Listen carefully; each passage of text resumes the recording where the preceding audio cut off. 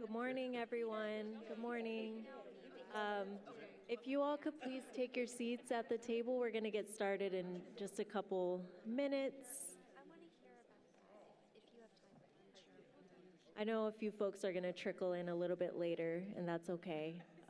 But I am going to hand it off to Chris and Avita, who are going to start us off with some reflections from day one.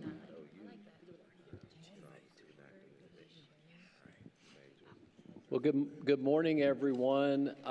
It is great to see you. Hope you got some rest last night, something to eat, and that you are ready to go today. I believe today is going to be a super significant day for the state of Oklahoma, for everyone in this room, for everyone who's watching online. Just a couple of reflections from our journey yesterday. We started the day with the song from Orion. The song contained these lyrics: "We are hurting, but in this pain, we are learning how to love our people from now on. We are growing, and finally, we are flowing wild like a river from now on. From now on. From now on." I'm stuck with this question because I think that is really the phrase that we need to consider. Who will we be? What will we do? How will we act toward people who need help from now on? From now on.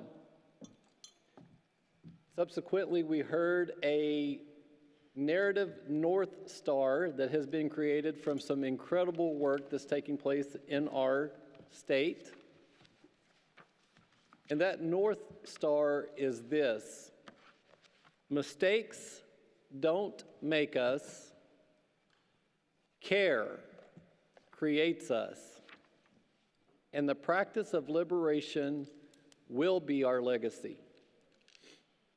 Let me say it again. Mistakes don't make us, care creates us, and the practice of liberation is our legacy. From now on. We spent time listening to each other. We gave extra space to introductions. We were able to listen and to share. What brings us to the table? To reflect on why we are here and a part of this work. I also want to recognize that on Wednesday, there was significant time spent inside Mabel Bassett Correctional Center, intentionally. And the purpose of that time was to ground this discussion with the voices of those closest to the pain. We said multiple times, those closest to the situation are likely closest to the solution, but oftentimes farthest from the resources. So we vowed to bring their voices into this room. Yesterday in our sharing, and I received permission to do this during the reflection this morning.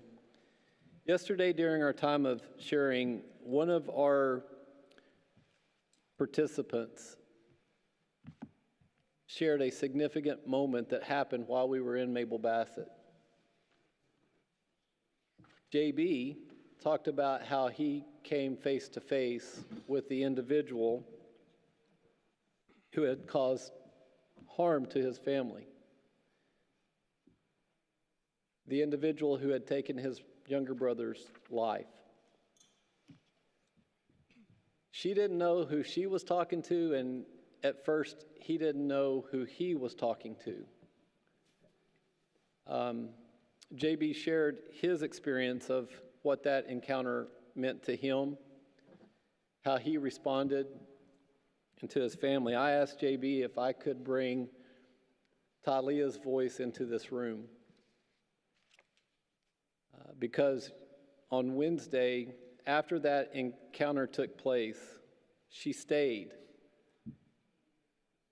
And she said, "Chris, I need to tell you something that happened." She said to me that her moment of truth occurred on Wednesday when she came face to face with her victim's family. And she said when the realization occurred, all she could say is, I'm sorry, I need you to know I'm sorry. And she told me that JB's response was, I forgive you, and you need to know I forgive you. We talked about on Wednesday how there is a need for reconciliation to occur. Like the current system prevents people who need to be in communication and who need to work on reconciliation from even having the opportunity to do that. I think it is a very tangible and incredible moment, like it became real, really real to me. On Wednesday afternoon when I was able to hear the impact on everyone who was involved in that situation and what the possibilities are when we focus on restoration, redemption, and reconciliation. Each of you expressed tremendous vulnerability when you were sharing your story and your truth and your journey thus far. I thought it set the table and the tone for the entire discussion that ensued. From there, we talked about creating a narrative change infrastructure for the state of Oklahoma, and we spent significant time talking about the current existing negative narratives surrounding individuals who are involved in the criminal legal space. How they're viewed, how they feel, how they are perceived. We also spent time talking about what new narratives could be, what new narratives should be, and how we can create a paradigm shift in Oklahoma in regards to how we think, feel, and act toward individuals in our community, in our state. We spent time at the end of the day talking about the role of values and faith, and how faith is a cultural identifier in the state of Oklahoma. We raised the fact that we have more churches per capita than virtually any other state in the nation. And yet we also have some of the highest incarceration rates per capita of any state in the nation. The reading referenced the need to detangle power structures, white supremacy, and agendas that have permeated the faith community and defended oppression, gender bias, and systemic racism. We also talked about how the church and the faith community at its best is a beautiful story of redemption. It's a story of redemption.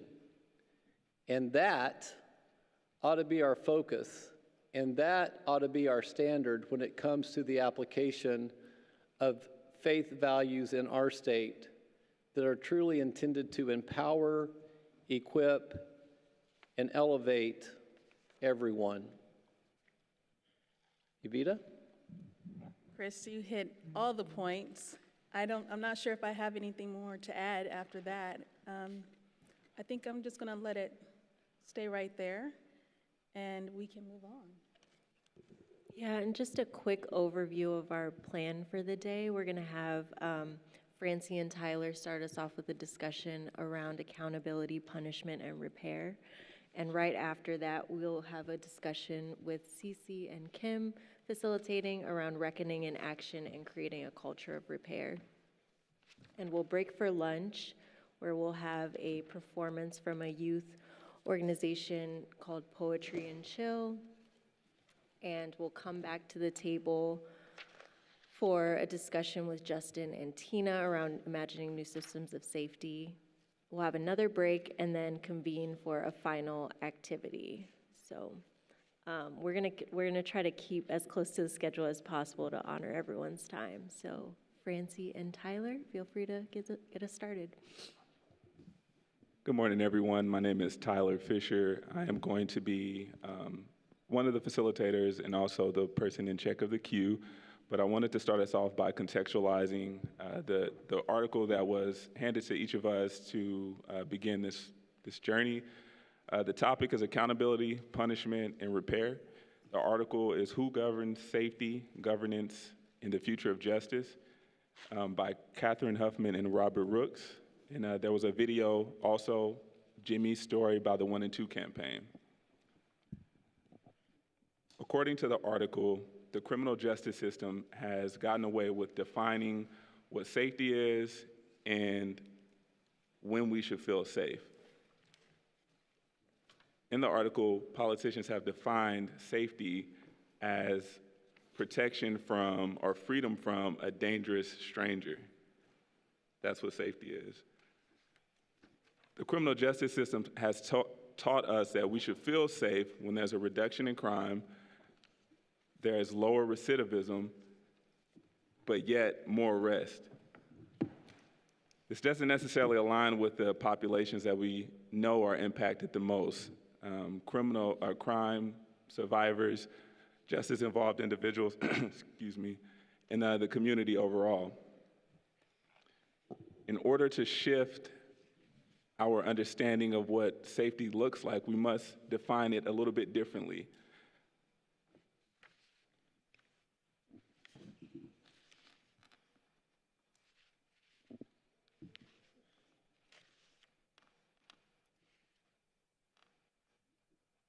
We must shift our focus to all parts of the community. Safety involves every single last one of members who are acting in society.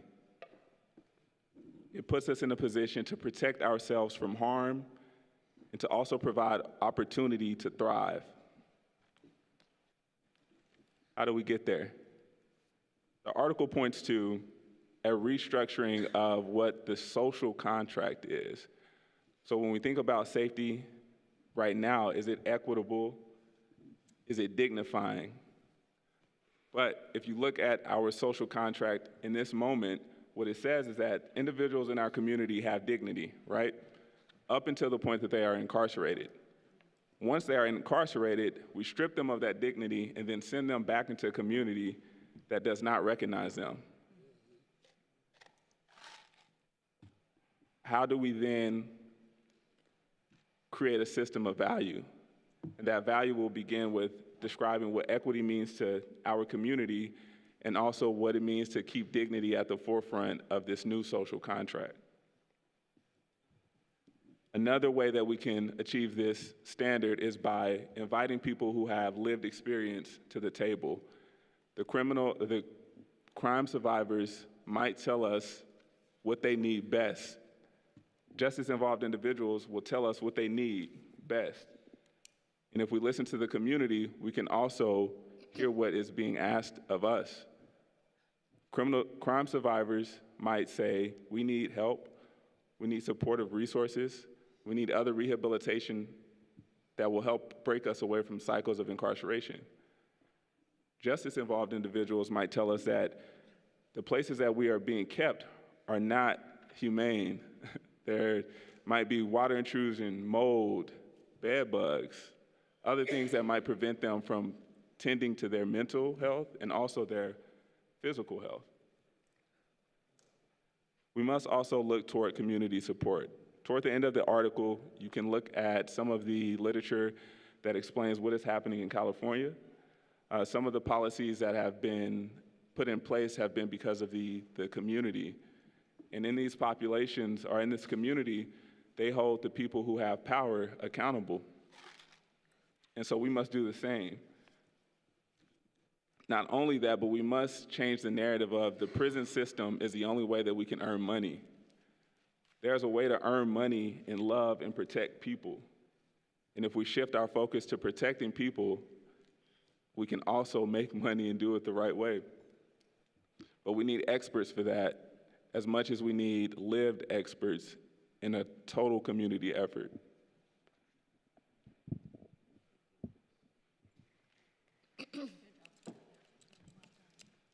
Wow. Thank you, Tyler, I'm sorry. I know him as Ty. I don't want to misspeak his name. Thank you, Tyler. So I want to now sort of bring us into the questions that we have before us, the questions that you all are going to answer amongst this circle.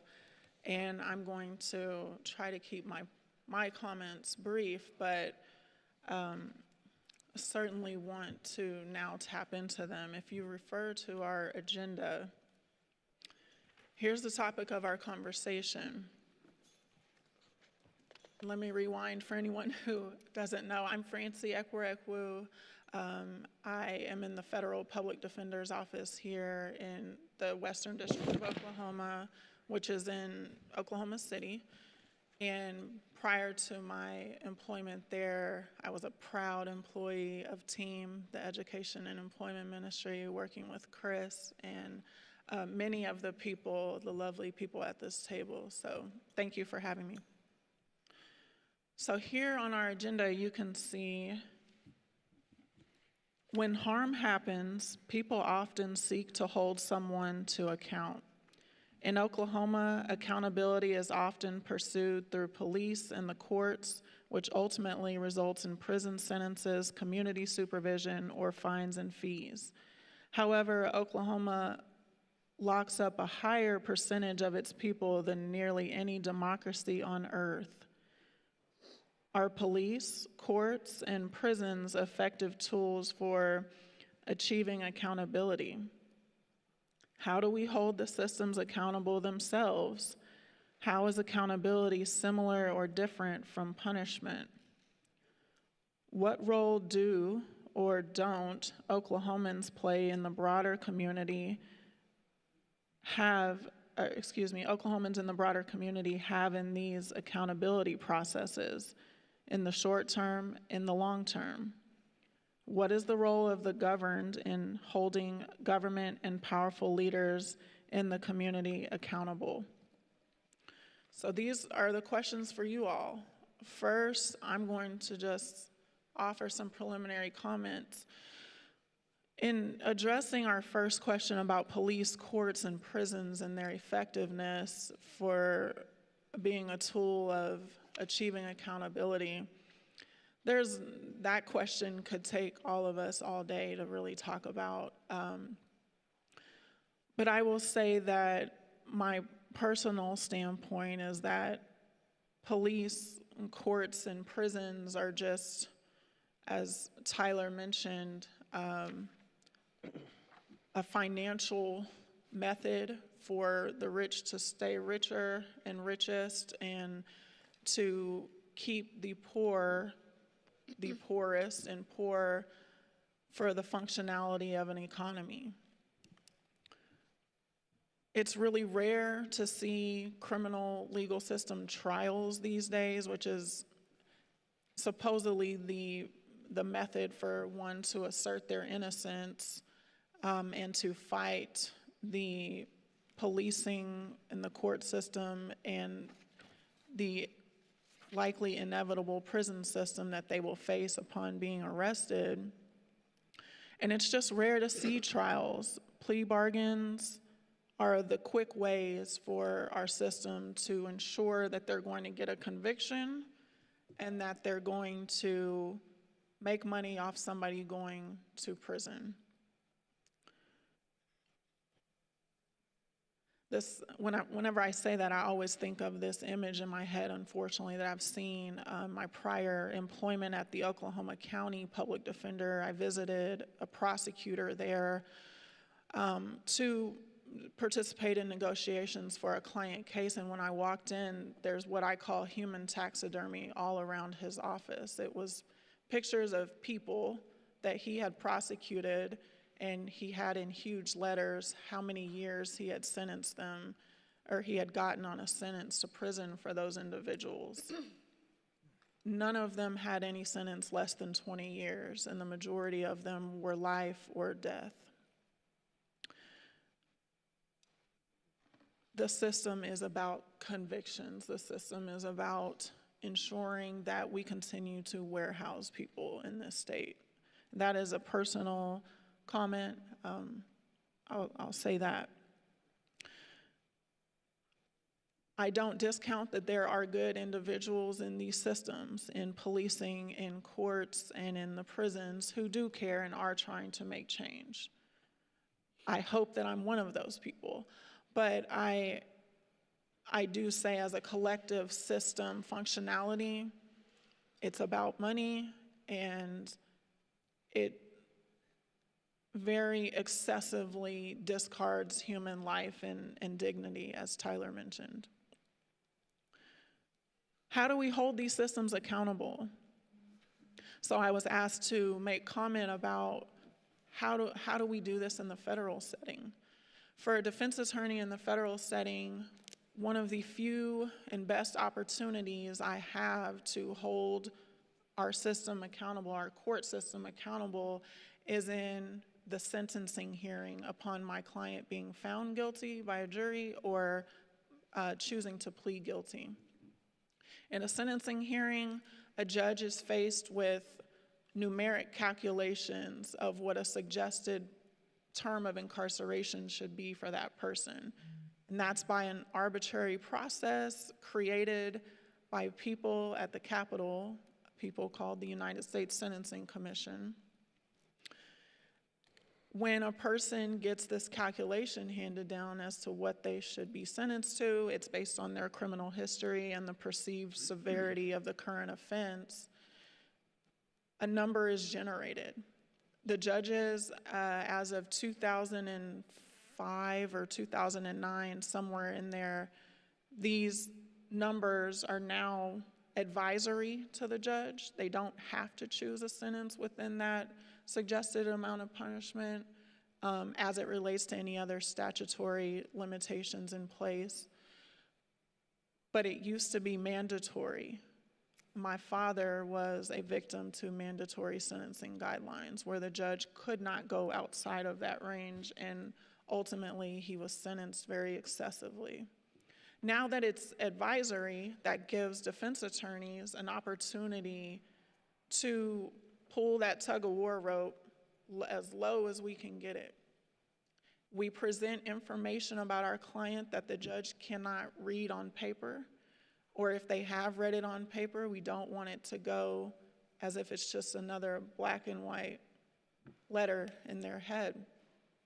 So with this, I take personal responsibility to do the research on our clients, on my client. Specifically, my goal is to hold our judiciary accountable to the fact that this is now advisory. They do not have to sentence my client within that suggested punishment range. And they're going to hear more about who that person is and how they come to that judge that day. I remember a very recent example. I had a client who is a young, black, talented male. He is from Oklahoma City, and he told me he's from Garden Oaks. And I just so happened to know that area. I'm not from here, but I knew that area because I volunteered at Thelma Parks Elementary School.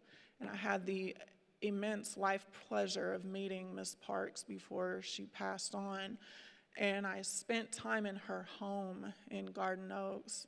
And that's a whole nother story if you want to catch me later. It's very funny. But in that experience, I learned about Garden Oaks, and when he told me he was from there, I felt an immense responsibility to notify that judge, this is where he comes from. He lives 2 streets over from the late, great, iconic Thelma Parks, Miss Thelma Parks. When I said that, I think everyone in the courtroom was like, okay, what does that have to do with what he's done and why we are here? Well, if you're wondering that, it wasn't for you, because I'm doing it because I know that judge is listening and has to listen to me. And I didn't know that, I don't know much about any of the judges in a personal way. That judge knew Ms. Parks. And that judge said it in their comments when they ultimately sentenced my client, that they had fond memories. They had worked with Ms. Parks on the school board in different capacities, things like that. I don't know what that judge originally had planned to sentence my client to before I made any of those comments. I don't know if the judge necessarily used those comments to sentence that person to a lower sentence, but what I do know is it was a lot lower than that suggested number that we walked in with. And it's not a personal pat on the back, it's a responsibility for us to hold our judiciary accountable in that way, accountable to the people who are before them, to the people that they will leave behind when they are incarcerated, inevitably, to the people like Ms. Parks who raised them in their communities.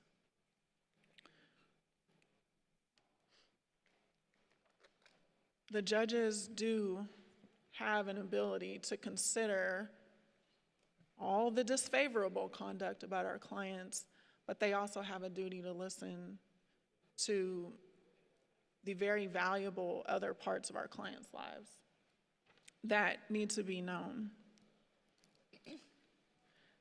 How is accountability similar or different from punishment?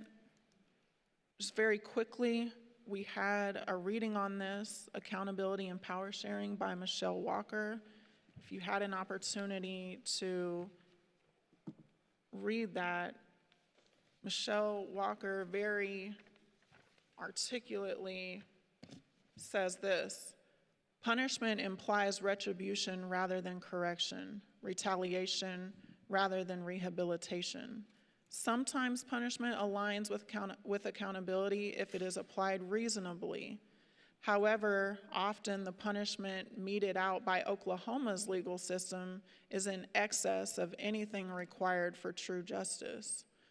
Excessive punishment also completely fails to provide the mental health therapies, training, and educational programs to help incarcerated people address their individual needs, traumas, which would in turn allow them to reintegrate back into society as productive citizens. That's the difference. Punishment is based on our emotions. We're mad at that person, or we think we're God or some sort of almighty power and have the authority to point at them and tell them what they should have to do. But punishment does not allow that person to take their personal responsibility and accountability and change within themselves. And that change is what fosters a long-term impact for that person and for the community, and ultimately leads to lack of recidivism. What role do Oklahomans play or not play in the broader community accountability process? In the short term, I think maybe we know this, maybe we don't. In Oklahoma, in our state, if a person is found guilty at trial, Oklahomans get to choose the punishment for that person. They are told how much time can be given to that person as a statutory maximum or statutory minimum. Oklahomans are choosing how long people are going, if people are going to prison, and for how long in this state out of our state courts. That's not the process in the federal courts, that's the state courts. So if we really sit back and look at it, our juries have decided that our people who have been in our Oklahoma prisons for multiple decades, our Oklahomans decided that. Our judges did not do that. We did that. So we've got to look in the mirror. And I'm saying I'll never get a chance to serve on a jury, but we here in the state, Oklahomans, we've got to look at what do we believe? What do we think? Why are we so punitive as juror members? In the long term, we just need to be each other's keepers. Just educate each other, help out. I spend a lot of time educating even my personal friends. Hey, if you're gonna go out and have fun, great, happy birthday, girl, but call me. I will personally come get you and drive you home. I will pay for your Uber. I will do whatever it takes. I don't wanna see you arrested by Oklahoma City Police. I definitely don't want you to call me and tell me you're in the Oklahoma County Jail. Let me know. Be each other's keepers. Help out, look out. Be a secondary or third caregiver to a young child in your life. Encourage them, mentor them, lift them up. Take them to an art show, a museum, something different. Expose them to things that are different from what they may be living in that's not even their fault. They don't get to choose where they were born, where their parents live. We can help expose them differently. And then our role as the governed people in this state, we need to vote. I won't unpack that right now, but we need to educate ourselves on who we are voting for. Don't just rely on who grandma or uncle or best friend or significant other is gonna vote for. Know who you're voting for and why. Lastly, Jimmy's story, the video, I hope you all had a chance to watch Jimmy, our beautiful Native brother who shared his experiences with the Oklahoma criminal legal system. Some of the things that Jimmy said really touched me. The one that hit me hardest is he was speaking about growing up in poverty, and at some point his mother was either unable to support he and his siblings due to her struggle with addiction or to incarceration, and he was left with the task of providing financially for them. He said, the life of crime was the only thing reliable in my life. We as Oklahomans left a child to rely on crime to feed themselves and their siblings. He said, I went straight from DHS, which DHS was apparently in his life, but couldn't even rely on DHS. He relied on crime. He said, I went straight from DHS to DOC. My whole family is in the system. He said, we're all felons. And I'll just say, separate from that, language is really big for me. I don't refer to people as felons, and I'll get into that in a second. That was Jimmy's word. And lastly, he said this, which I think is kind of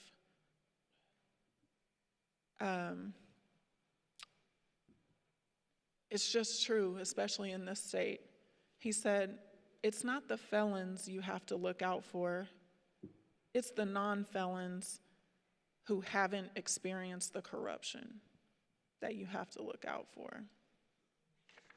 And I will leave you all with that as you all begin to now discuss these questions amongst us as a table. Please, as we're answering, please keep in mind our time. Please keep in mind language. If you don't know how to really talk about people who are incarcerated, just say people incarcerated, or people who've experienced the criminal legal system. And be respectful of each other. And Tyler is paying attention for the cue. Thank you.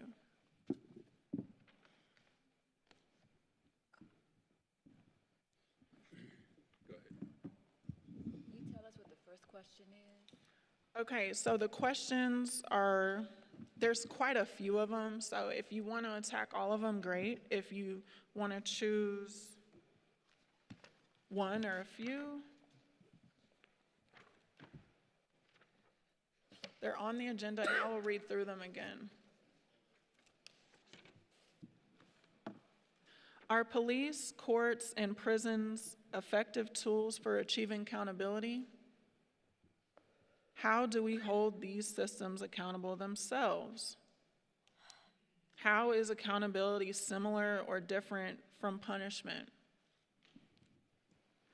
What role do or don't Oklahomans in the broader community have in these accountability processes in the short term or the long term? What is the role of the governed in holding government and powerful leaders in the community accountable? So any of those questions that you feel you want to address, please do. Mr. Cotton. I'll just start out by saying good morning again, everyone. Good morning. I want to say in over 30 years in law enforcement, the idea of accountability is a tough one for law enforcement.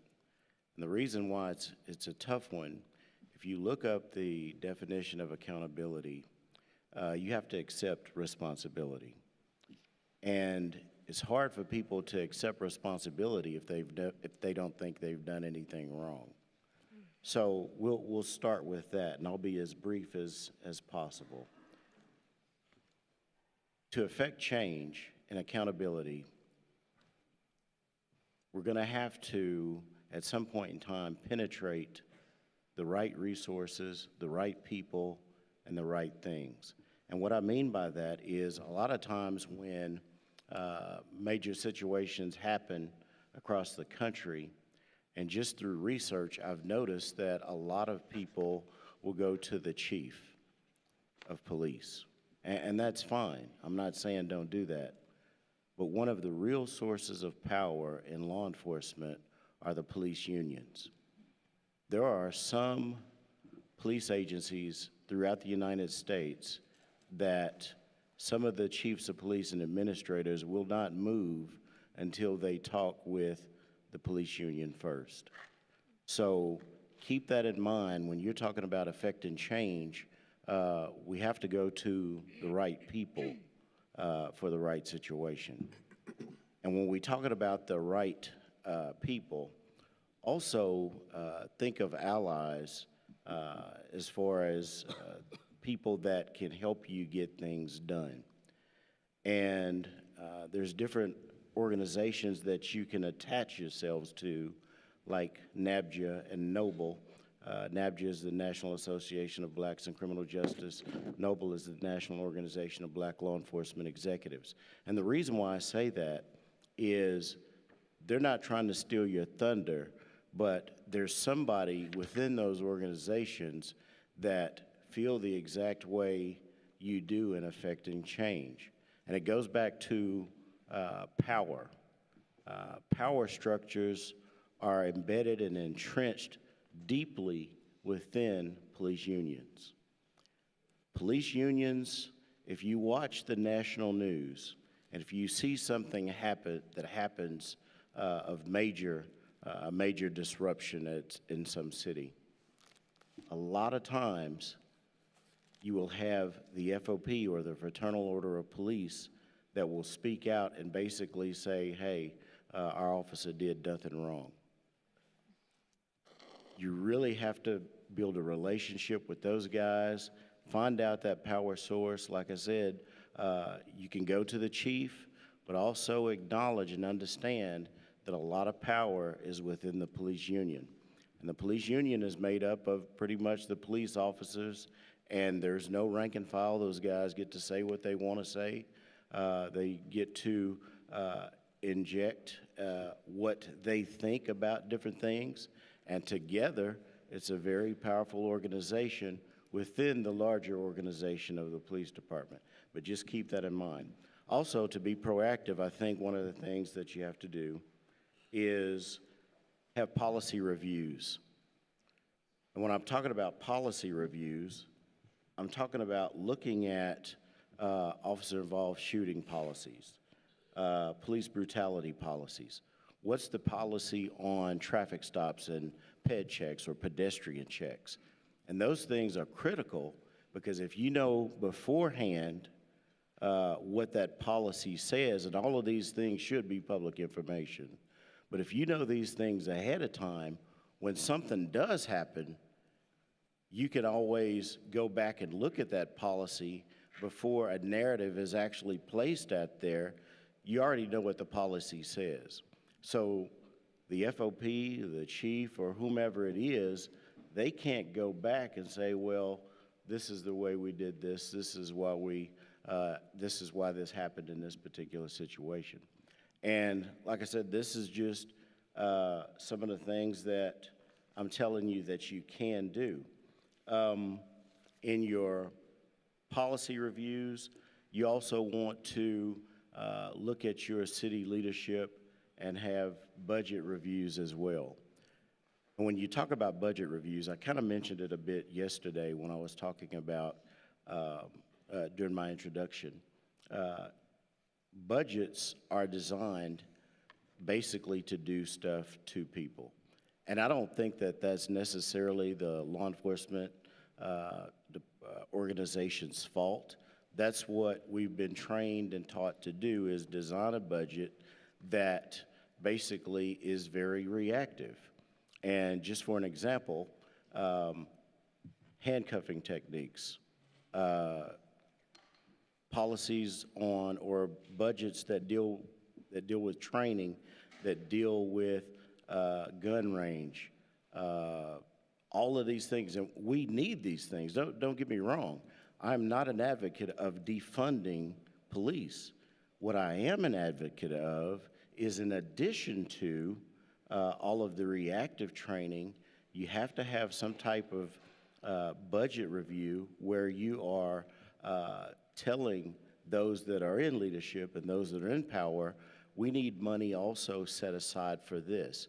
But the moment you start talking about defunding, they're going to go back to that entrenched, embedded idea. They don't want to listen.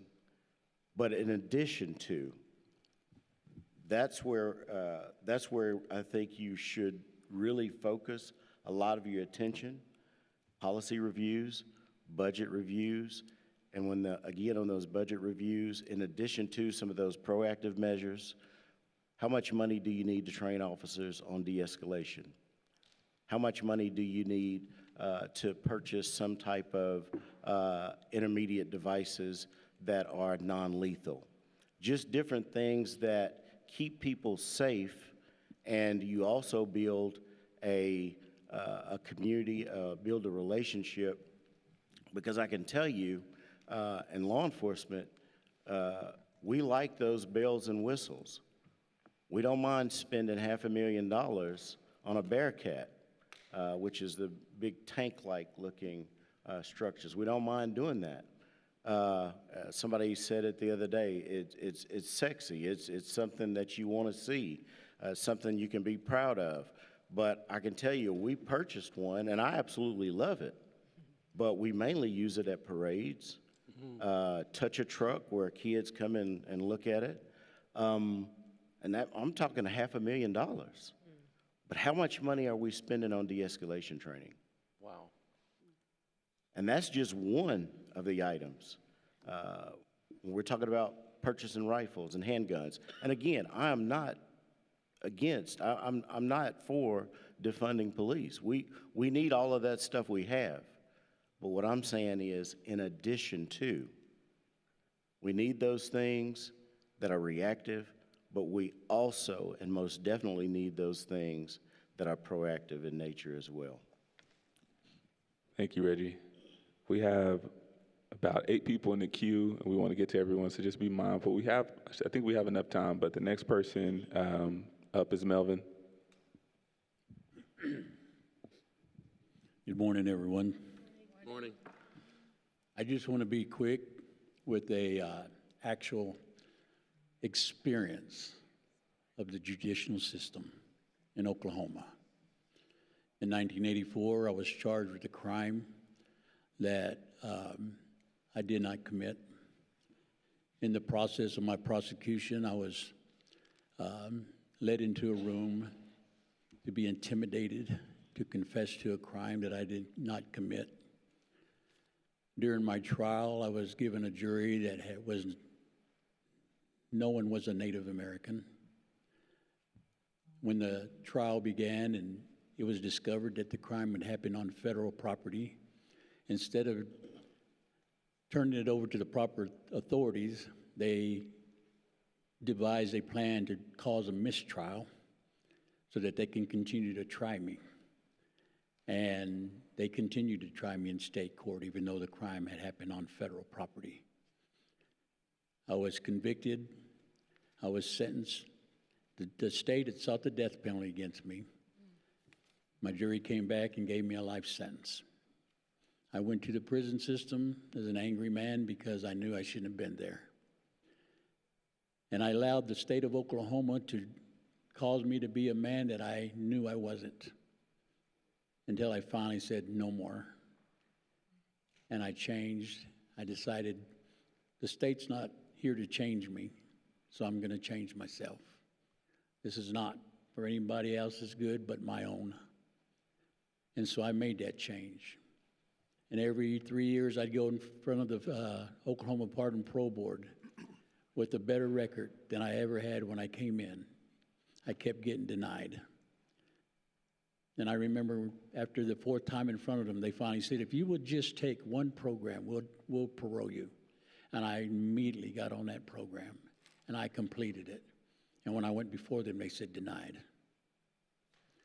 And I was like, okay. So I went before the parole board 8 times in my incarceration, once every 3 years, which is a total of 24 years. And I finally, in 2020, said, what do I have to do to show you that I'm not a monster. I'm not a person. I shouldn't even be in here.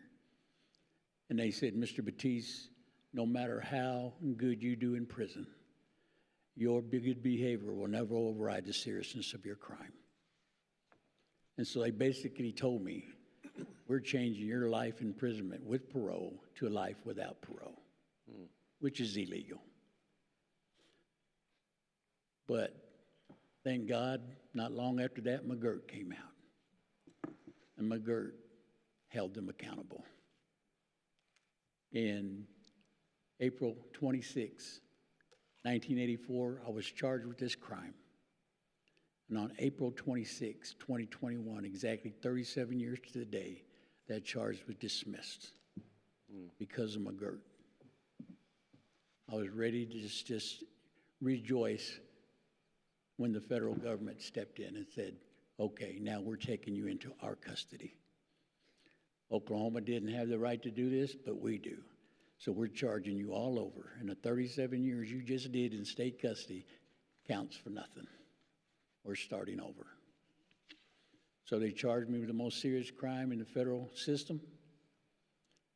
And 6 months later, they said, we will give you time served if you will plead to a lesser degree. Of course, you know, a man being in prison for all those years,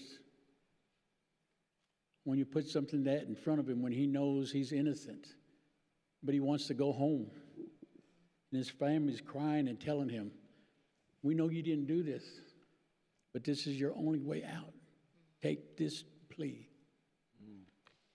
And I had to tell my family, I can't do that. You have to understand, I got principles. I got values. I can't say this, that I did something I didn't do. But when your family is telling you, we've been doing time too. Yeah. And we're tired of doing time. Come home. Yeah. With those pleas, I decided to release my family from prison. And I accepted the lesser degree and the time served, which I only did 9 months in federal custody, but they gave me a 30-year sentence and said, we will give you 30 years, plead guilty, and you will discharge that sentence. I didn't know how that happened. Finally found out later that's called banking time. You can't bank time. That's what the federal government did to me. The federal prosecutors offered 30 years and nothing else. So I went to court. The judge said, 30 years, I'm accepting the time, but I'm going to put you on 5-year supervised release. And so that's what they sentenced me to. I got out and found out that this 5-year supervised release wasn't even the law in 1984. And so I felt like this was a sentence that was illegal because the laws that was supposed to apply to me applied to what was in effect in 1984 and not in 1987. That's called an ex post facto law. But I am currently under a 5-year supervised release with the federal system. I'm about to attack that illegal sentence. But at the same time, I don't understand how the federal government can come back in and prosecute me after in 1984, when it was discovered that the crime I was accused of committing would happen on federal property, and they waived their right to prosecute me, to let the state of Oklahoma prosecute me. And then when the state of Oklahoma, 37 years later, was told you had no right to prosecute him, that the federal government can come back in and say, okay, now we'll prosecute you. No, wait a minute. Did you not just waive your right in 1984 to prosecute me? Accountability. Yes, sir. You know, I've got to hold the state of Oklahoma accountable. Yes, sir. Well, they kidnapped me for 37 years. When you don't have the jurisdiction and authority to hold somebody in custody, you have committed the crime of kidnap. And then when the federal government came in and did what they did to me, and one of my biggest memories is when I stood in front of the judge, the federal judge, and he said, Mr. Batiste, I accept this plea and this sentence, and now you are free to return back to your life. You are released from custody. And I turned around, and the federal officer said, cuff up. I said, did you not just hear the judge? He said, I'm released from custody. They said, not until we get the paperwork. I said, well, I thought what he ruled on the bench was the order. They said, we're not going to let you go until we get the paperwork. So I spent 10 more days in federal detention when I was supposed to be free those 10 days. Accountability. You know, there's a lot of things in our systems that's wrong.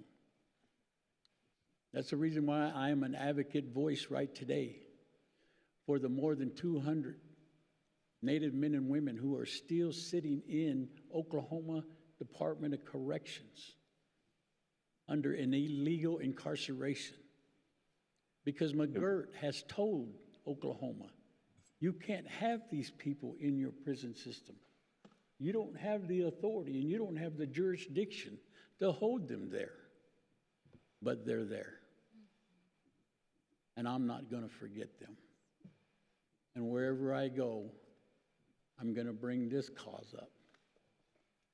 Oklahoma has to be held accountable for what they did and what they're doing right now. Of course, they've did it since 1907. But now it's coming to the forefront. Thank you, Melvin. Yes. Thank you. We're going to move on to Luke next. So I'm just going to answer a couple of these questions real quick. As for how is accountability similar or different from punishment? Right now in the United States, it's not. It's a system of revenge, is what it seems like. And as for, are these systems that we have in place, like police, courts, and prisons, effective for achieving accountability? No, they're not. But there are examples in the real world of systems that treat these people like they're actual humans. And there are differences that are so small, but they make a world of difference for these people. They don't have to wear a uniform. They eat with the staff as a community. They have access to TV. They can see their families whenever they want. They have more open prisons. And the recidivism rates in these countries that I'm speaking about are at 25% over 5 years. In the United States, it's 70% over 5 years. These countries are Norway, Sweden, other European countries. And as Reggie said, how much do we spend on de-escalation programs, training? And if you are focused on these tax dollars and fiscal responsibility so much, you still can't say no to these policies that we can implement very soon. With the 70% to 25% decrease in recidivism, every year you'll save $160 million. These are policies that we can implement this year, very, very soon. And these make a difference to the people incarcerated. They can make a difference to the system as a whole with the training programs. And the recidivism rates, we could begin chipping away at that problem. So, thank you. There you go, Luke. Thank you, Luke. Next, we have Alicia. Good morning. Thank you. I did a free write on punishment and accountability just in my free time reading the material, and so I'll just read what that looks like to me. Punishment is retribution for an offense, harming those that have caused harm, creating and continuing a cycle, punches downward, restricts, stifles, bad versus good, no running start, void of energy, internal shame, isolation, nothing to work with. Accountability, bringing actions into light, understanding your actions and what they've done to another person, personal ownership, desire and expectation to make it right as deemed appropriate by the one that you have hurt, the least amount of correction to get someone back on track, a chance to say sorry, make amends, increase connection, have a change of heart, have a change in behavior, and most importantly, have the resources to follow through with all of that. Well said. Thank you. I don't want to mispronounce your name. Is it Alade? Alade. Good morning. Just like Francie said, I feel like when it comes to accountability, it comes down back to ourselves. We the people need to take accountabilities for our choices we make and the people we elect. We like to blame and point fingers at the people in the government, but fail to realize who put these people in power and their positions. We put these people in power by voting and when they get elected, and also by not voting. Just like I was talking with the audience member, Shad, over there, we also discussed how businesses are not being held accountable for their actions. For IE, we have news channels like Fox News, CNN, and ABC News. These are news channels. These news channels are supposed to be delivering news to everyone, but choose what side they want to be on and what news to deliver to us. How are you supposed to be a news channel, but are choosing sides? Aren't you supposed to be neutral? I feel like these news channels have put opinions in people's heads by either good or negative, but mainly on the negative side. Just like how it was discussed yesterday, I do very much agree that people need to shut off their TVs and actually go outside, read news articles or something that'll give them a better perspective of what's actually going on in life. Thank you. Barrett?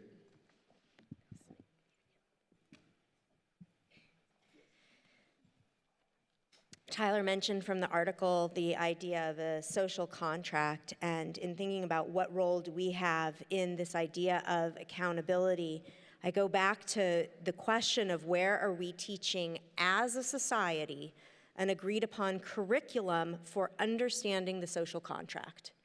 Where are we all getting the same information for what social contract we expect? We have so many people with legal backgrounds in this room, and we are taught not to sign a contract if you don't understand it. But we're held to something where I don't even understand the social contract in this state half the time. So, and I say that as, you know, somebody who, anyway. So I had 4 questions. What do we expect from society and government in the public square? And if we were to write out our expectations, either individually or collectively, what would that look like in a contract form? What can society, the government, and the public square expect from us as a two-way contract? What do I expect, and what do I have to do because I want to be a part of this contract? If I break my side of the social contract, who's responsible for holding me accountable? And how? I want to know that going in. If I break this contract, who's going to be coming to my door, and what's that supposed to look like? And if society, government, or the public square break their side of the contract, who's responsible for holding them accountable? And how? So I ask, as a society, who are we trusting or expecting to teach this in Oklahoma? I don't think that we can expect me as a parent to teach that on behalf of society for my kids. I can teach it for my family and what my family's expectations are, but that may not represent my neighbor. So parents, no. Are we expecting churches to teach it? Which, P.S., I think that we do in Oklahoma, but the problem is we don't all go to church, and even for those who do go to church, y'all don't go to the same church teaching the same thing. We heard that loud and clear yesterday. So societal contract, can't expect the churches to do that. So what's our common denominator for creating our society, for understanding the societal contract, how it works, and setting expectations for what we can expect as adults is expected of us and we can expect of those around us? And I would say that it ought to be our schools. And it ought to be, frankly, our public schools, where we have a state superintendent who is so worried about indoctrination, and I would argue that that is exactly the role of schools, to indoctrinate us towards living in a civil society that is representative of what we want to see, not what one person wants to see, but what we can agree to as a contract. Because if our children are raised in a public square of a school that teaches them the larger societal expectation for civil society and can model what it looks like to hold each other in this society of this classroom responsible and accountable in a safe and fair and listening way, then they can take that one step further. Because again, I don't trust that I as a parent can effectively do that, and I definitely don't trust some of my neighbors as parents. So I also wanted to just give an image for a moment of our judges who are sitting at the fork in a road. So in the book of Judges, we have Deborah sitting under a palm tree, but in our system, we have these judges who are sitting at a fork in the road, and I am thinking about all of the roads that led up to that fork and the people who have been traveling to get there, all the opportunities along the way, the rest stops and the people on the long side of the road and the park benches and everything along the way before they got to that fork in the road, before I get to that fork in the road, what have I experienced and where were the opportunities that I could have learned something that would have taken me on a different route? to that end, or maybe connected to that, as a voter, I need better and more easily accessible information about the judges that I'm supposed to vote for. Because I do the best I can, but it's not out there unless somebody really understands the legal system. That could help me as a voter. And for the jurors who are deciding each other's sentences, meaning those of us in society being judged or sentenced by the jurors, I think that what Francie was talking about is another sign of the failure of societal care and contract, because our jurors do not see other people in the courtroom as their neighbors, be each other's helpers, as Francie said. And to me, that's to go back to creating, when you said that about your friends, what you say to your friends, I thought, well, you're creating your social contract with your friends. You're telling them what you expect for us to be in relationship and in healthy relationship. Here's what I expect. And I think that as a society, I would like to see us do that. Beautiful. Thank you so much. Next, is it Sherry? T. Sherry? Good morning. Morning.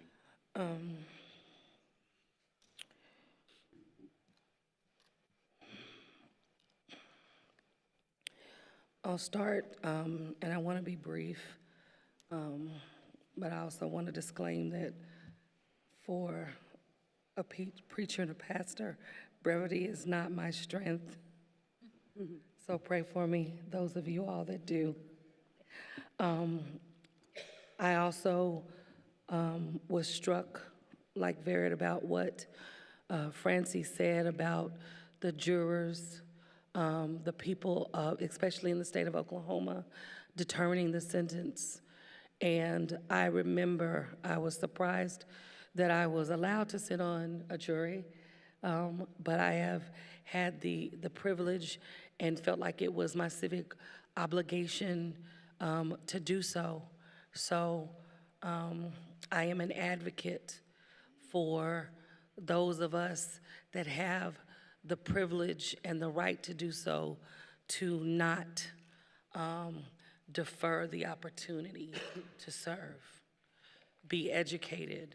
When I sat on one particular jury, and this was over 20 years ago, I was pregnant.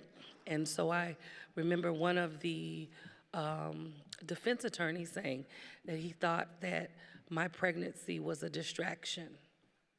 Well, that offended some of the other persons that were sitting on the jury. I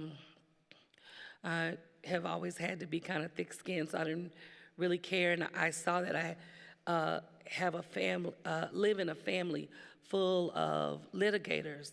And so I also understood that that was a tactic. I didn't even take it personal. But it offended them to where there was automatic bias against the attorney who was defending their client. When it came down to deliberation, a lot of the things that the attorney had said and done, and this particular attorney, as I have learned, is kind of notorious in Oklahoma for being, Oklahoma County, for being very animated, extravagant in performative tactic. And so there were people who were upset about feeling like their time had been wasted to have to serve. They had lost money having to serve, because if you are making what they felt was a comfortable salary, and you had to give that up to receive the $25 that you may have to turn back over, that factored in to the decision, not only of conviction or innocence, but to the time. And I was one of the ones that was arguing, we are bringing in irrelevant and irresponsible bias when we are making this decision. So that is why I implore you to become educated, and as change makers and those that have platforms, that you are educating your circles on how important it is to sit in and on a jury and be ethical and people of conscience. That also leads to when you are giving your vote on a jury, you need to be as serious at that as you are about being educated about who we are electing. And that means that you're making decisions. You vote in every election, and that does mean municipal, county, and you do take the time. I know the information, it is very scanty, but on your judges. The judges are the ones that are making decisions and heavily influence policy and law in your respective areas. I am sitting on federal charges with my activism when I was disputing them confirming 2 Supreme Court judges. So it's as important to understand what's happening federally as it is on a state level. I'm not advocating for everyone to take the same actions, but I'm saying that you must do something to make sure. You cannot continue to bellow if you are not prepared to stand on a line and defend your opinion and your inalienable rights. And then lastly, when we talk about, I don't disagree, this is not pushback, Vered, with public schools, I wish that there were a lot of things of recent that have been introduced that should not be. But if we are delineating about teaching history, and they want to invalidate what has happened, and it is just an additional attempt to eschew or not be accountable for harm that was done. I don't know right now in 2023 or coming into 2024 if the public school systems can be considered a place where our children and our leaders, in their formative years, are getting the type of education for them to be civically mindful and make those types of decisions. I grew up, and my school was predominantly like 99% African American. I went to an HBCU, and so my lens is very different.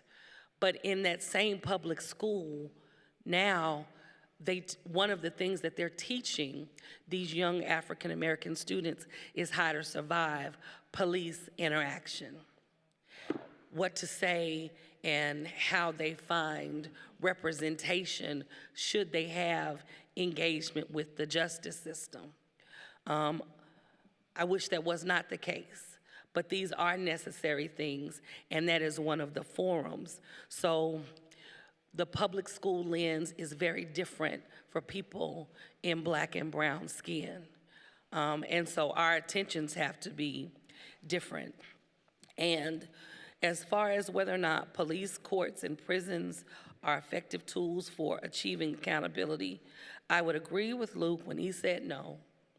And I understand that there are certain aspects that many of us enjoy in our employment, the perks, the bells, the whistles, and everything. But if we don't want to necessarily defund, can we think about reallocation of funds into programming?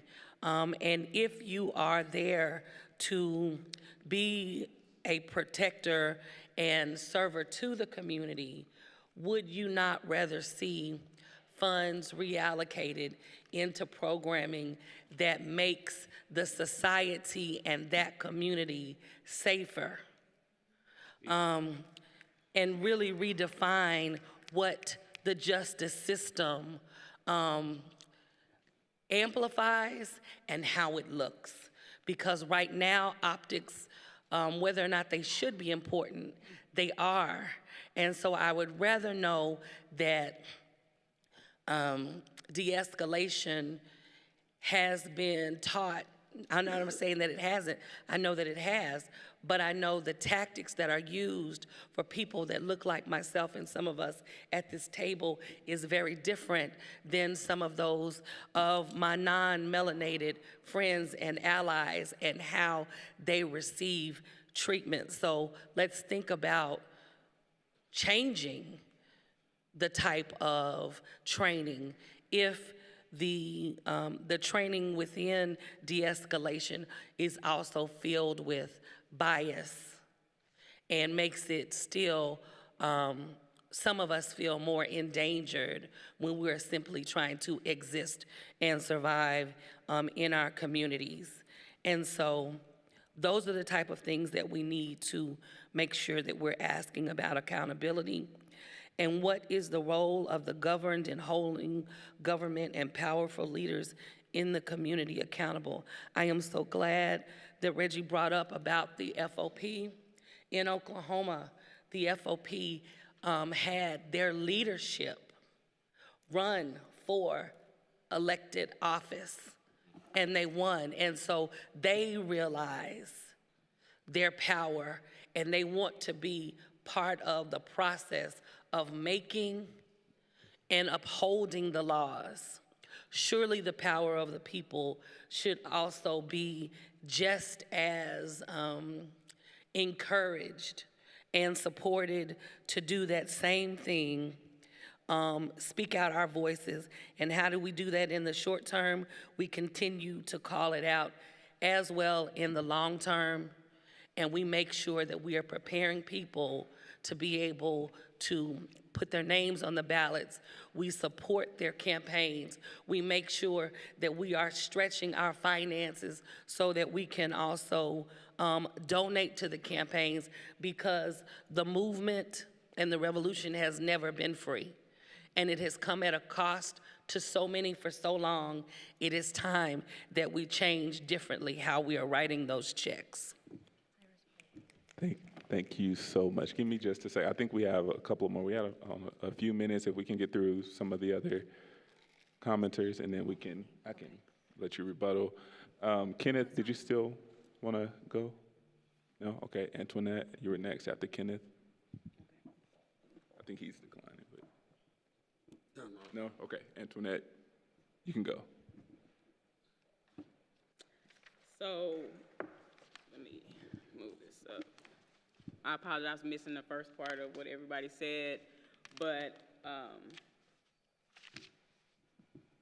as far as for accountability, the history of Oklahoma needs to be taught, the truth needs to be taught. The very foundation of policing needs to be taught. I'm not saying we need to defund the police, but we can put those resources to where they are truly needed. But as far as policing and training, I feel like it needs to be started anew. I feel like it needs to be uprooted and destroyed and started anew. Or we're going to continue to have the same issues and the same hateful acts, the same chaotic atmosphere that we have in the state of Oklahoma. Violence needs to be reduced and gotten rid of, and we are not responding in a caring way. We don't have a good response for, I don't know how to put it. We're not having like human, careful, meaningful responses. It's more so on the attack mode, if that makes sense. Like it's not for a positive outcome, is what I mean to say.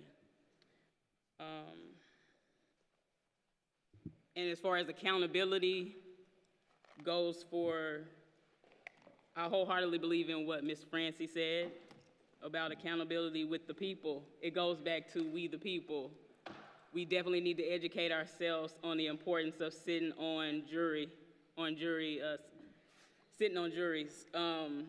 Also, like my sister Cherie said, voting is important. Don't just vote, know before you go. Also, if you feel like you can be that change, run for office, run for a position. Let's be that change that we're seeking. Thank you, Antoinette. We might have time for two more before we recap. Aurelius? Appreciate what everyone has said and the conversation. I'll keep my remarks short. I just want to bring to the table something that I haven't heard so far around accountability, because I do a lot of work around building alternatives to the system.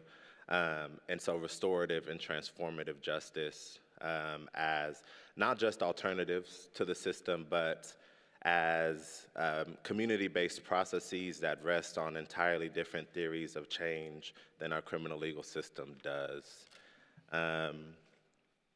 Policing, courts, jails, prisons are rooted in punishment, are rooted in, as Tyler and Francie discussed, warehousing people for the profits of the powerful, of corporations, and to ensure that our systems and institutions, state-run systems and institutions, and federally, continue to make money and run.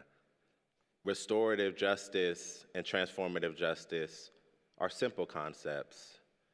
They seek to respond to harm and violence without creating more harm and violence.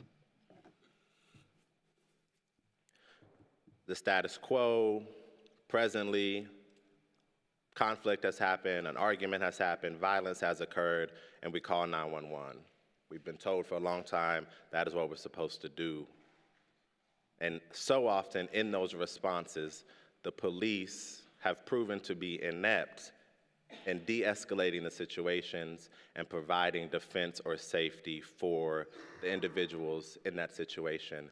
Not only have they proven inept in providing that safety, but they also, we've seen countless situations where they've escalated to a point of extreme violence and even fatality. So restorative justice and transformative justice are community-based processes that equip everyday people, everyday Oklahomans, to respond to harm and violence and conflict in their communities, in their families, in their neighborhoods, at their workplace, without creating more harm and violence. To say that, as we heard at Mabel Bassett, one of the women shared that safety comes as a result of connection.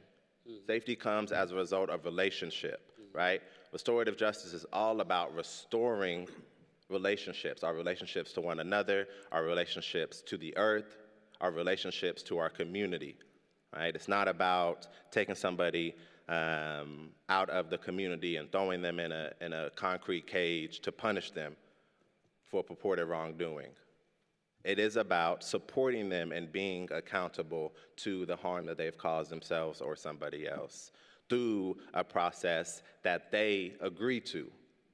And I think that agreement, that consent is incredibly important and is, again, a paradigm shift from what the criminal legal system does, right? A judge sits atop a pedestal, right, in an incredibly powerful way and tells an individual how much time they will serve, or a jury does. But they're equipped with the same sort of power of carcerality, right? But in a restorative justice process, the individual who has caused harm or who has been violent agrees, says, I've done something wrong, I've made a mistake, I've caused you immense harm, I've been violent, I made a mistake, right? They take responsibility for that and say, I want to make this right, I want to make this relationship right, or at the very least, I want to ensure, to prove, right, that I can improve, that I can change my behavior, and that I can continue to be a part of this community. And so restorative justice and transformative justice are, really rest on this accountability as being different than punitive justice that a criminal legal system rests on. Thank you, Aurelius. And then one more, Anderson, I can't see the beginning. Tanya? Yes, thank you. First and foremost, we're talking about the social contract. And when you're talking about a social contract, you're talking about expectations that is placed upon government to provide for its citizens. And in return, we give up certain freedoms. However, in order to maintain, I'll say, a more equitable balance, citizens have to recognize and accept their roles and responsibilities as citizens. It's a two-way street. Granted, oftentimes lopsided, but if citizens don't stay in the fray, there is no opportunity for any type of justice. We're not even on the road. I say that because in this last election, how many offices went uncontested? Which means that person doesn't have to, the candidate doesn't have to campaign. He or she, and really he, simply has to be. And that is suicidal for rights, okay? For citizenship rights. I say that as a segue into something else. And that is when people do participate, when the average person does accept his, her, they responsibility, then it allows for true collective movement, okay?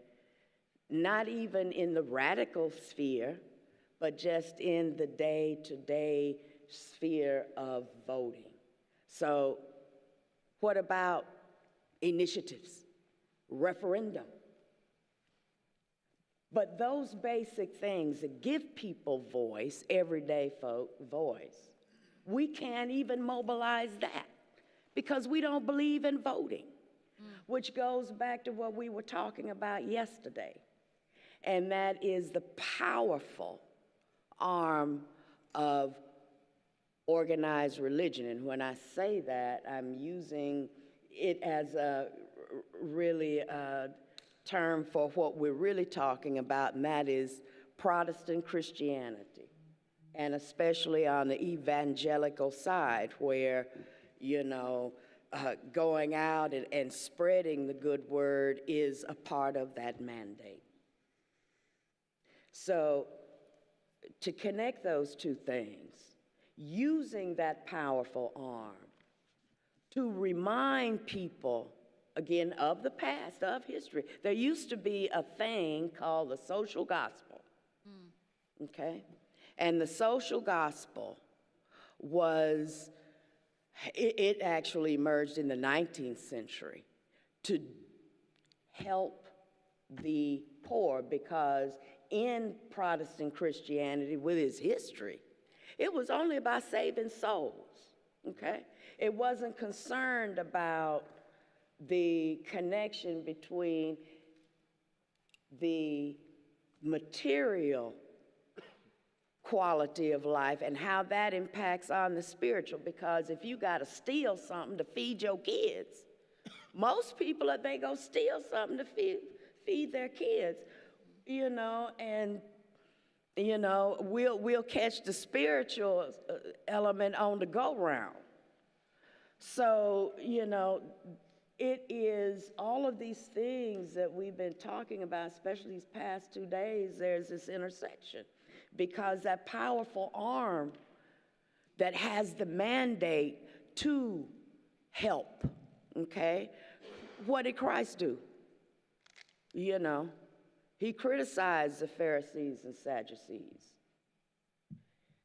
He went out and he hung with the po folks, with what the young people would say, you know, the hoes of the, you know, forgive my language. But in making it real, it was an example to indicate that everybody carries a spark of the divine. And our churches, so many have forgotten that responsibility, their accountability, because the well-being of the person is connected with the emancipation and well-being of the soul. You know, so as I said, all of those things are intertwined. That's why we cannot in this state, unless it's, you know, marijuana, you know, we have, you know, we can deal with the weed issue. But in terms of social justice issues, you know, we're focusing here, of course, on criminal justice reform, but we can't even focus on clean water.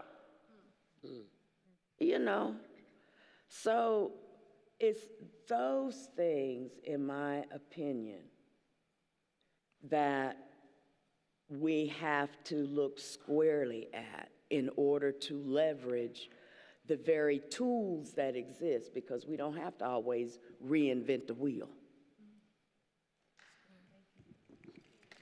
Thank you so much, Tanya. Kim, I saw you had your 10 up before you left. Did you still want to say something briefly? Yes, and I'll be real quick, and I know we've touched on this a ton this morning, but I just wanted to share a perspective. It's hard sometimes to listen to some of these topics and not think about sort of the context of children and child welfare, and we heard a lot about that at Mabel Bassett the other day. It was something that really stood out to me as far as mothers being separated from their children. And I just wanted to share a perspective that, you know, growing up in a rural community, I was taught without really overtly being taught, but as an early age, I knew that I was not safe in police presence. And it wasn't because of, you know, physical safety. It was more because of, and I, you know, this came up at the last roundtable, but it was more of a sense that I could be removed from my mother at any time because of just the disproportionate removal of Native children from their parents. Yeah. And that's not even just, I mean, that's not just Native, but it's the documentation of the forced removal of children from their Native parents is astonishing. Mm-hmm. And so listening to the mothers at Mabel Bassett, I was reminded of that. And I remembered being fearful and just knowing that I had to keep my place, knowing not to make any disruptions, knowing that means in school, at the grocery store, or you know, wherever in the community where somebody could see that I was a Native child and you know, in the custody of a mother who couldn't handle her Native kid. So, and just knowing that it was always a threat without it ever being overt. No one ever said, you know, if you don't do this, you know, we're gonna take your kid away. It was never like that, but there was definitely a sense that I was not safe because I could be removed from my mother on a whim. And so in that sense, police was not a safe place for me. Teachers were not always a safe place. But my safe place was my aunties who took care of me when my mother couldn't, who was a single mom with 3 small kids and couldn't do everything for us that she wanted to or that she was able to. She worked, she provided for us, but my grandma, her mother helped, and my grandmother's sisters. I can remember a time when I didn't have a Halloween costume, and I had just transferred to a school where they had a costume parade, and so I was feeling really left out that I didn't have that. And here come my two aunties to the rescue, bringing me my costume and doing the things for me that my mother couldn't. And I was probably more scared of them than I ever would have been of police because they kept me accountable. They were my mother when she wasn't there. And in our language, which in Melvin and I'm also a Muskogee descendant, that, you know, our language, we call our aunties Mamaji or Ichkoji, which means our small mother, basically, our small mother, so, or a little mother. And so, you know, and it wasn't just my aunties, I mean, they were a big part of it, but also my church family. I mean, my mother had eyes all over the place because if I ever acted a fool, or me or my brothers, you know, she was going to hear about it, and they kept us accountable. And I just don't think we demand that of ourselves even. Like, we have systems, you know, that need to be accountable, but are we accountable to each other? Are we chastising our nieces and nephews and our children in the same way that our mothers would or that our fathers would?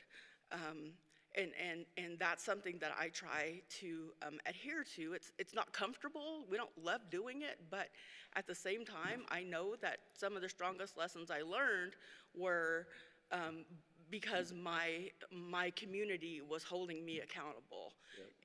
Yep. And that was, to me, a safer place than living under the threat of being removed by an agency from my own mother. Thank you so much, Kim. I hate doing this, but I know there was a lot of talk about Jesus, and Jesus was a line crosser, and my man, Reggie Hines, wants to say something, but he's a master of brevity, and so then we're going to pick it to Francie for the recount. Yeah, I just wanted to, we're talking about accountability, and I just wanted to commend some people that we have here today that have been doing some good jobs on holding the system accountable. And one is Cherie. Right. She does an excellent job, especially in holding the Oklahoma City Police Department accountable. We had a shooting on the east side. A man was killed by the police department. And that morning, the first person I saw on social media and on the news station was Cherie. Okay. And the main thing she was asking them about was de-escalation tactics. Now, I don't know if she ever got an answer to that, but I know she was asking that question of what de-escalation tactics did the police department use. And I know that she attends the city council meetings, and because of her holding them accountable, there has been some changes made with the Oklahoma City Police Department. Now, we didn't get all the changes we wanted, but there have been some changes made. And so that is one person that I can say that holds the system accountable. And also CC and Antoinette with the Julius Jones movement. I think that movement held the whole system accountable, starting with the police department all the way up to the judge, the jury, and everyone. So those are some examples of holding people accountable. And our close is that we have some boards and things that are designed to hold the systems accountable, but I never understood why they meet during the daytime when most people are at work and can't attend those meetings. So I just wanted to close with that. Beautiful. Oh, that's beautiful. Beautiful observation. Thank you, Reggie. So insightful. Francie.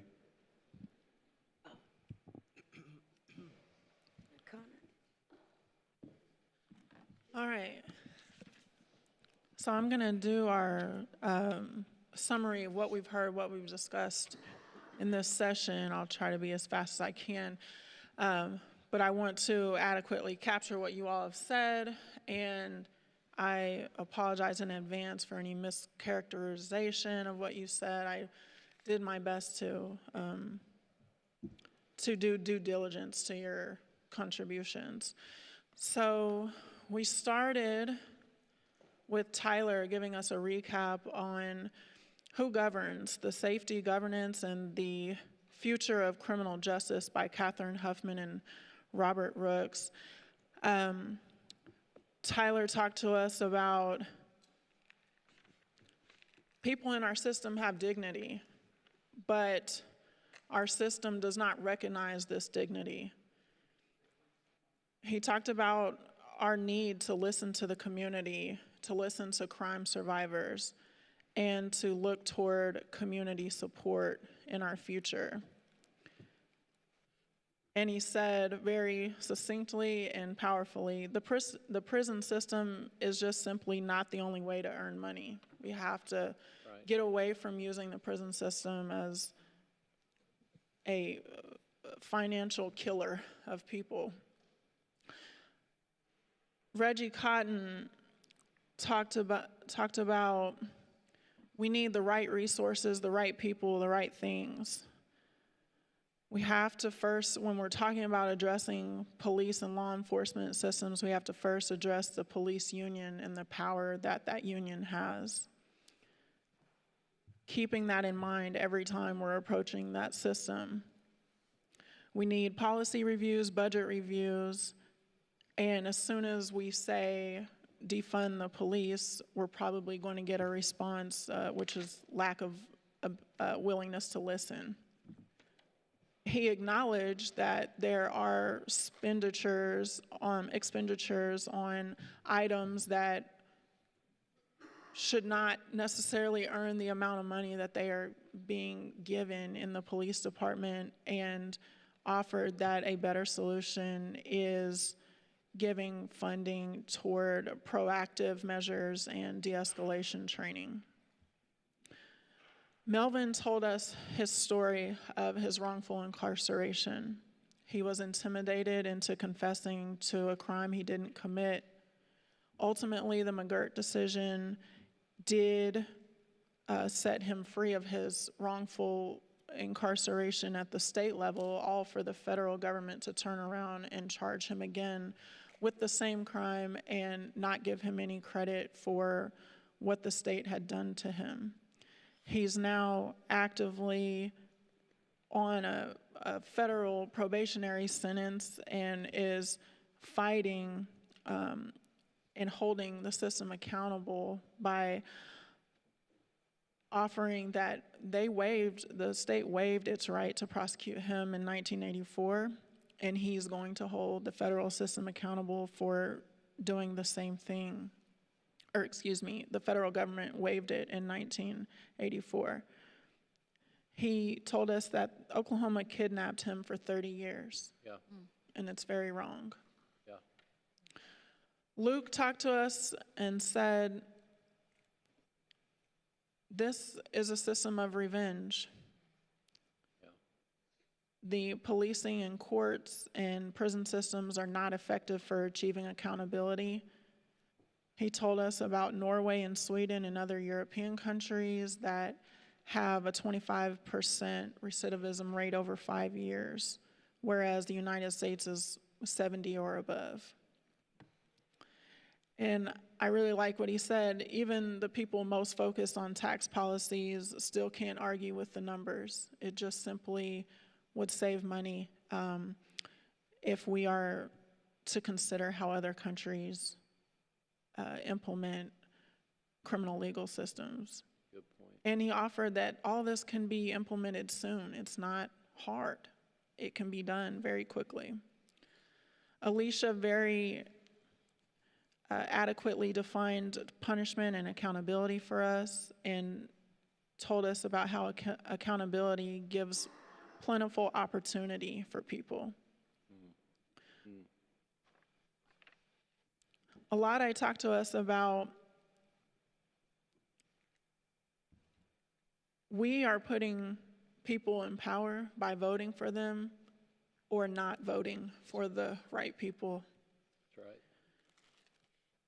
She talked to us about the influence of media and its bias influence. It's manipulative and negative. And she told us, go outside and get perspective. Vered brought up societal contract.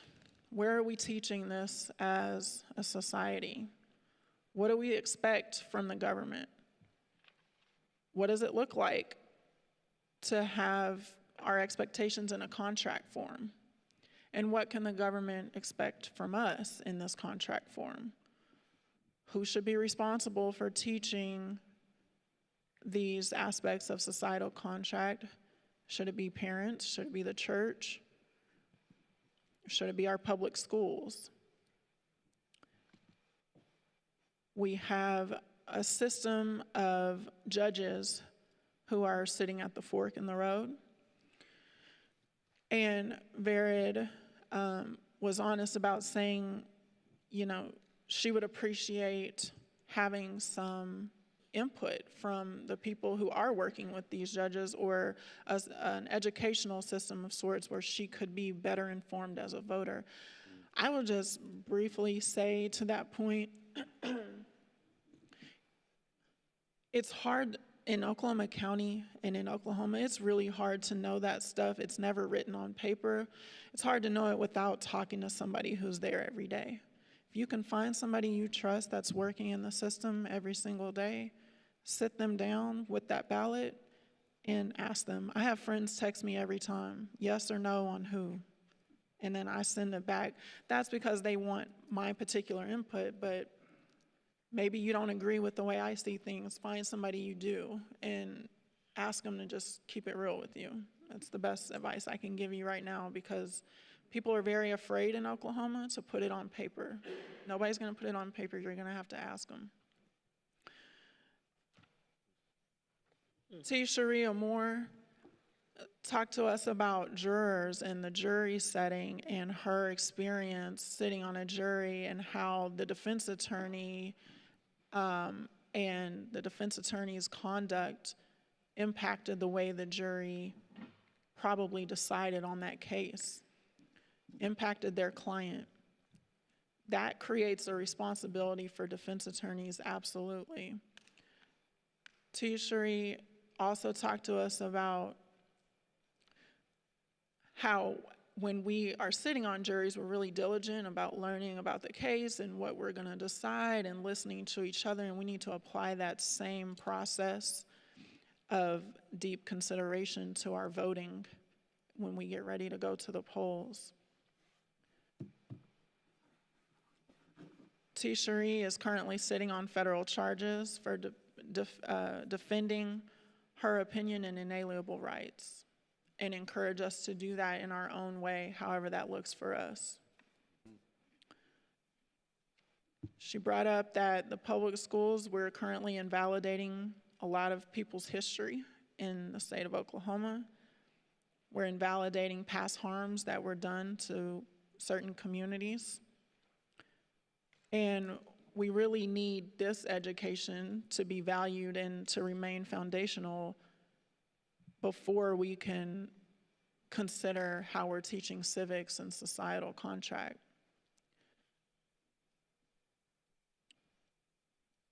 We're having in some schools to teach our kids how to survive police interaction.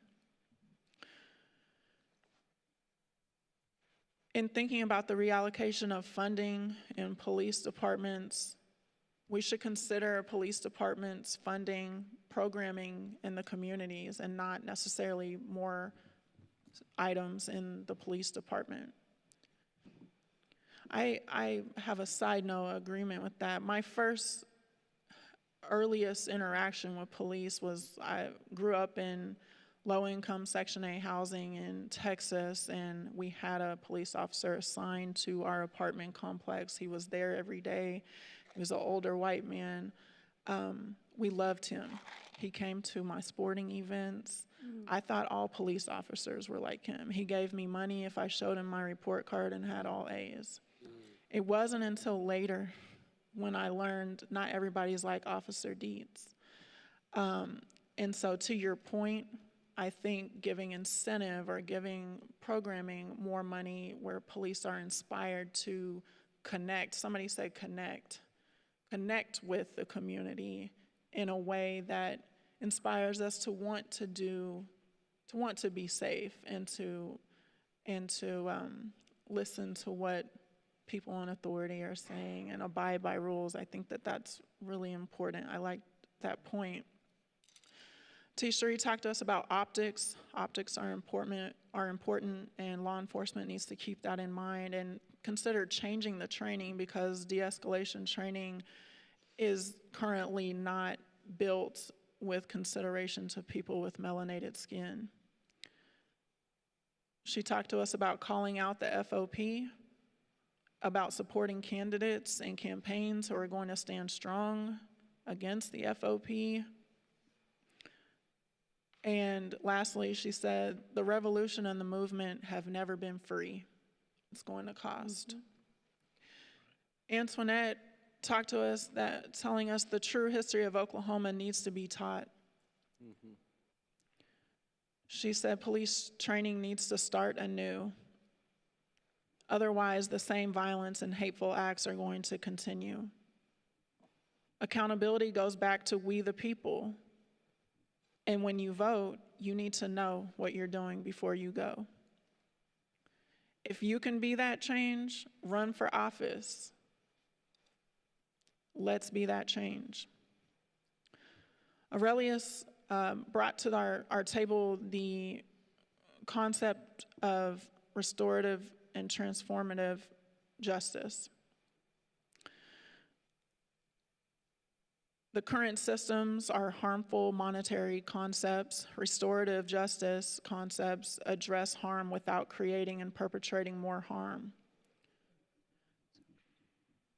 Restorative justice equips everyday people to address conflict without people creating more harm. Judges in our current system have power to consider restorative measures and diversionary measures, but they're also equipped with the power to incarcerate. And I'm told I gotta go, but y'all have some good stuff. Tanya, I'm going to go to you.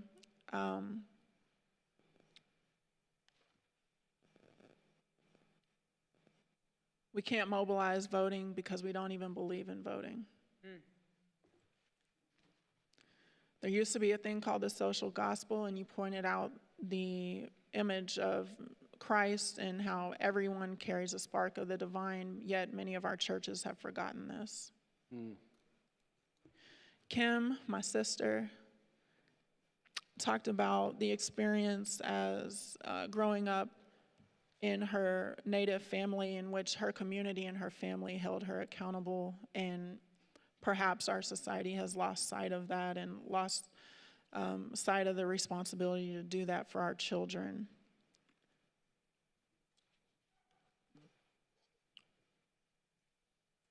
Reggie very appropriately pointed out some of the people at this table, T-Sheree, Cece, and Antoinette, who are holding our systems accountable very successfully and not without sacrifice.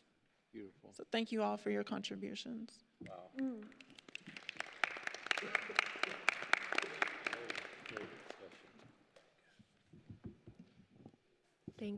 Thank you, Francie and Tyler, for facilitating that discussion for today. And now I'm going to turn it over to Cece and Kim, who are going to lead us through reckoning in action and creating a culture of repair.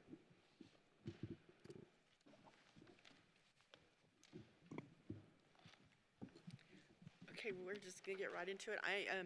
I'll go ahead and start, and then I will turn it over to Cece, who will be the main discussion leader, and I will be taking the notes and watching the queue. So I just wanted to share just a few thoughts regarding this subject. Our subject was reckoning with our history and creating an action plan. So, Hey, how do Kim, we can do you, that? sorry, Sorry. can you bring the mic? I'm trying to look at my notes. And so I just wanted to just start off to share again, just to go back to our discussions at Mabel Bassett on Wednesday. I mean, just starting, just a launching pad of just kind of reminding ourselves of how Oklahoma got its start. And sort of my own terminology is I kind of have referred to Oklahoma as the Indian dumping grounds. It was the place identified for tribes and tribal groups who were occupying space in the east of the Mississippi, and sort of the whole manifest destiny, westward progress. The Indians, tribes and groups came, kind of fell victim to that and were forced over what's commonly referred to as the Trail of Tears, Long Walk. And it's just a brutal history. And we have, many of our traditions that we have in my tribe and in my community still exist because of the Trail of Tears. It's a thread that has run through my community, through my tribe, for nearly 200 years. And so, to begin with, the Oklahoma started as that, and eventually, became occupied as westward expansion took place. And so that's a history that we still have a hard time acknowledging, that we still have a hard time saying that was the way it was done was not the right way to do it. And so it's, and I think we can still see that by the resistance to the implementation of McGirt. There's a new threat to Native people every day because the state of Oklahoma does not wish to give up anything if it thinks that the tribes are, or tribes or individual Indian people are gaining something that no one else has. And I always just like to just have to point out that this is, McGirt was not a tribal decision. It was not a tribal movement. It was an individual case. Nothing in the law changed. There's no law change. There's no such thing as McGirt law. That law was already on the books, and it was just, and it's the result of federal policy. So I just have to insert that there. But so the resistance doesn't just apply to McGirt, but also to another episode in our state's history that we have trouble looking at in the face, which is the Greenwood Massacre. The resistance to reparations and to the pushback on descendants of the Greenwood Massacre for accountability, that still has not happened. It's in some of the small groups discussions we've had around this topic are just that, gosh, if we could just start with an acknowledgement, can we just acknowledge that that the Trail of Tears was bad, that the Greenwood Massacre happened and it was bad. At Mabel Bassett, we talked about how one of the women talked to us about how she didn't know racism. Like, she didn't know racism existed the way it does until she got to prison.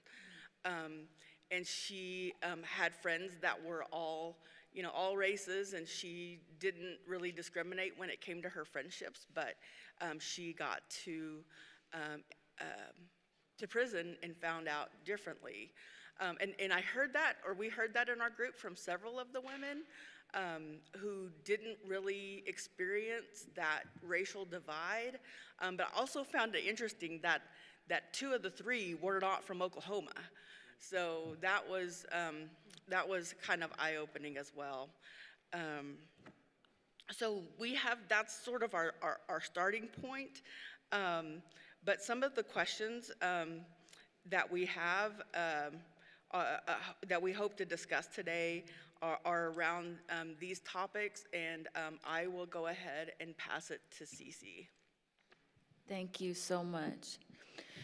In light of the atrocities of the U.S. government fueled by white supremacy against Black and indigenous people groups, there has been a historical outcry for justice and a growing conversation and demand for reparations, repair. A simplified definition of reparations is the making of amends for harm done. In our reading entitled Philanthropy's Role in Reparations and Building a Culture of Racial Repair, reparations is defined as a comprehensive federal program that addresses the legacy of slavery and the centuries of documented race-based policies thereafter. The writer goes on to outline an example of a framework for building a culture of racial repair. That framework includes redress, accountability, reckoning, and acknowledgement. Redress, acts of restitution, financial compensation, and rehabilitation. In this framework, they say that success looks like financial compensation, deployed ownership, redistribution, and rehabilitation. Accountability means ownership and willingness to take responsibility for harm, commitment to non-repetition, and success would look like financial resources committed, professional development, and institutional capacity building, inclusive and democratic governance processes, and systems and policy change. Reckoning, learning and deeply understanding the what, how, and why of actions and systems that have contributed to harm. Success looks like curriculum change, public conversation, narrative campaigns, research to unearth injustice, experiences at museums and historical sites, etc. Acknowledgement. Acknowledgement would be the admission that harm was caused, naming and voicing understanding of that harm. Success would look like institutional acknowledgement of harm, public apologies, monuments, memorials, etc. Today, there is an $11.2 trillion Black-white wealth gap that can be attributed to slavery, Jim Crow, and anti-Black policies. We continue to see indigenous communities crying out around the country for their land back and other reparations that have been denied and ignored. Why? They've been denied and ignored because of white supremacist view that Black and brown voices and our demands are not valuable enough or legitimate. Also, conversations about reparations are complex. How does a government or a community or a person amend for terrible acts of violence and destruction suffered over hundreds of years by so many people? How much does that cost? What is enough? How will that make things better? And again, what is enough? And I just want to be honest that I don't know. I don't know what's enough. But I do think that there are frameworks like the one that we had in our reading that lifts up some concrete ideas about what is possible if we get serious about repairing harm in practical and concrete ways. Here are some practical examples of how elements of that framework have been realized today. This is what some examples of reparations.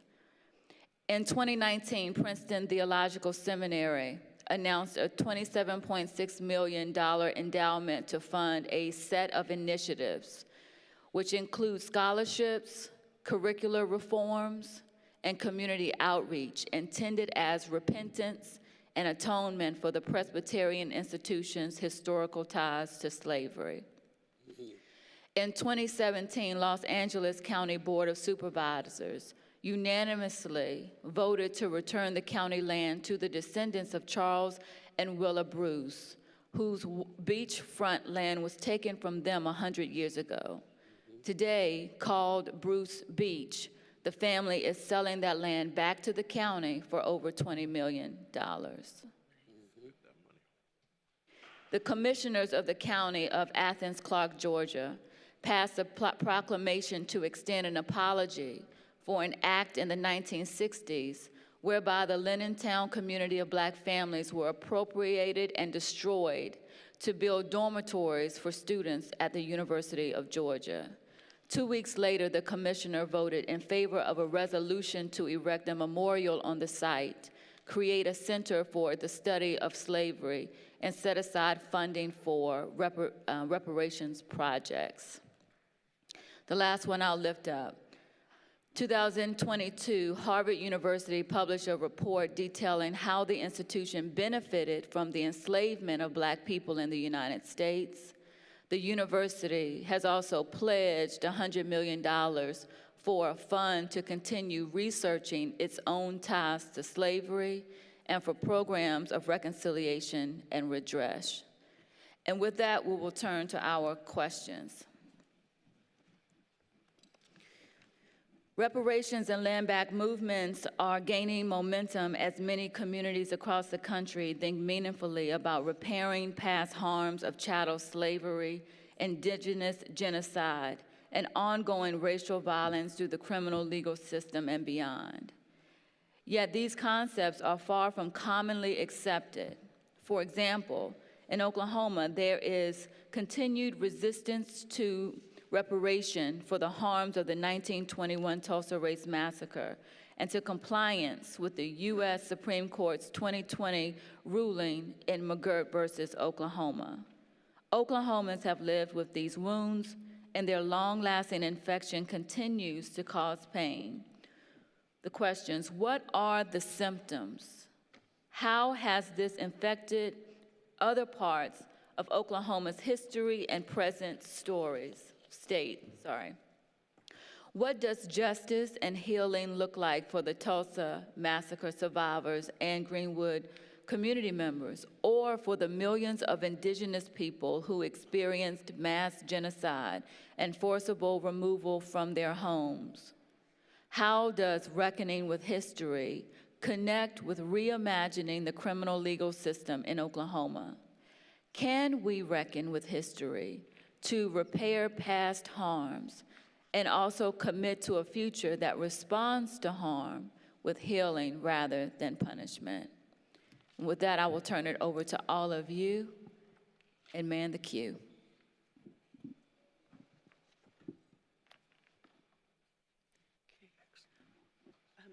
Nakona and then Tanya.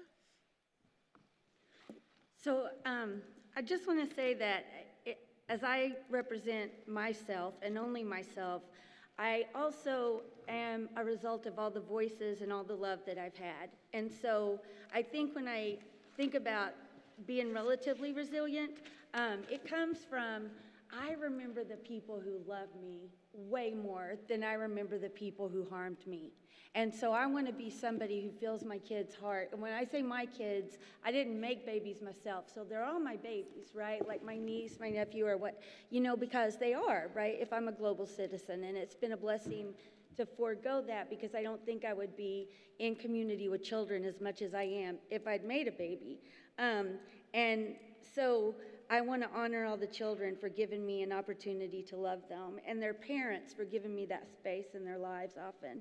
So I just want to make a few points in terms of the harms and telling the truth. My husband, Cornell, for the 32 years I've known him, he always says, tell the kids the truth. Don't lie to the kids. Don't lie to the kids. So when I had an opportunity to go into a kindergarten classroom, these are 6 years old, 5-year-olds, my bad, they leave at 6, but I'm gonna narrow this down. But I want to give their voice because they're the future. And I think people my age and younger, some of the kids that are kids of my generation and a little bit, like they're not going to vote. Like I had a friend who has 4 children in Pawhuska, Oklahoma, and we were talking, and she said, well, I can't say anything because I didn't vote. And I was like, well, first of all, you need to be ashamed of yourself. And it was a family member, so I could feel like I could say this. I was like, you have 4 children. You have 4 children, so you gave up your voice and what's best for your 4 children, you and your husband. And so, so to get to the point, not trying to be judgmental, but like especially sometimes the people I'm probably the most intimate with, that I grew up with, that I want to be different, who haven't changed as much as I think they should have, I get really judgmental and pointed, which gets me to my biggest point. If we look at what the history is, we haven't changed that much.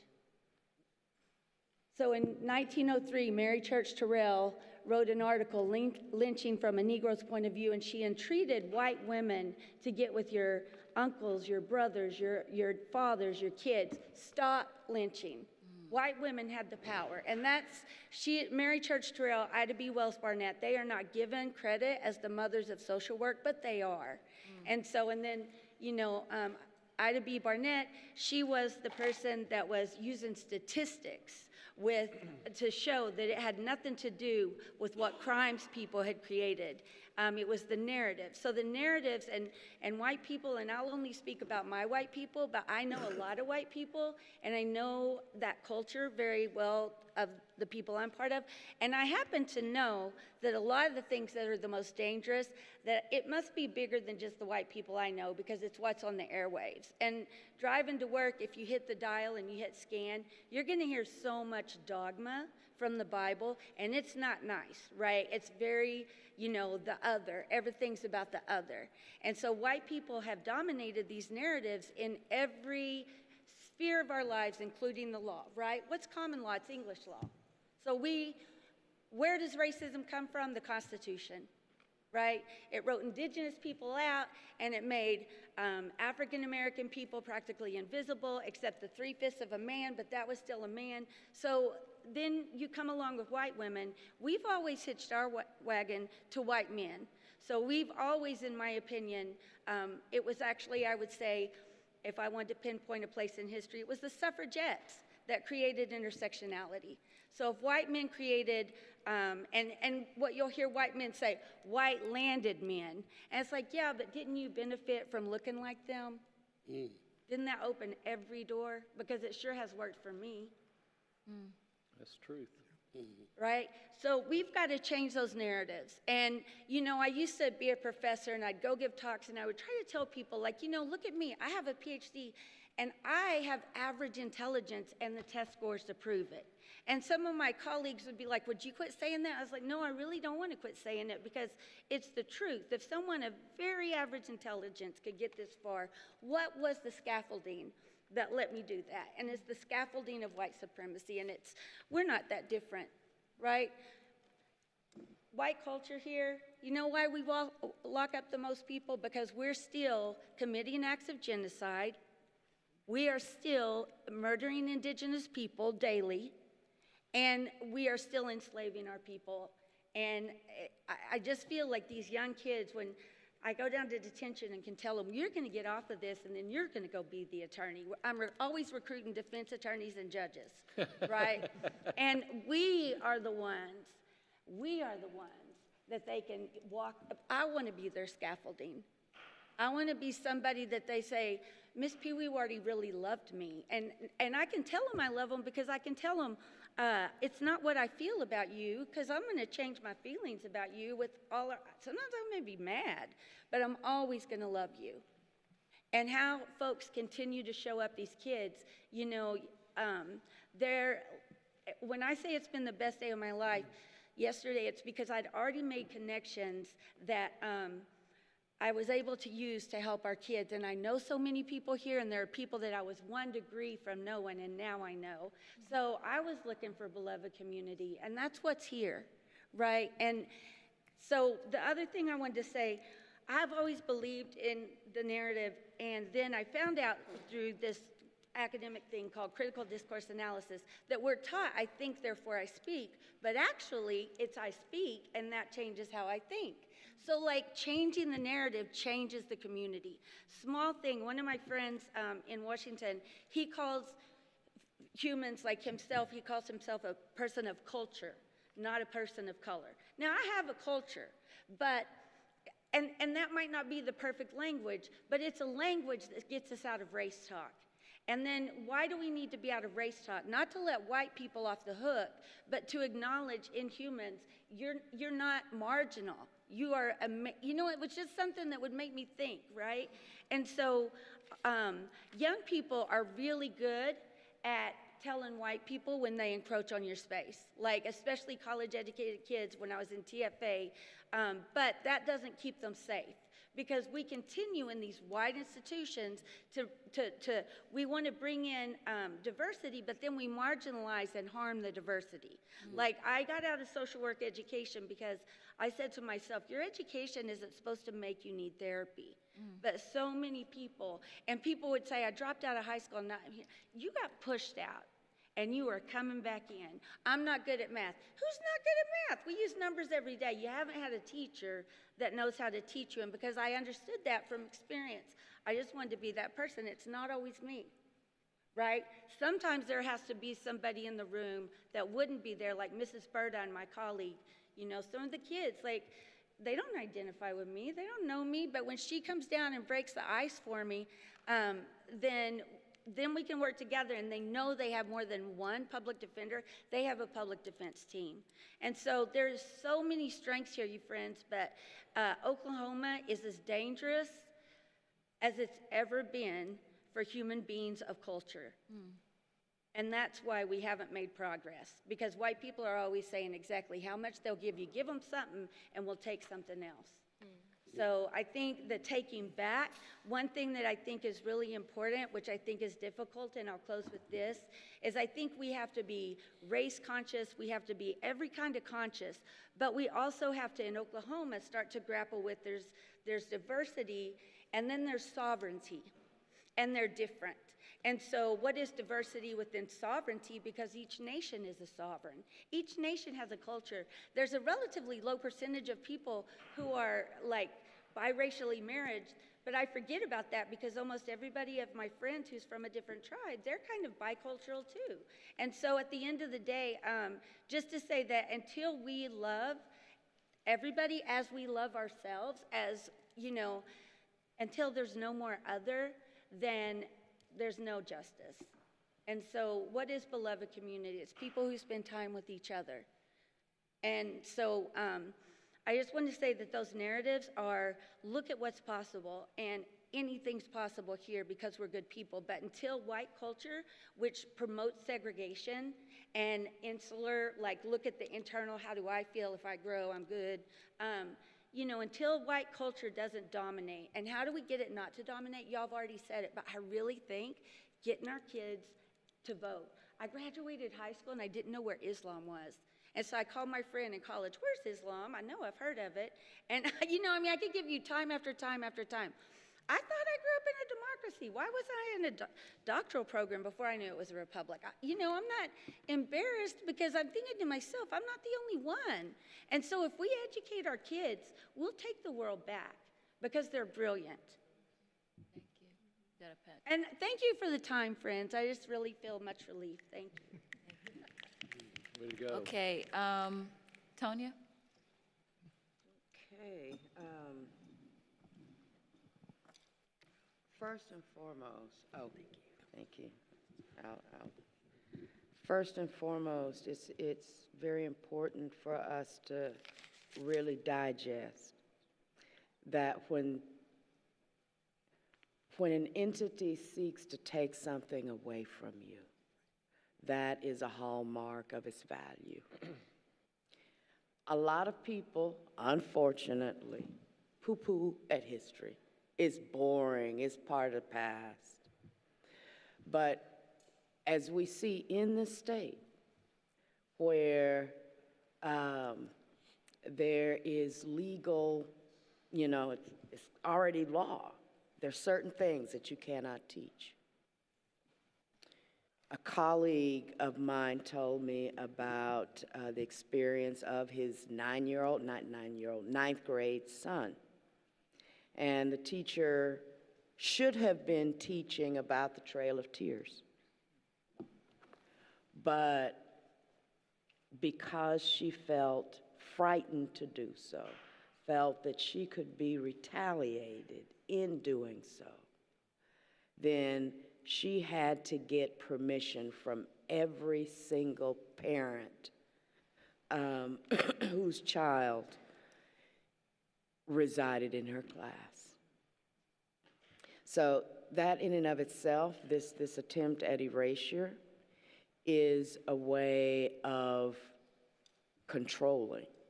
In terms of the repair, we've already had started doing that and had been doing that for 50 years. And that is recovering those things that had been systematically left out. In history, it's called revisionism. So with this, we don't have to reinvent the wheel. We just need to get back what has been lost with these recent laws, because God knows Euro-Americans did not teach Black people how to work. You know, we had civilizations, and some pretty big ones on the continent.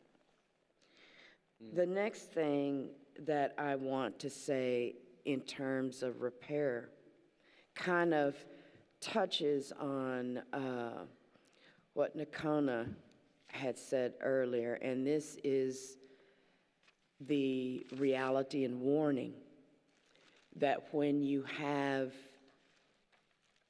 distortions as a part of the historical record, people internalize those things. So in thinking about Ida B. Wells, the great champion for anti-lynching, she didn't start out that way. She felt that, well, if you were lynched, you obviously deserved something, you know. You deserved it. You did something really messed up and allowed yourself to be in that position. And she felt that wholeheartedly until her good friend, who was a businessman, an upstanding person, was lynched. And he was lynched because he owned a successful business. And the desire was for him to give that up so it could be taken away. Like a lot of land in my area, right? From Chickasha to Rush Springs, you had a number of different Black settlements. Chickasha actually started out as a Black settlement. You don't see anything there now, do you? South of Chickasha. There's cemeteries that are there that marked and that continue to mark the fact that we existed there. But unless you know to whom those stones belong, there is no presence. So again, we're talking about erasure. And when you have erasure, it again is easy to believe the misinformation.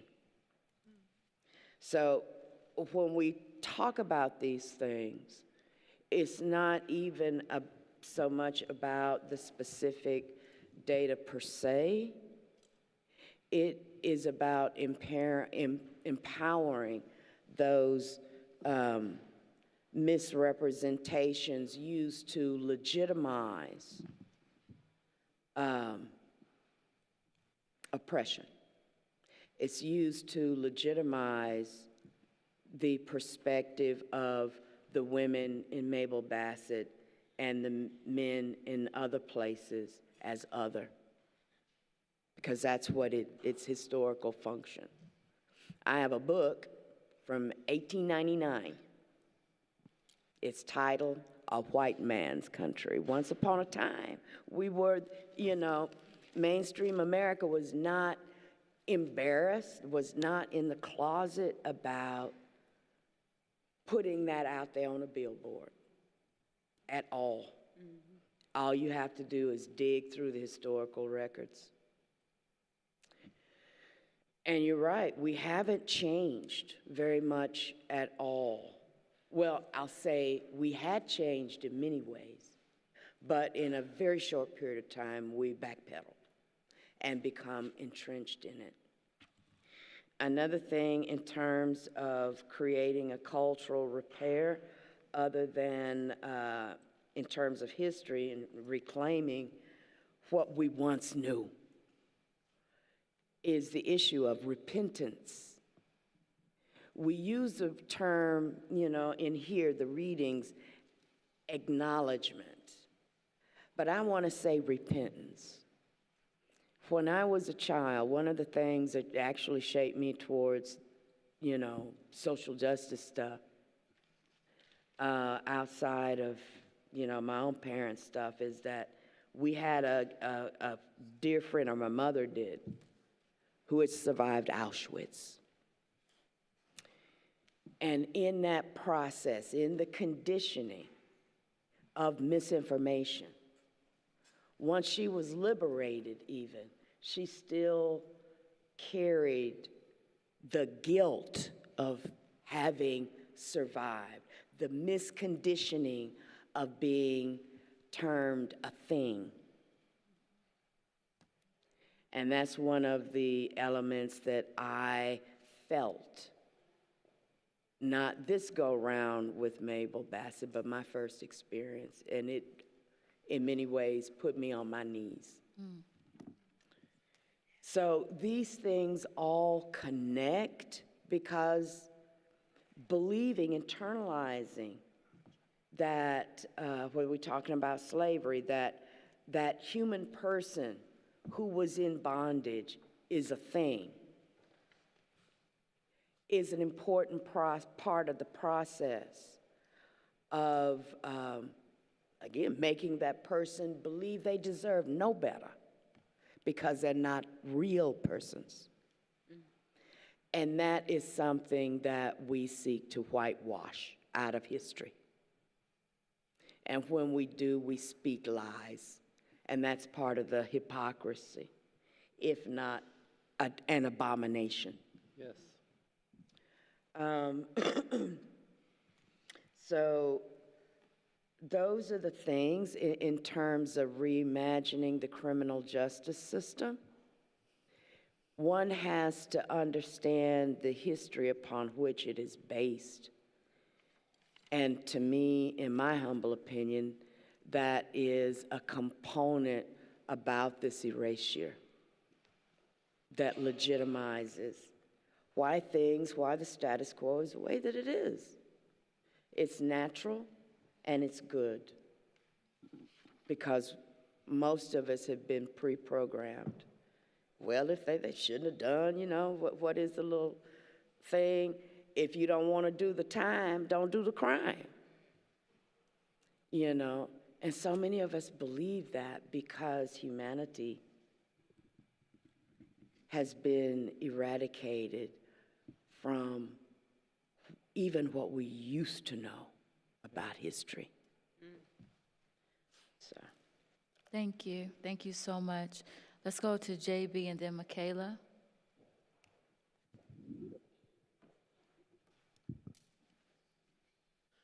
All right. What's up, y'all? Just listening and, a few people were mentioning and talking about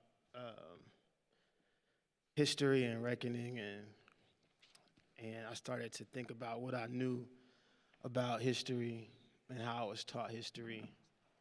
And I was fortunate enough to have a Oklahoma public school education. And in order to graduate, you have to complete U.S. history, and you have to complete Oklahoma history. The Oklahoma history book is about that thick. It was a big red book. It was huge. And I know because I had to take it twice because I failed it the first time. She was boring,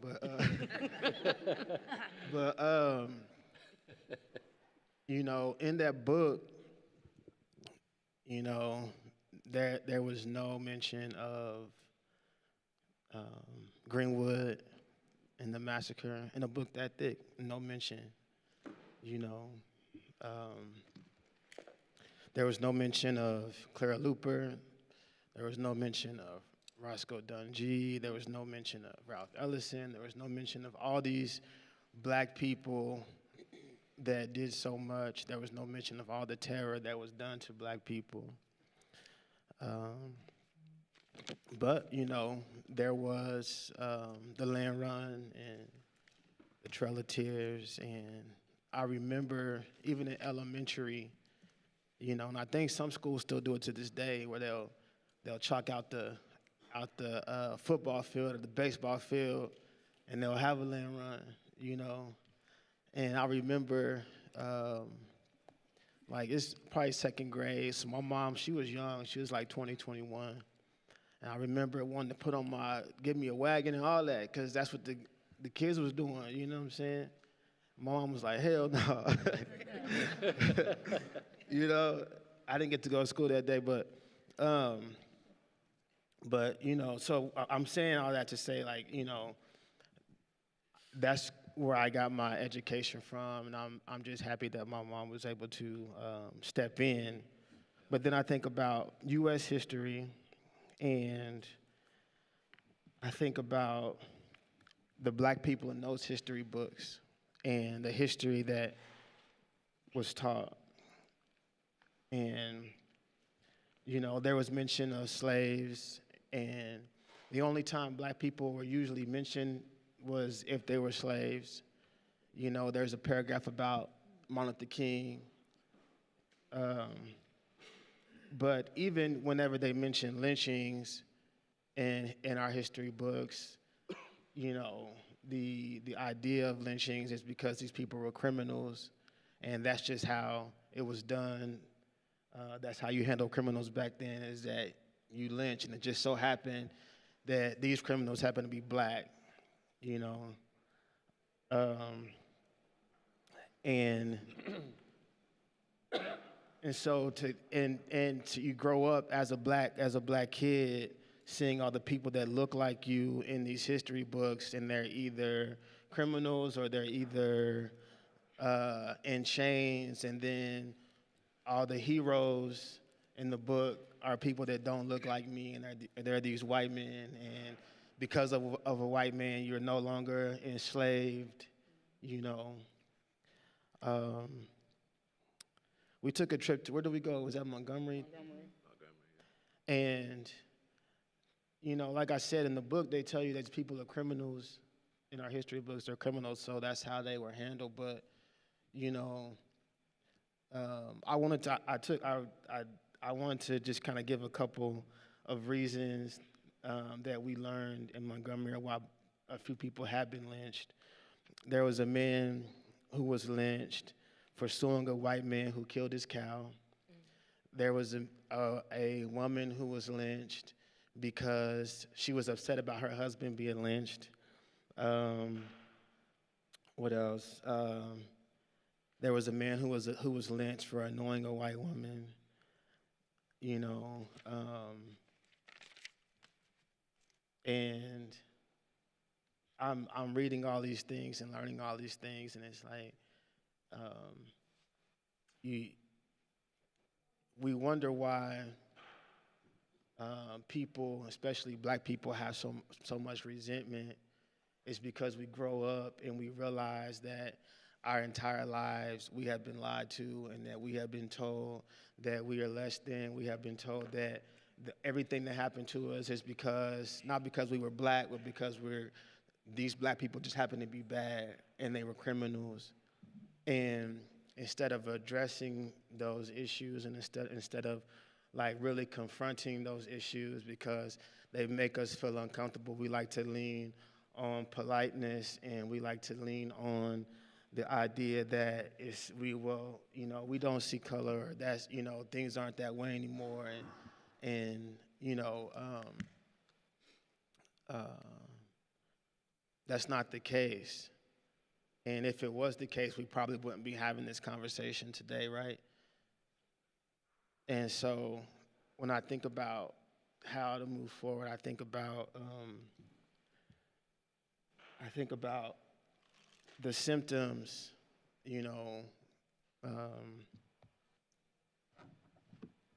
my anxiety is a symptom, my frustration is a symptom, my anger is a symptom, and whenever we were fighting and fighting and fighting for Julius Jones, and I remember all these days of just being scared that they were going to execute him, but I was mostly upset because I knew that what we were dealing with wasn't the fact that somebody did something wrong. It was the fact that it was a black man, and they wanted to lynch him the same way, the same way they lynched the man who sued the white man for stealing his cow.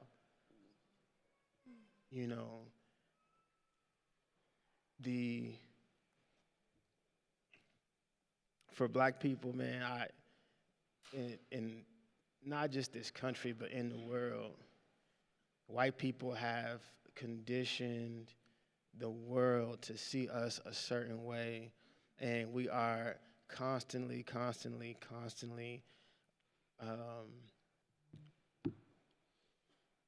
confronted with that.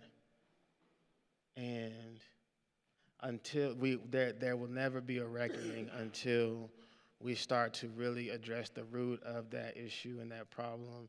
And it can't be the role of black people to do it. You can't come to black people and go, what do I need to do? Y'all got to start trying to figure that shit out on y'all's own, because we didn't create that problem. And so when we think about Greenwood, and if you read those firsthand accounts, and then you think about how it's talked about now when people are saying, well, it's not because of race, or it wasn't because they were black, or all this different stuff. I saw a post yesterday on Facebook, and it was, a movie from the 60s, and it was a segregated school, and the black girl was getting bullied by these white kids. And the white lady who posted it said something about bullying a girl, but she ignored the fact that they were bullying this girl because she was black, not just because she was a girl. And that type of rewriting of history, whenever you start to rewrite history in that way, we're never ever going to see real reckoning, and never ever going to be able to confront the real issues that we're trying to confront when we think about the legal system and we think about people being lynched every single day on death row and all these different things that we're seeing. So that's all. Thank you. Michaela, Reggie, right? Yeah, Reggie and Aurelius. I just want to bring in a voice from those who are observing. I'm so sorry I didn't catch your name in the back over there, but I'm just going to read this off and remind everyone that you can interact with the table by leaving us comments, and we encourage you to do so. But this says, by not addressing our shameful history, we as a society project internalized shame upon those looking for justice. By not seeing what was done in the U.S. and in Oklahoma, we are unable to properly set up the future to ensure equality. By reckoning with history, we are able to accept a shameful past and encourage the culture into equity for all. Thank you. Reggie? I just want to thank those that came before me, Tanya and JB, It's so important that you don't, and that we don't allow history to die. It has to be continued, the information that is given out. One of the things that I wanted to mention as to the importance of what you just acknowledged is I was teaching a college class at Bacone College called Race, Gender, and Crime. And I did a little bit of an experiment. And Bacone College it's historically a Native American college. In the interest of them gaining lots of students and boosting enrollment, they added a lot of different athletic teams and a lot of other different classes to boost enrollment. And this brought in young people from all across the country. Well, one of the things in teaching this class called Race, Gender, and Crime, I said, have you ever heard about North Tulsa? And they all said, yeah, we've heard about it. I said, if you can, describe what you think about North Tulsa. And again, these are young people from pretty much all over the United States. And these were some of the answers I got. Ghetto, hood, nasty, crime-ridden, dirty, a place you don't want to be, dope field, etc. All negative connotations that I had been given. And I said, okay, can you tell me something good about what you've heard about North Tulsa? And the room would pretty much go completely silent. So I had them Google it. I said, Google Black Wall Street. Google North Tulsa. And their countenance changed. Most of the young people in that class, there was about 14 or 15, had no idea what Black Wall Street was. Most of the young people in that class had been fed so many negative definitions and so much negativity about what North Tulsa was that either they didn't want to go through it, or if they had gone through it, it just solidified what they thought about it or what they had heard. But when they looked at the historical value of the richness, the heritage, so many rich people, the social, the relationships that were bought, at that point in time, hospitals, movie theaters, shoe shops, clothing stores, dentist office, lawyers, the whole gamut. And it pretty much was one of the richest African American or black populations in the world, and one of the richest, regardless of race, areas in Oklahoma at the time. So when they looked at that, some of them felt embarrassed, ashamed, and I said, it's okay to have an opinion, but also look up the historical value of what people have told you. Yes, sir. Look up the historical value of anything that's negative that's fed towards you about a particular person or a group of people. You must make sure that you look up the historical value of what has been told to you. And that's why it's so important, and I thank you for bringing your truth. But it's so important that we don't allow history to die, whether it's in the public school system or the private school settings. You don't allow it to die because it will be erased, and people will only continue to think of North Tulsa as the way it was described earlier. But I thank each and every one of you.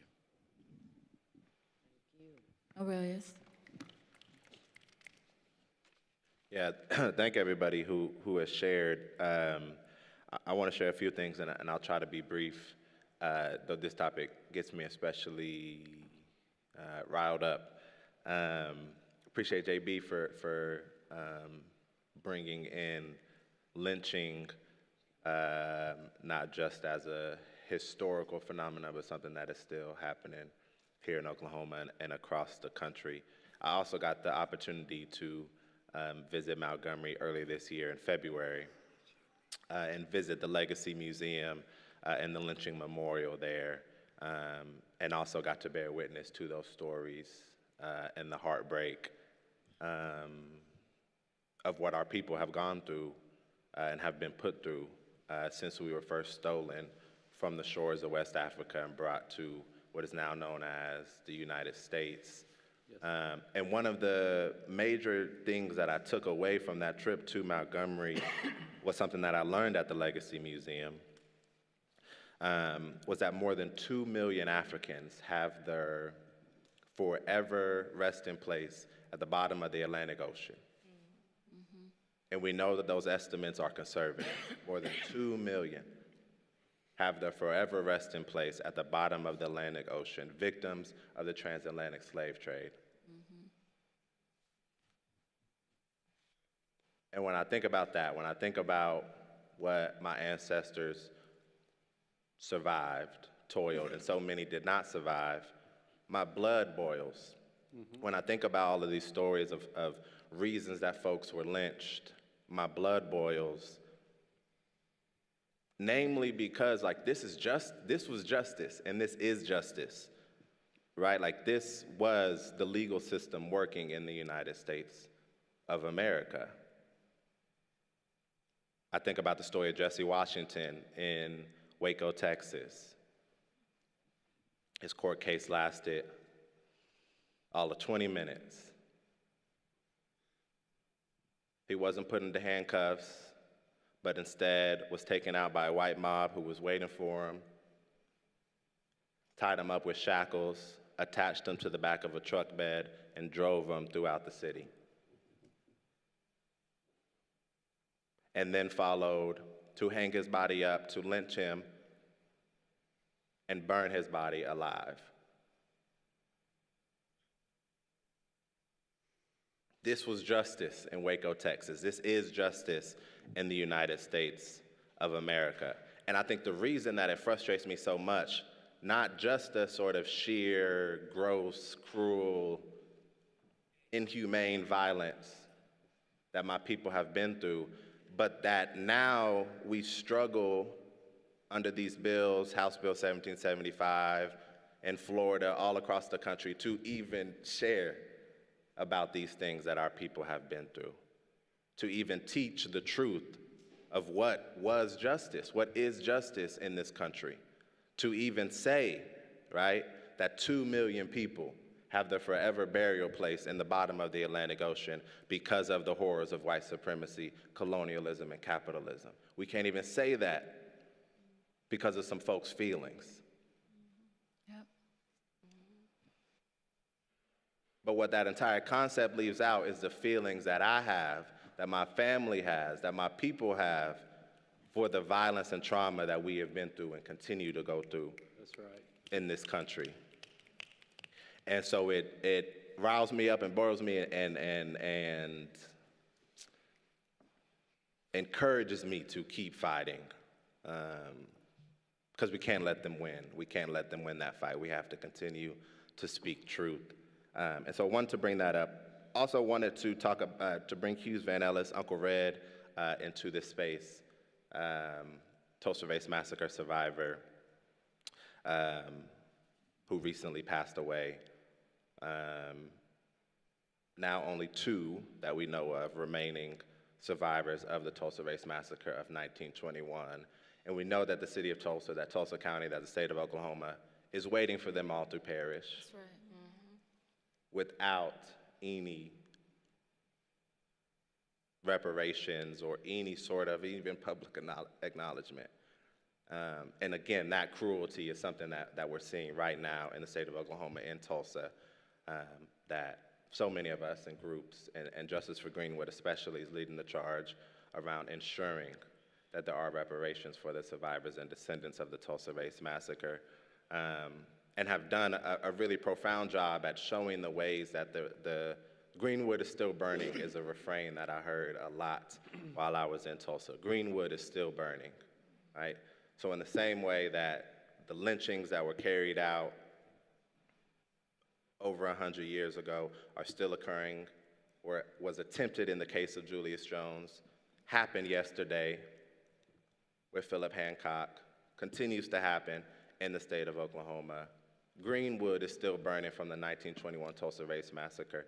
Something that I heard a lot during my time researching in Tulsa was that Tulsa has one map. All the maps you want to look at is one map. Poverty, income, educational rates, policing rates, rates of police violence. Tulsa has one map. And the negative outcomes are all concentrated in a little region in Tulsa, just north of what was and what is Black Wall Street. What is the Greenwood District? What is North Tulsa? Greenwood is still burning, and we know that this is not by accident, that the historical record still manifests into today, into the current outcomes of young Tulsans and all Tulsans presently. We know that it's the same reality here in Oklahoma City with the east side of Oklahoma City. And so I want to bring up another case where reckoning, reparations, and action is demanded of us. I attended the University of Chicago for graduate school, got to learn from some amazing organizers and witness some ongoing fights around police torture in Chicago. Some of you may have heard of former police commander John Burge, who from the early 1970s to the 1990s led a tactical unit who tortured over 100 Chicagoans. Most of them young Black men, to coerce confessions out of them. Some of these victims of police torture are still incarcerated in Chicago to this day.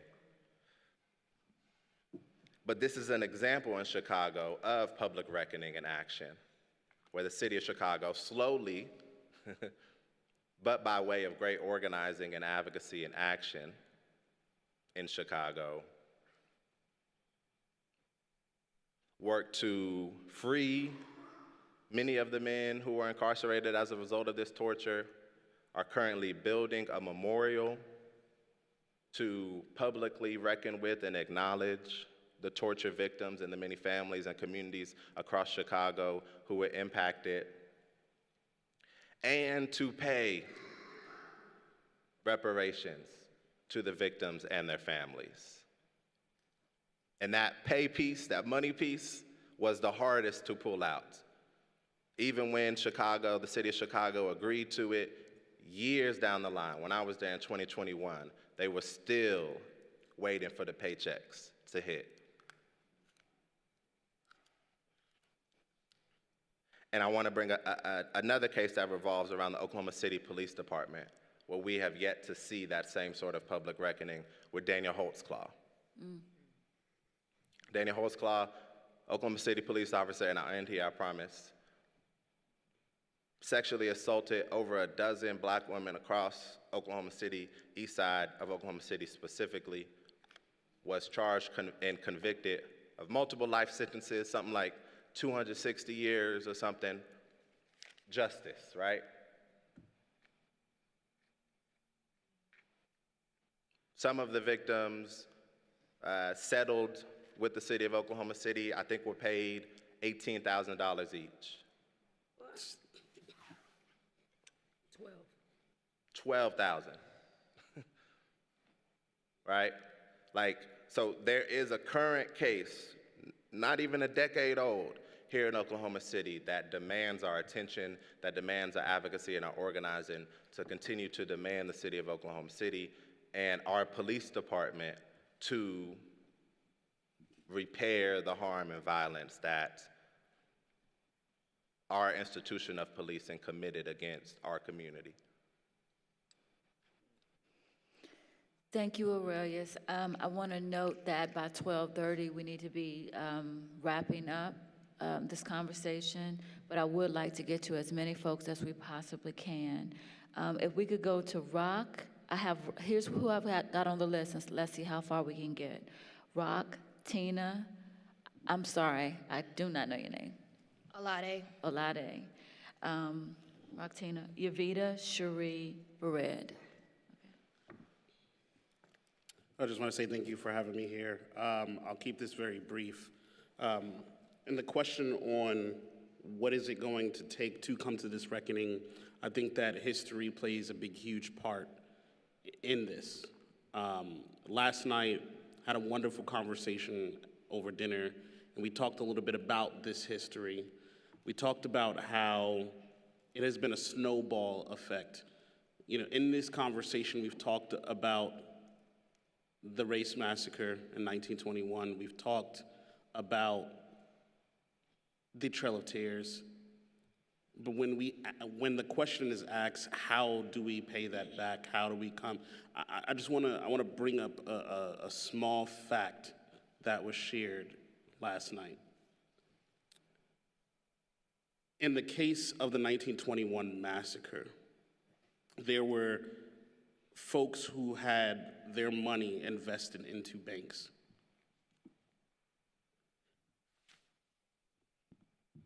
And I'll bring Attorney Demario Solomon Simmons into this space and all the work that he's doing with Justice for Greenwood. But that fight for justice started days after the massacre, right there on the scene. There are folks who did not get paid out on their insurance claims. Yet white folks were able to file insurance claims for the amount of ammo they spent.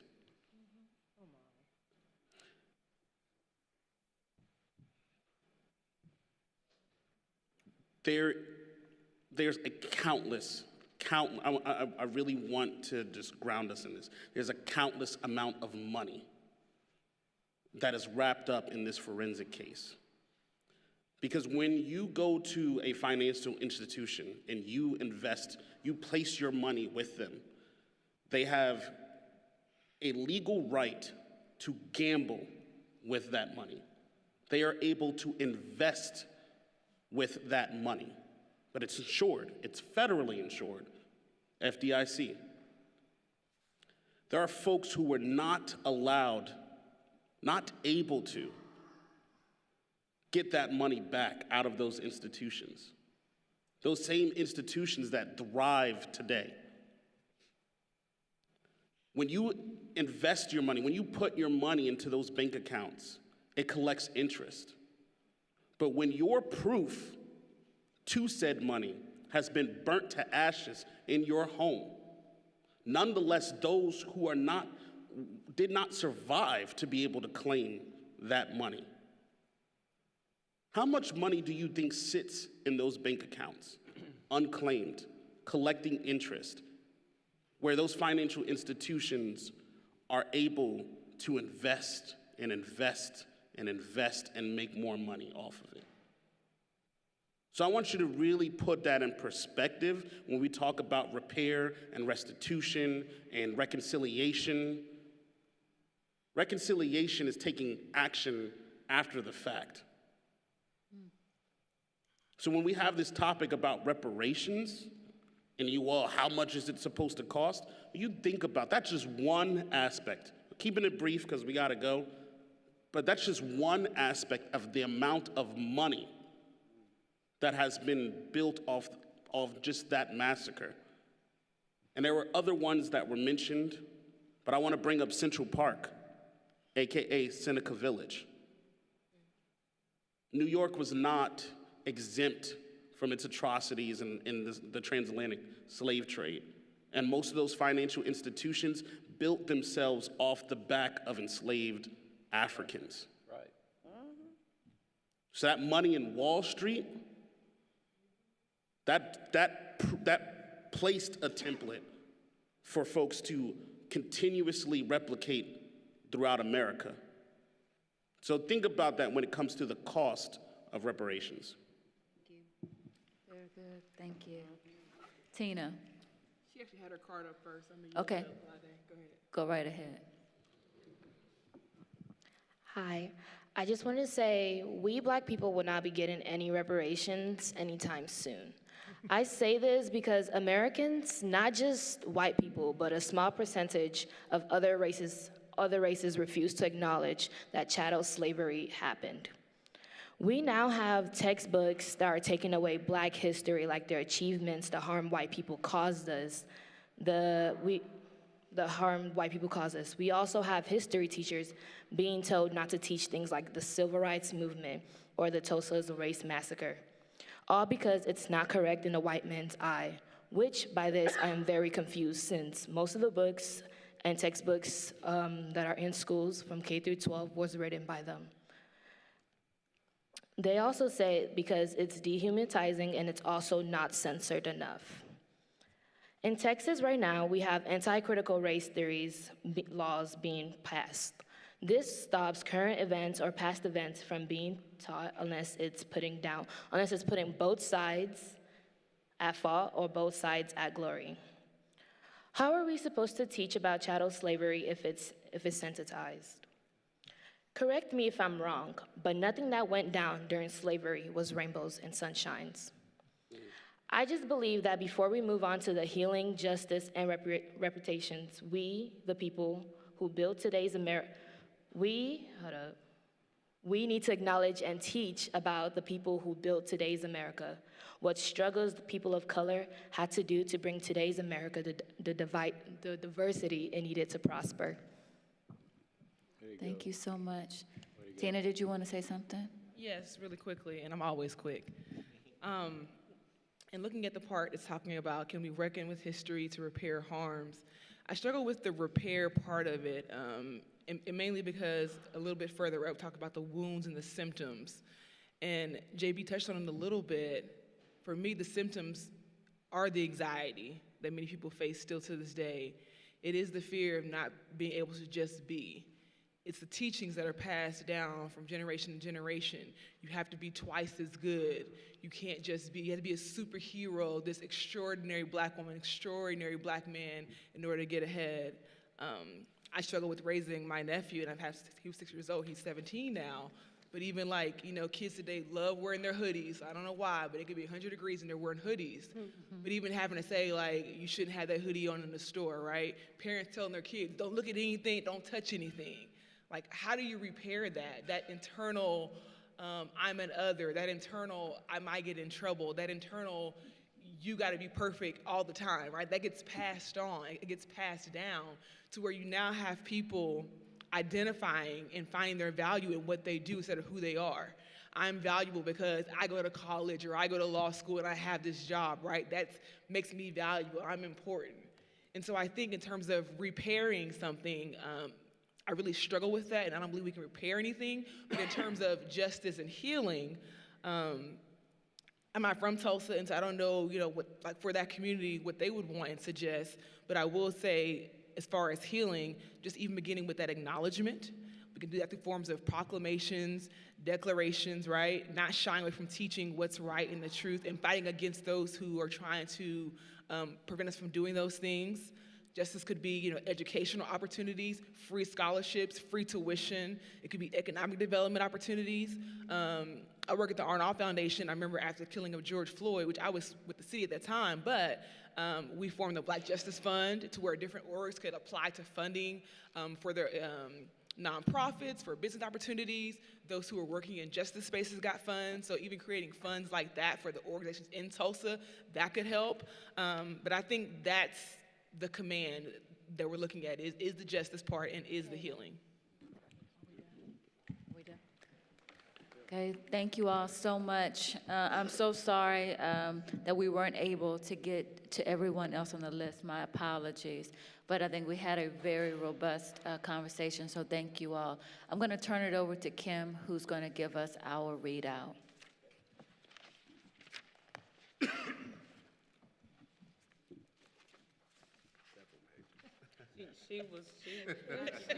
It's in notebook number 1. Okay, I'm so sorry. There's so much, and I am so grateful for you all sharing your comments. I just want to, I'll just grab the highlights and try to go as quick as I can. But Cece started us out just talking about accountability and some of the readings, what success looks like, and public acknowledgement, what would be enough. There's some of the readings had practical examples of what reparations look like. And brought up the Harvard University a fund that acknowledges how Harvard benefited from slavery. Nakona added some discussion about resilience and remembering, and she remembers the people who loved her more than the people that harmed her, and that the children are our future. Let's see. White people have dominated every aspect of our lives, including the law. Suffragettes created the intersectionality.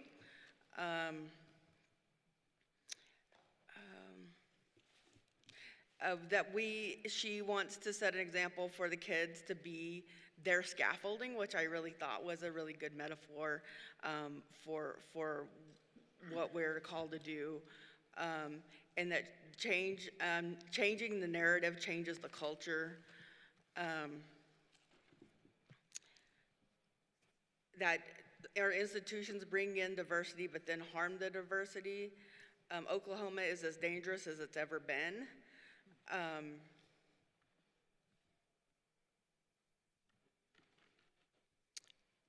That when we educate our kids, we will be able to take the world back.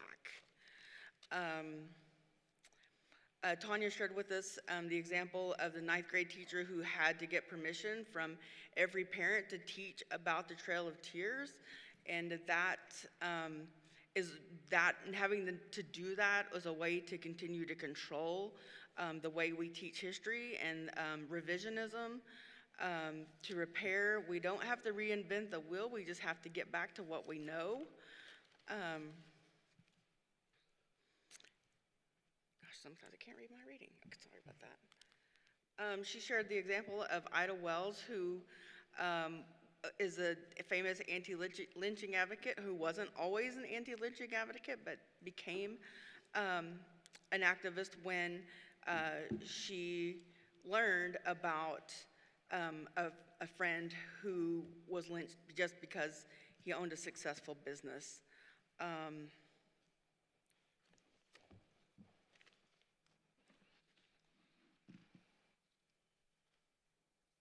And Tanya also shared going beyond acknowledgement, but also towards repentance, and how the whitewashing of history speaks hypocrisy, which is an abomination, which I thought was really powerful. And that humanity has been eradicated because our history has been whitewashed.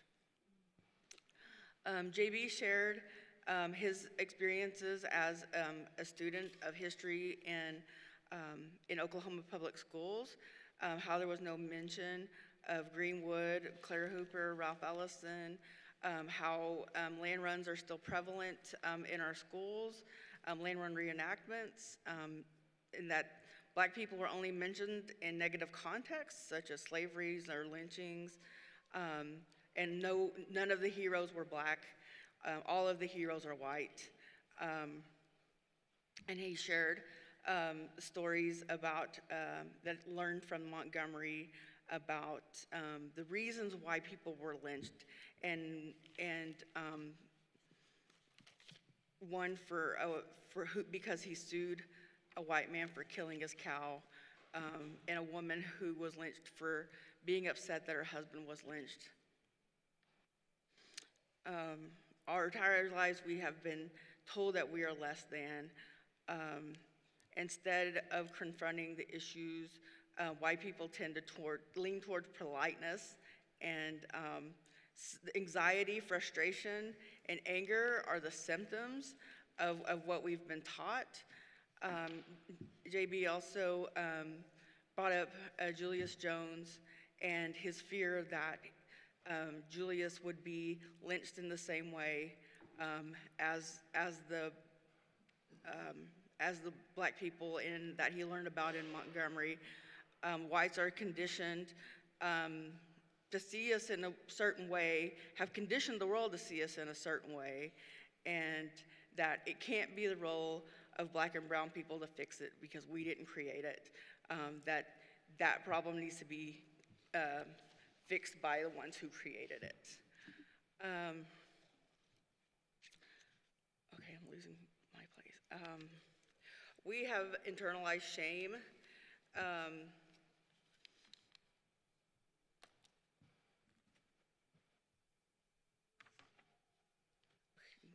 And by non-reckoning, we are unable to address harms. Reggie talked about his teaching of his class at Bacone and from students across the country who associated North Tulsa in negative ways, who couldn't come up with good ways to describe North Tulsa, and the realization that Black Wall Street happened when almost no students of his realized that had happened. And I can say that was kind of the same experience I had as an adult. And just sharing the vastness and the richness of the history of North Tulsa is to, Reggie encouraged us to look up the historical value and to, it's important to not let history die or be erased. Aurelius shared a very powerful fact that more than 2 million Africans' resting place are at the bottom of the Atlantic Ocean, victims of the transatlantic slave trade. Lynchings are part of the justice system, and they were working because that's the way our justice system was set up. And that it's inhumane, that we have to be able to teach the truth about the horrors of capitalism and colonialization, and that we can't be because of it. We can't be afraid of that just because it hurt people's feelings, and that we must continue to fight.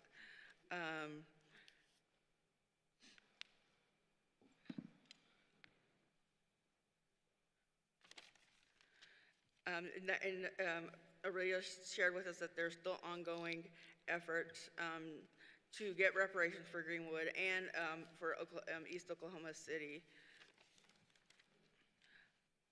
Rock shared that history plays an important part in reckoning that there has been a snowball effect, and the 1921 massacre, the fight for justice, started almost immediately, and that there's countless amounts of money that existed in bank accounts that were never recovered by the victims of Greenwood because they were unable to prove it, but the holders of those investments have continued to build their fortunes from the victims' money. And to keep that in mind when we talk about reparations. Odelaide talked about that reparations are not coming. Chattel slavery is still denied, that we're not taught slavery, civil rights, and because it's not censored enough. And healing is the teaching of the history of people of color and what they contributed to the building of this country. Tina also echoed thoughts that symptoms of our racial history are anxiety and the belief and the perpetuated belief that Black and brown people have to be twice as good or have to be extraordinary to be successful. How do you repair that? How do you get past teaching our children that they have to be perfect in order to be successful here? And that healing would be acknowledgement, educational opportunities, and that we should command justice. Good job, Kim. Way to go, Kim. Thank you so much, Kim and Cece, for facilitating that, and thank you all for such a lively discussion and morning. We are going to break for lunch, and we have a performance that's going to happen right now. So if you all could head into the lobby area for lunch and to listen to our youth performers, that would be great, and be back at the table at 1:55. Thank you.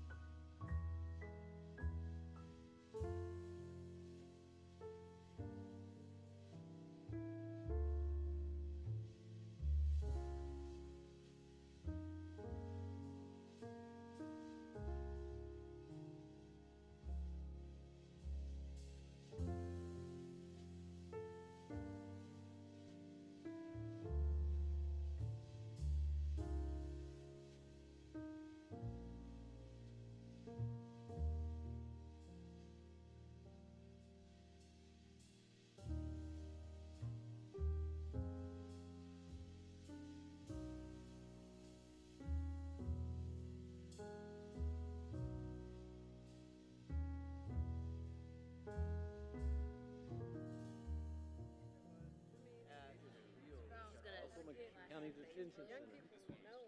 So excited. Well, we're loading them up at second, and Hey everyone, welcome back from lunch.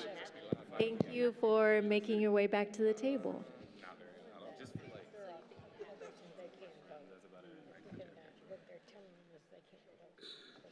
And I'm still cold.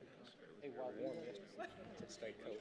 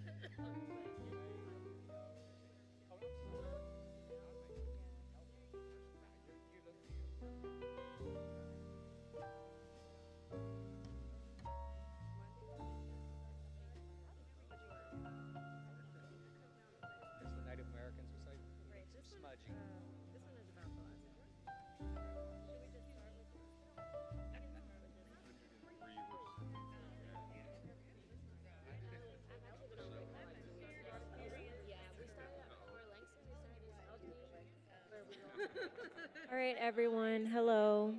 Hello. We are going to get started. I know there's still people filtering in. If you want to text your people and tell them to come, that'd be great.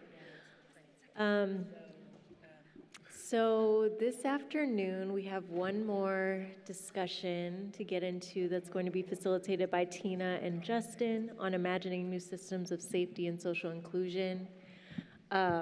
This is the part where we really start dreaming and brainstorming together new systems. We've talked about what the issues are. We've talked about history. And now we really want to hear from you ideas about transformational change. And in order to get as many voices in the room as possible, I please ask that you keep your remarks brief and just be aware of the space that you take up in the room so that we can get as many voices in here as possible.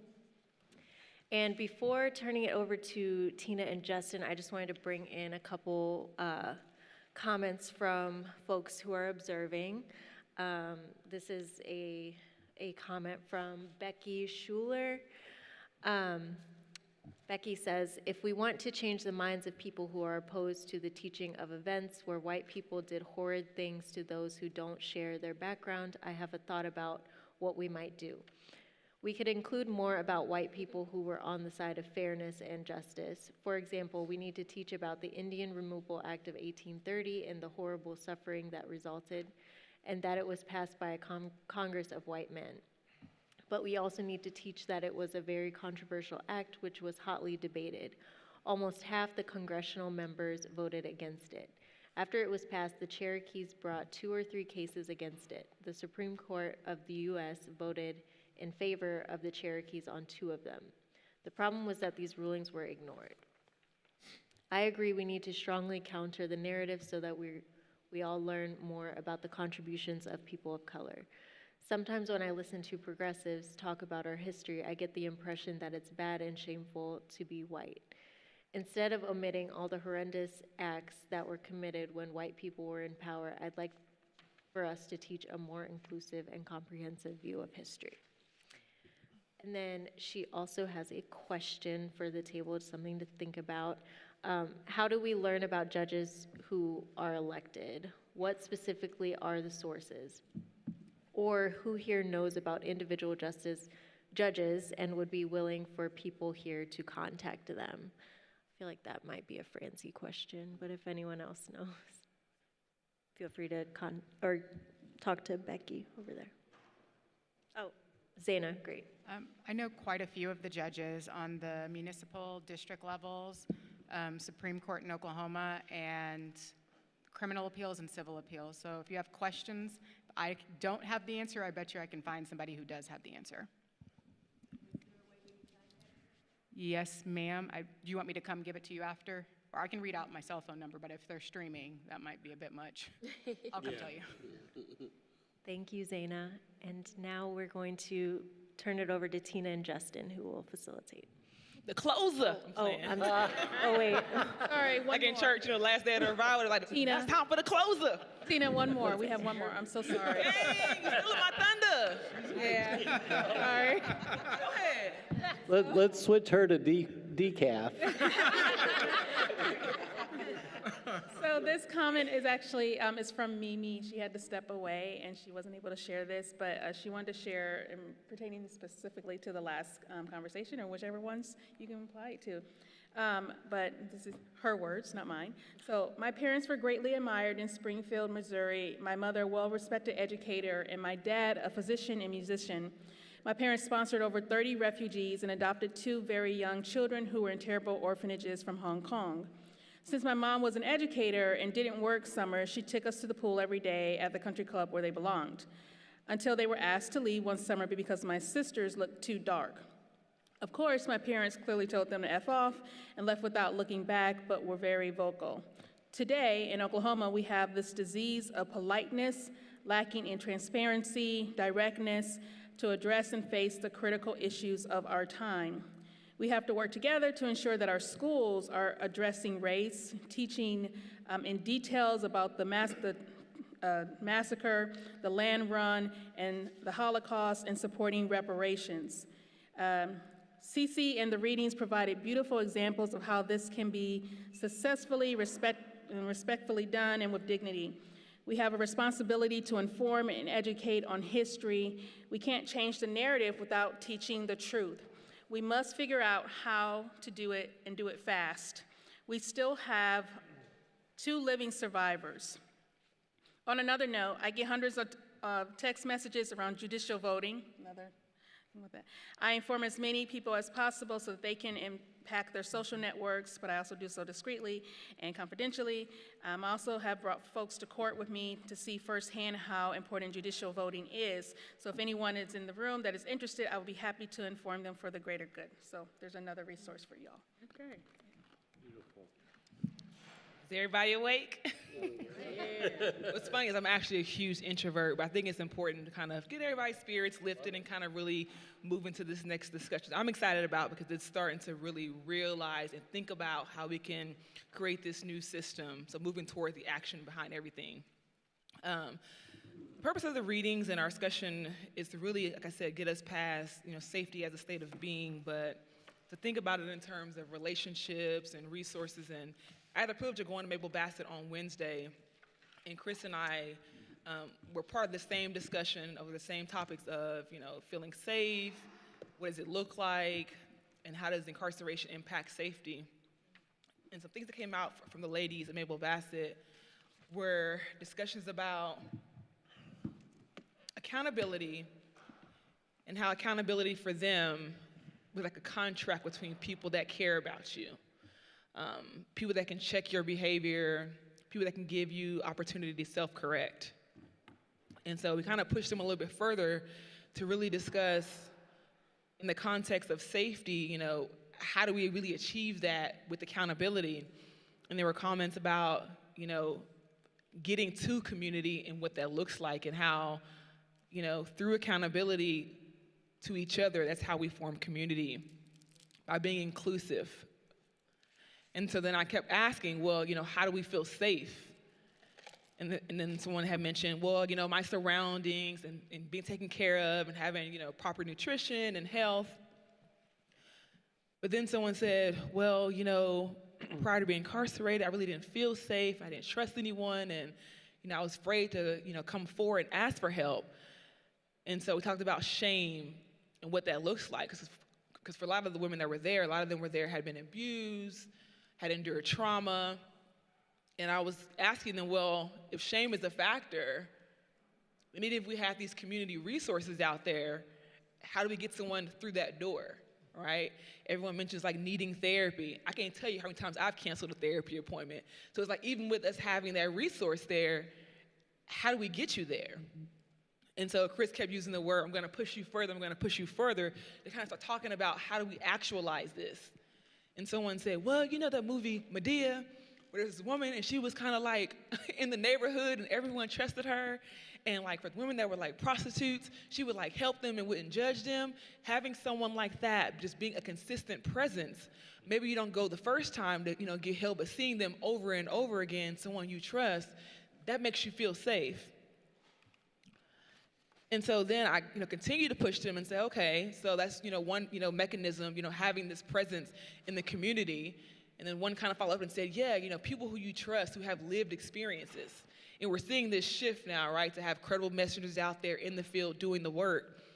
And one of them had mentioned, well, what about if the women that were here in DOC, Maple Bassett, those who had never been in trouble before, like if there was a program so we could go back out into the community, and as part of our community service, we can help, bring folks into the fold, and we can help, the women out there and kind of, give them, our thoughts and our guidance and really be support for them. We can go back to the DOC, but maybe if we were able to leave sometimes. And so in hearing them talk about, the different ways in which we could achieve community safety outside of our carceral system, I was thinking about, the website that was listed in the reading, and it had different like community projects on there. And there were 3 that I really liked that I wrote down. And one was called the Harriet's Wildest Dreams. It's located in Maryland, and it's a Black-led abolitionist community defense hub. And they have like 3 pillars. And in those 3 pillars, like one component is political defense. So it's like a lot of organizing, base building, advocacy. The second pillar is community defense. And the goal is to build like local power through transformational direct actions, and again, strategizing and responding. And then they have a legal defense component, and that one really piqued my interest. And through the legal defense component, they have what's called participatory defense, court watch. And that model essentially is, people complain about public defenders. I was one, I'm not offended because I realize there's good and bad in every profession. But one of the biggest complaints is them not having time to spend on their cases. And so through this participatory defense model, community members are able to come together to discuss their family members' cases and discuss bail, discuss putting together like community mitigation packets for their loved ones, outlining like, hey, my brother works here, he raises his kids, he has, all these things going on. So they'll come together for these weekly meetings to discuss what's going on in the legal system. They go to court and court watch, for each other. So models like that. There was one mention called Liberation Library that provides books to youth in prison to encourage imagination and self-determination.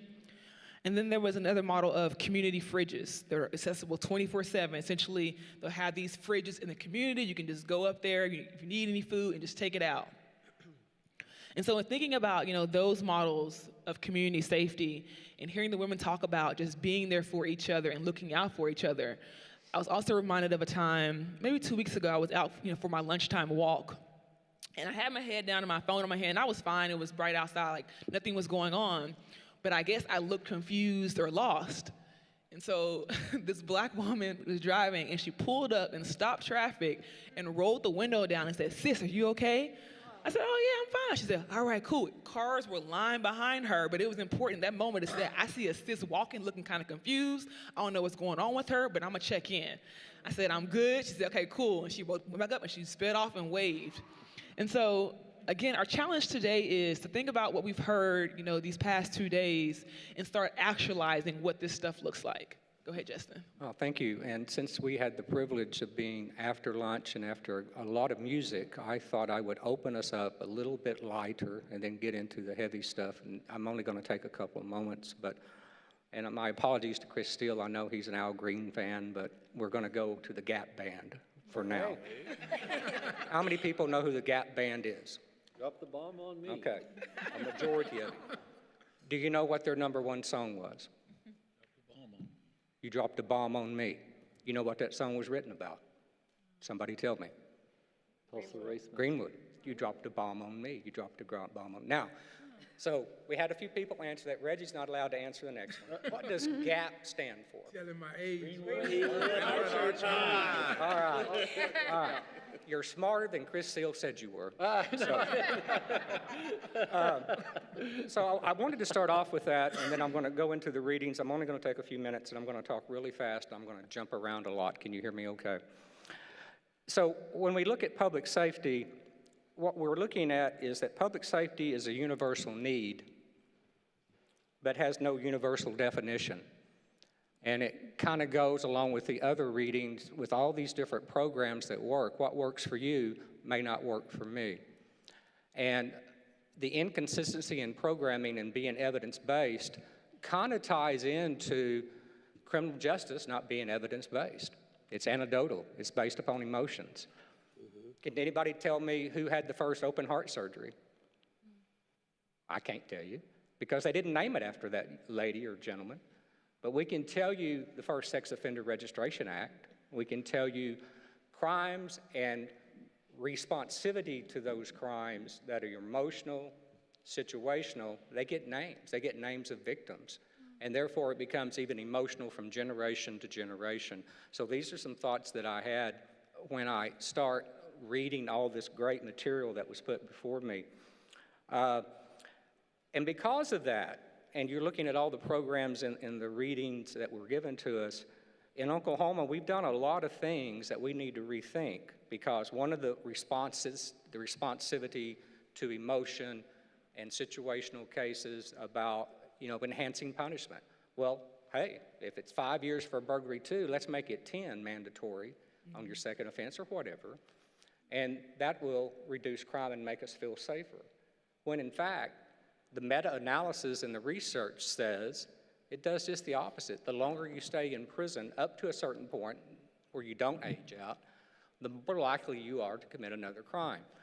Since I worked in juvenile also, it is a known fact with juvenile workers that for every day you're in detention reduces the likelihood of you ever getting out of your criminal activity. It actually increases the likelihood as an adult you're going to prison. So when I worked in Tulsa, our goal with our judges was to get those kids out of there as quickly as possible. So we do a lot of things in response to public safety, which is not evidence-based, and I can't even know if you can call it a science, because we're not scientifically proven in a lot of what we do. This data is a little bit outdated, but 1 in 8 Oklahomans 10 years ago were convicted felons. So we like to say in Oklahoma, everybody deserves the right to go to prison. That data is not pure because it doesn't count those transferring in and out of the state that have convicted felons. And most of the researchers and the social scientists would tell you that it's probably more like 1 in 4. And we had some examples of people getting felonies that were just ridiculous yesterday. So my question is, do you feel safe right now sitting here? And if so, why? It's rhetorical, don't answer. We're going to get into that a little bit later as Tina leads us into that. And when we talk about criminal justice, we have to talk about power. What is the definition of power? The definition of power is the ability to influence people. If I don't allow Tina to influence me, she has no power over me. I have to give her that, right?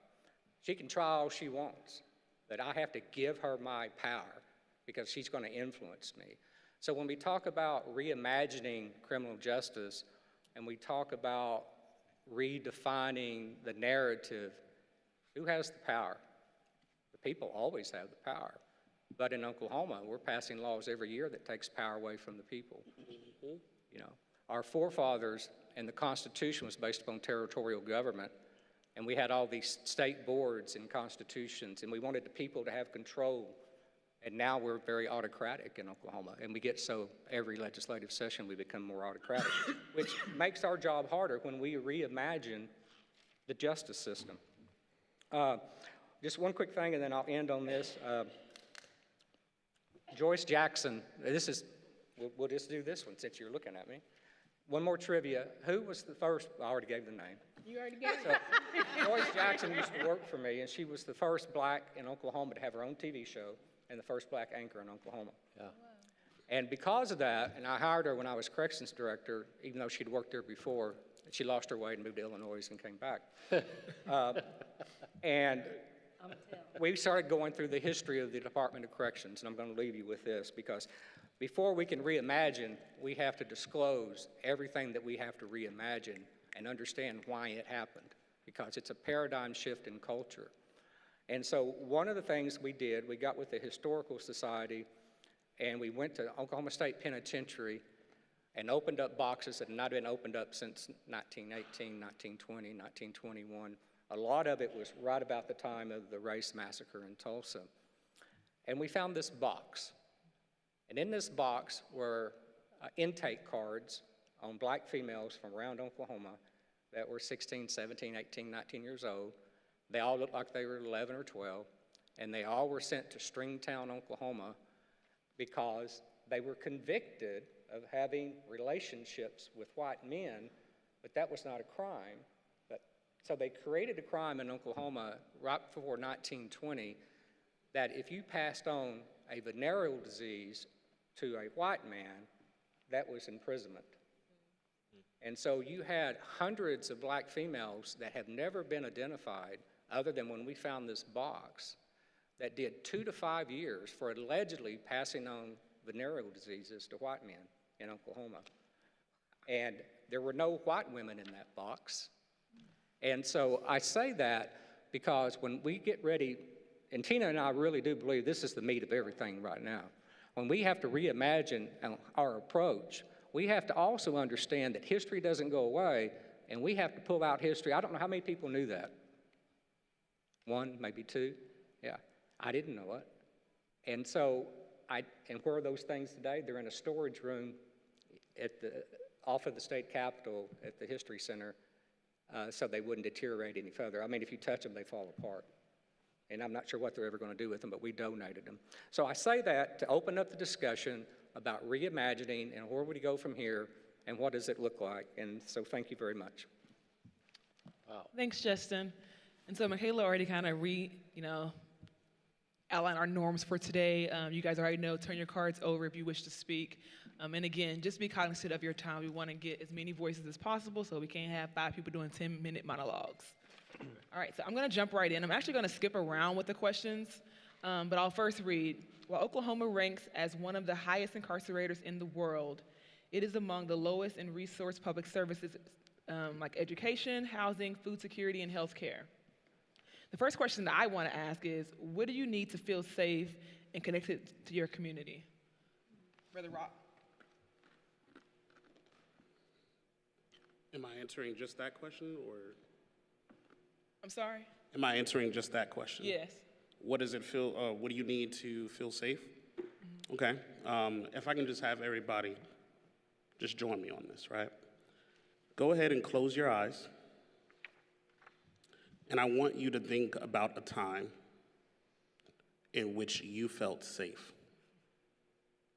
While you're thinking about this, what does it look like? What does it smell like? What does it taste like? What does it sound like? What does that invoke in you that gives you that safety? I challenge to say that it is the people that surround you in that moment. It is the love that surrounds you. Maybe it's a holiday gathering, spending time with your family, an elder or an ancestor that is no longer with us. But what does that feel, sound, taste like to you? You can go ahead and open your eyes. With a show of hands, how many people would say that it's family? That moment you thought of. How many would y'all say that there's some type of matriarch in that picture? Okay. A holiday. Okay. Am I missing anything? Just go ahead and just say it out loud. Any other generalizations? Environment for me. Environment, okay. Friends. Friends, okay. What else? Smells, like the warm French vanilla candles that my parents would burn. Okay. What else? What else we got? One more thing. Vacation. All right. Vacation, okay. What I did not hear was police. What I did not hear was jails or prison. I didn't hear sheriffs.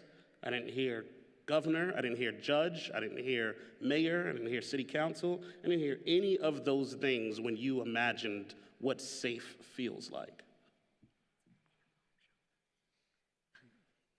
So when I think about safety, I think it grounds us in the conversation of public safety versus community safety. Because those things that make you feel safe aren't those those ingredients in a recipe of public safety, jails and police and judges and juries. It's all things that come within community. Thank you, thank you. Beautiful. And so with that, I also want to ask the question, how do you feel connected to your community? And how does incarceration impact community safety?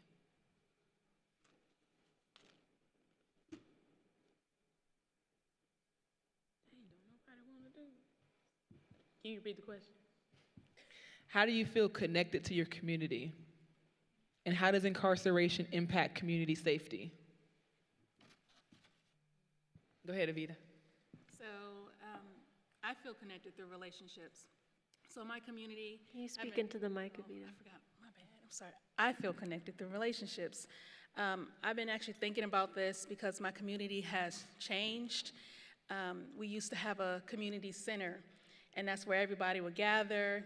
The kids would come, play whatever they're gonna play. There was a gym there, and everybody knew each other. There was somebody, everybody knew somebody. And so that was the gathering place. And it shut down someone bought it, didn't do anything with it. So you can't go in. People were going in even though during the transition, and then, they put up the boards and everything. So no one's there anymore. And since that's happened, I have felt, I can't speak for everybody else, but I have felt like I don't know the new people in my neighborhood. I don't even connect with the old people in my neighborhood anymore. So that loss of cohesion is felt, and it does make me feel less safe because I don't necessarily know who's down the block. If I'm going to walk my little dog, I don't know that, the person that used to be there knew me, knew my family, and was watching out for me. So. And Vita, when the community place was like shutting down, was there an uproar about it? Was there any type of groups trying to figure out, ways to combat that? Well, so there was a community chat, and people were lamenting, that it was closing down, and people still tried to go, but the new management was like, no. So, but other than that, I don't know. There weren't any public, meetings or anything like that. So it's still boarded up. Nothing's happening there. Tennis courts are gone. Just vacant. But, yeah. Thank you. Internet? I'd like to pass my turn to Ms. Harris. Go ahead, Barrett.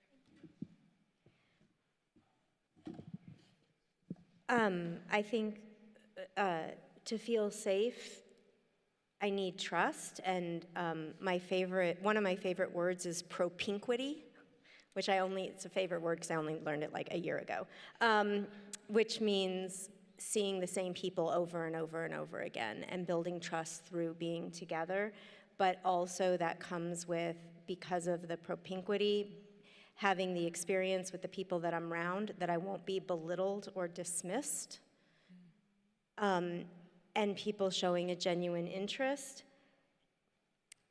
And incarceration impacts community safety because and when it does not support the factors that build trust. Because when someone's taken out of their community, then that propinquity isn't there. And I think that hearing at the end on Wednesday one of the women at Mabel Bassett saying, this has become my community, that was a small piece of hope for me, of her being in a place where she could feel the emotional safety. Thank you, Barrett. So you want to go into that? I'm gonna pass my turn to Ms. Cherie. Okay.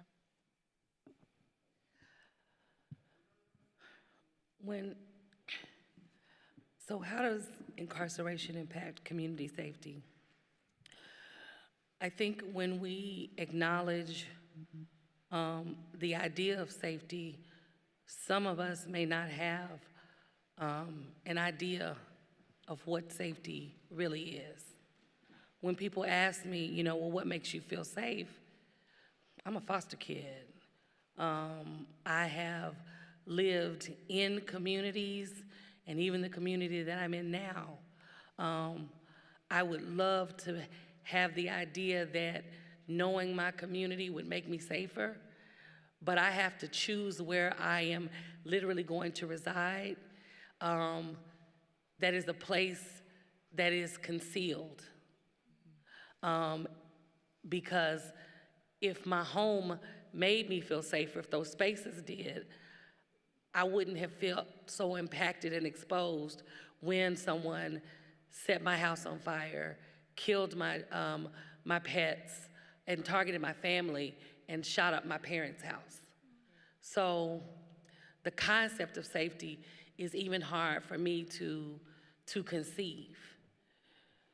When I think about incarceration and how it impacts that, because of the disparities, because of the system of policing, because of how incarceration came to be as a system, it was deliberate to remove the safe elements and the nucleus of the family. So that's how it impacts community safety to me. They're deliberately trying to make sure that we will never feel safe.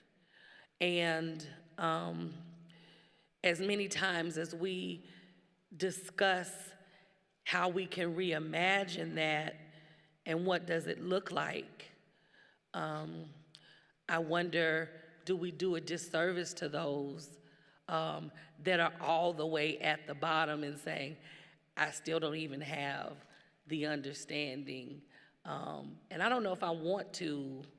Safety to me is scary because it means that I'm in a situation that I've had to put so much trust there that I have no concerns. And I've been taught that I have to be continually vigilant and diligent on making sure that I am safer, but usually it's just around survival. So that's why, that's my opinion on how it impacts, and also my definition of what safety looks like. Well, Cherie, I think you bring out an interesting point that safety, there is no answer that's universal for that. Mabel Bassett, some people said, well, my community, I feel safe. And then in that same group, someone else said, well, I didn't feel safe in my community. They turned their eyes when I was being abused. And then someone said, well, in my church, I feel safe. And another woman said, well, I was 16 and pregnant, and the pastor said, when is that thing due? And so I think, there isn't an easy answer for that, and we have to continue listening and surveying people to kind of see if we can have some understanding in that. Melvin?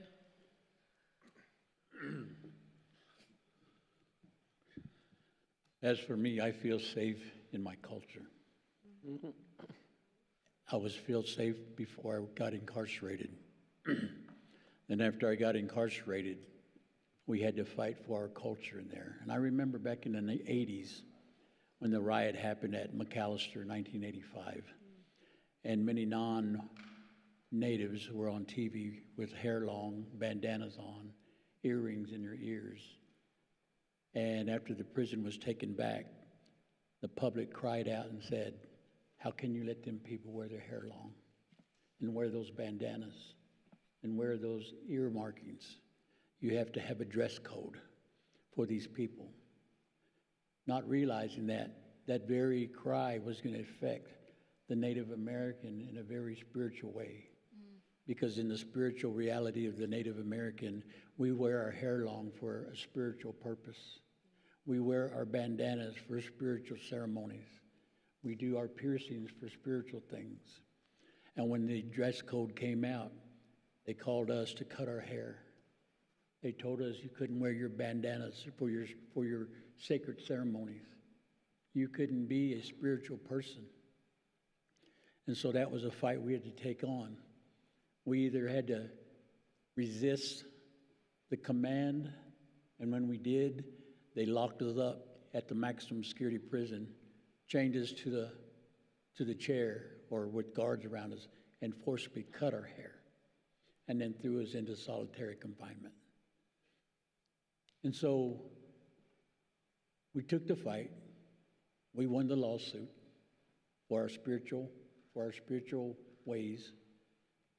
We now have the men and women in the Native American population, DOC, have the right to have their sacred ceremonial artifacts. They get to have their ceremonies. They get to have these things. Well, I felt safe in my culture even after all that fight. I think one of the craziest things I ever heard when I was in prison was an administrator telling me, he said, do you know why we got that tower and why we got them guards with them guns? I said, yes, probably to keep us from escaping. He said, no. He said, we're protecting you guys.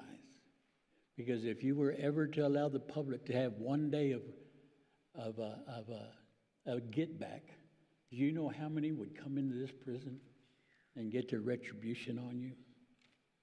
They said everyone affected would probably come in and do something. That's just the way it is.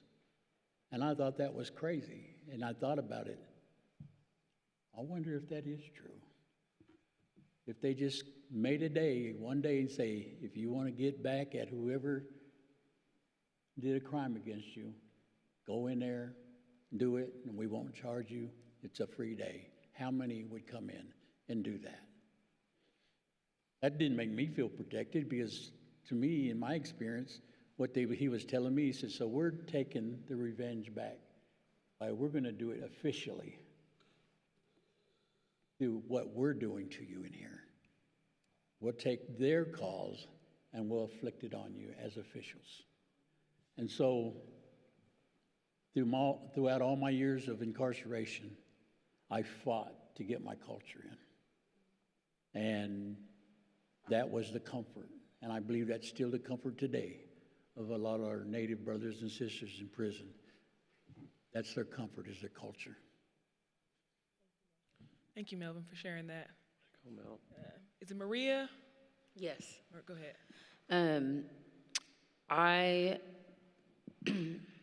I think how incarceration affects or impacts community safety. What Rock was saying, the exercise that he had us do, I closed my eyes and the first thing that I thought about is being at home as a child, being with my dad, just watching TV, or being around my mom, or going on vacation, being around family. And those are the things that I think make me feel safe. When I was incarcerated, and I couldn't be around family, and I think about the other women who are incarcerated who have lost their children to the system, to the foster care system, because of that incarceration. That's, I mean, enough said. Like, that's how the system impacts community safety. You're taking a child out of that home. You're taking a child out of their own personal community, where they feel connection, where they feel relationship. So that's how it impacts it. Thank you. We got Tyler, then Zaina, then Antoinette. When we did the exercise at, is it Mr. Rock? It's Mr. Rock? K-Rock. K-Rock, okay, sorry. When we did the exercise at K-Rock, mentioned one thing that I thought about, of course, was family, but when we think of safety, one thing that came to mind was how grandma or mom might ask you, what do you want to eat? You know, it's a difference between you walking in the kitchen and food's already made, although you're appreciative of the food being cooked. When they ask you what would you like to eat is different, because they're taking into consideration things that you like. And I think whenever we have a hyper sense of urgency, we lose sight of safety. Whenever we're moving too quick, and to Evita's point, that community center should have never been closed, because they should have inquired with the community, what do you all think we should do with this space? Maybe there's issues within this community center, but there's always another opportunity to figure something else out. And this last year, we had an opportunity working with the Annie E. Casey Foundation, Oklahoma DHS, and team on interviewing people in the community when it came to, well, the overall mission was ending the need for group placement. And one way we thought about doing that was a process called co-design. Are any of you familiar with the co-design process? Okay. So this co-design process includes individuals within the community and puts emphasis on unconventional relationships. And so we wanted to single out individuals who have lived experience, who come from different walks of life, span different generations, come from different ethnic backgrounds. We wanted to include them in solutioning. So how do we listen and elevate the voices of those who have been impacted most? And in each of these scenarios, it's about taking time to listen to your community and say, what you have to offer is valuable, and we are willing to talk to you and make adjustments. I think that's what community safety looks like. Beautiful. Thank you. Way to go, Tyler. I have to follow that up. All right. To Maria's point earlier, I, like you, Maria, felt safe when I was around my dad growing up, because I knew that he would always stand up for me and have my back. Nobody could come for his little girl. So I relate to you on that. And in this moment, I want to elevate the same idea from the perspective of the teens that I get to work with and give them voice in this moment. One thing that I've seen in the youth that I work with presently is that when incarceration happens with one of their parents, they're angry. When we have youth come into the Community Intervention Center that are banging on the walls, ripping things down, trying to break out the windows of the facility, when you take the time to stop and listen to what they're saying through their actions in those moments are, I feel alone, I feel lost, and I feel disconnected, and nobody cares. Can you see me? Can you hear me? That's the experience that I have with the teens that I work with. The shootings that have occurred, Choctaw, State Fair, all of these arenas, these kids are all in the same group. There's not a ton of them, but there is a group of kids out there, and when you sit down and you talk to them, at least 3 that I can think of who obviously will not be named have a parent who's incarcerated. So I think that's how incarceration affects community safety. There's rage within the kids that are coming up after.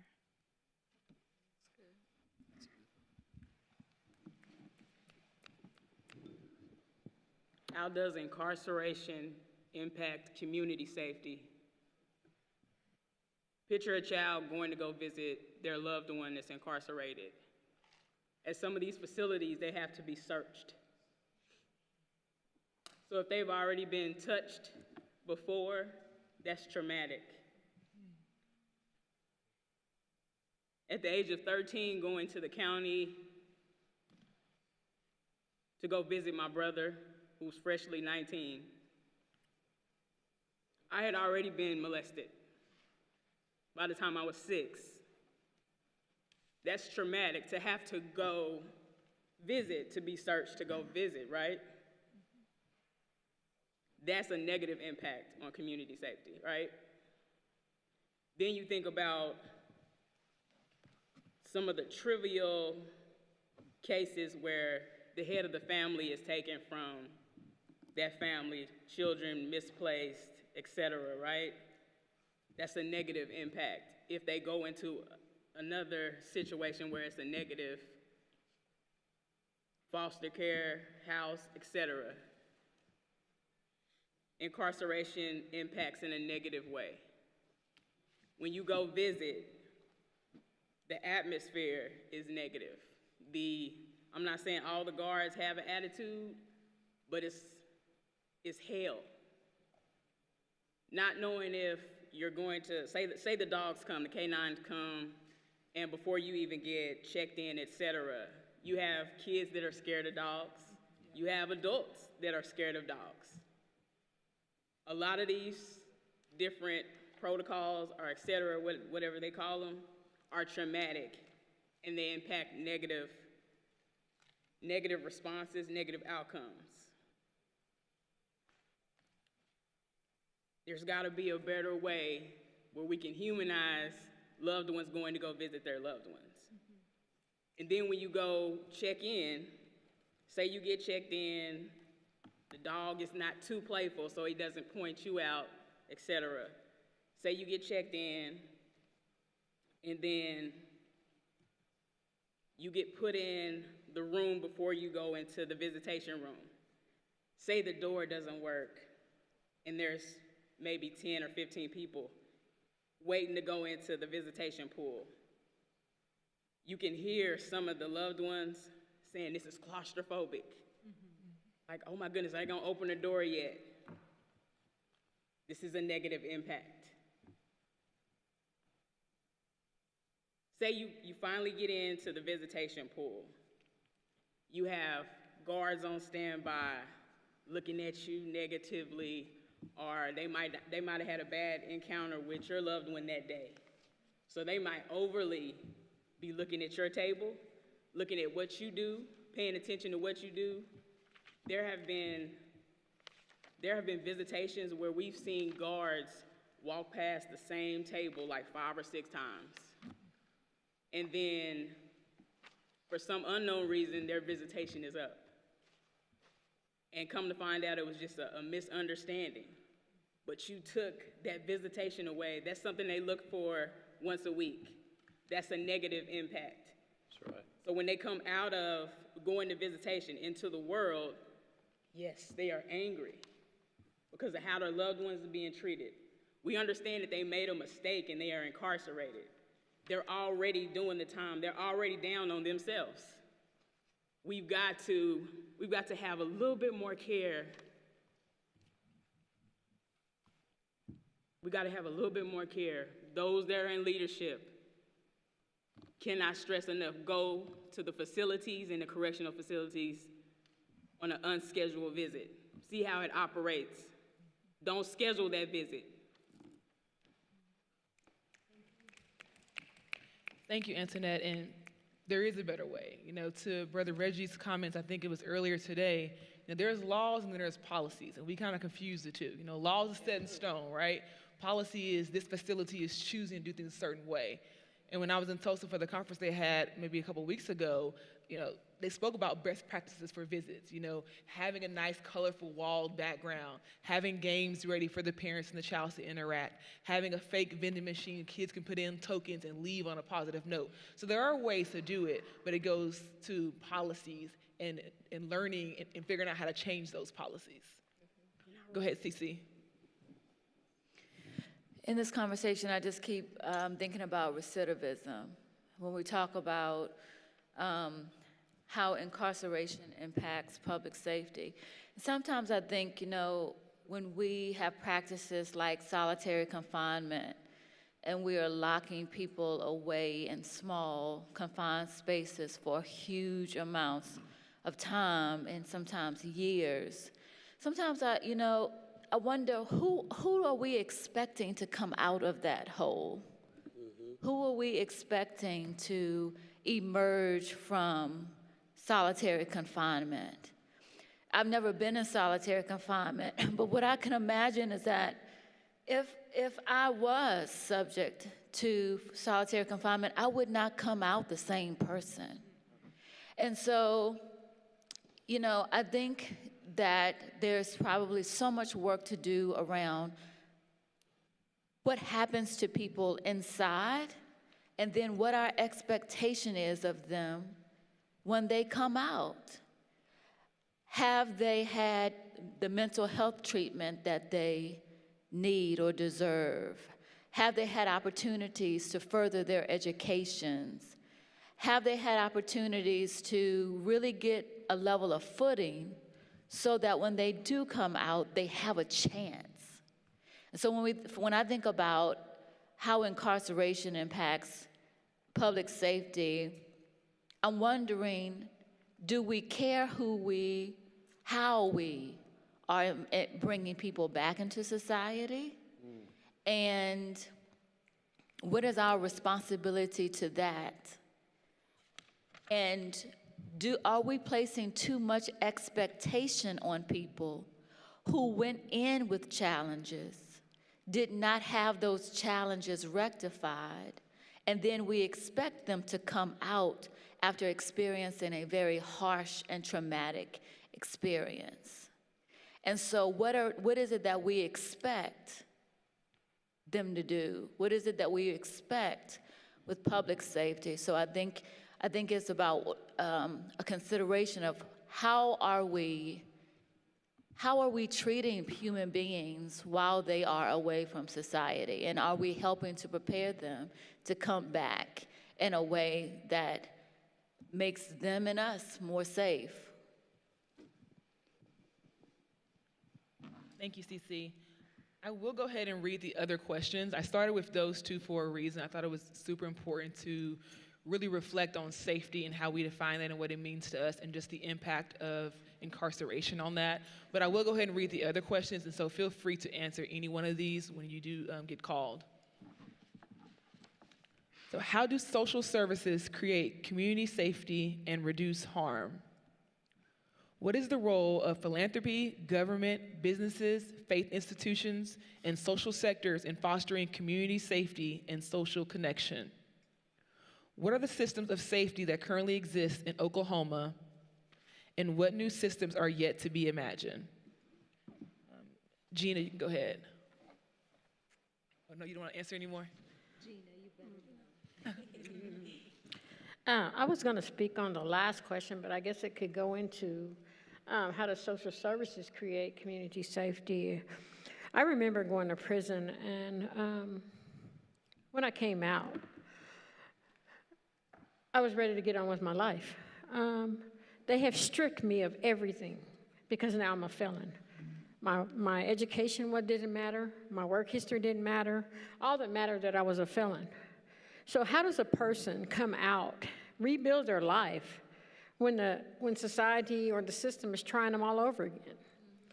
I remember my kids were in kinship foster care to my mother, and they gave me a treatment plan while I was inside. And this goes back to social services. I got out.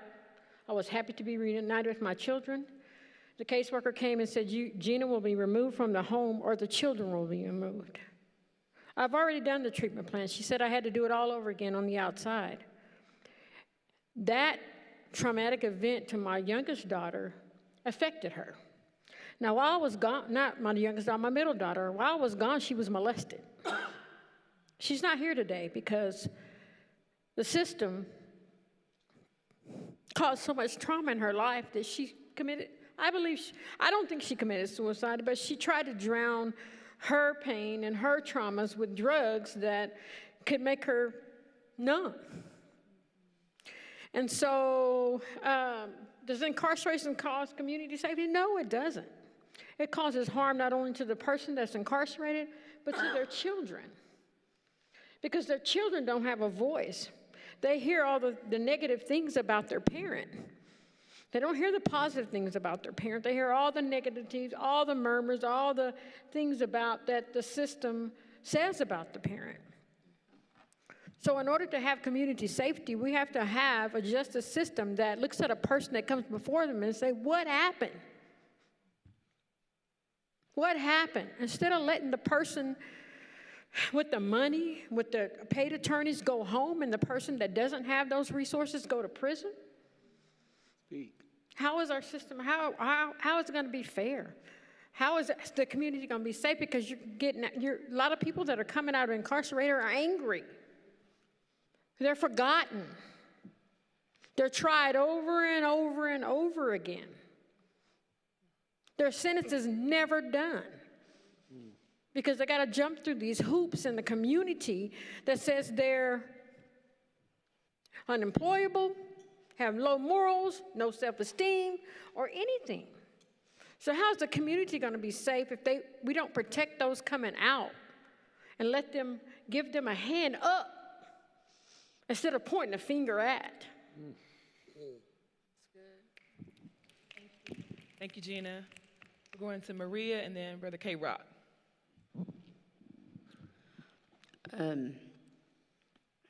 I think social services, they create a community. They could create community safety and harm by creating community for those who have been previously incarcerated. My community, before I was incarcerated, basically existed of like one toxic relationship and a few toxic friends that were in and out of my life. And after coming out of incarceration and into recovery, as I've said before, my faith and my program, a lot of nonprofits in Tulsa just wrapped their arms around me and became my community. And they've been a big part of changing. I feel like by them doing that, they've taken the accountability to themselves to put into the community for women who have been previously incarcerated or for who they serve who has been previously incarcerated, and taken it out of the hands of police and judges, and said, hey, I will account for that person. I will make sure that they're good. I will help keep them on track, and so I believe that social services can play a big part in helping turn around community safety. Thank you, Maria. Thank you. K-Rock. When I think about the fourth and fifth questions, how do social services create community safety and reduce harm? And what is the role of philanthropy, government, businesses, faith institutions, and social sectors in fostering community safety and social connection?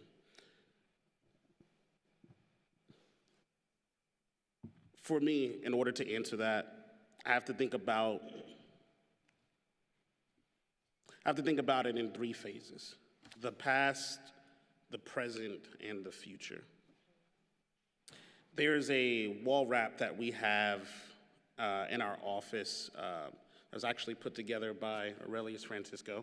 And when we have visitors that come into our office, I take them on a journey and I narrate about it, starting with the 1921 massacre, the past, leading up to the civil rights movement, and then it goes into talking about Terrence, right?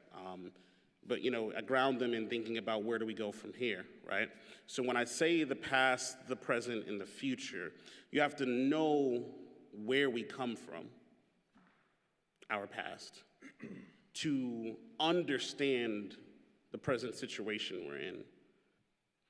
And in understanding the situation that we're in, we have to be brave enough to dream about what that future looks like. And there's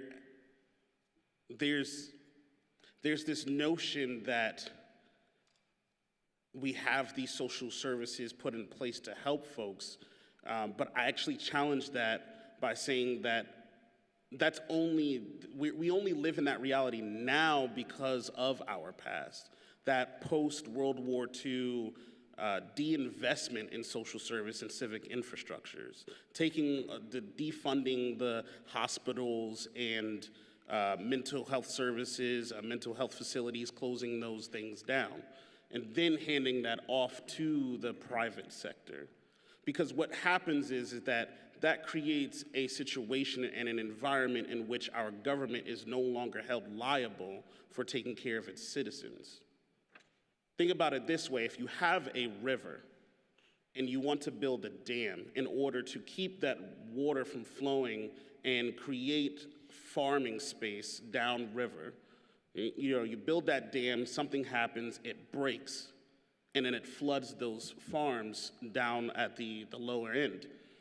If it's ran by the government, that government entity is now held liable for abating that harm.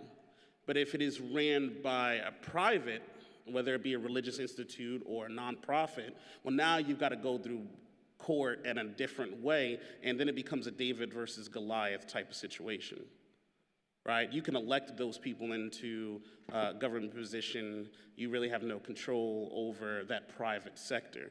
And what we see in Tulsa is that there's this huge, what we call nonprofit industrial complex that is mostly just putting Band-Aids on situations and not actually solving the issues, right?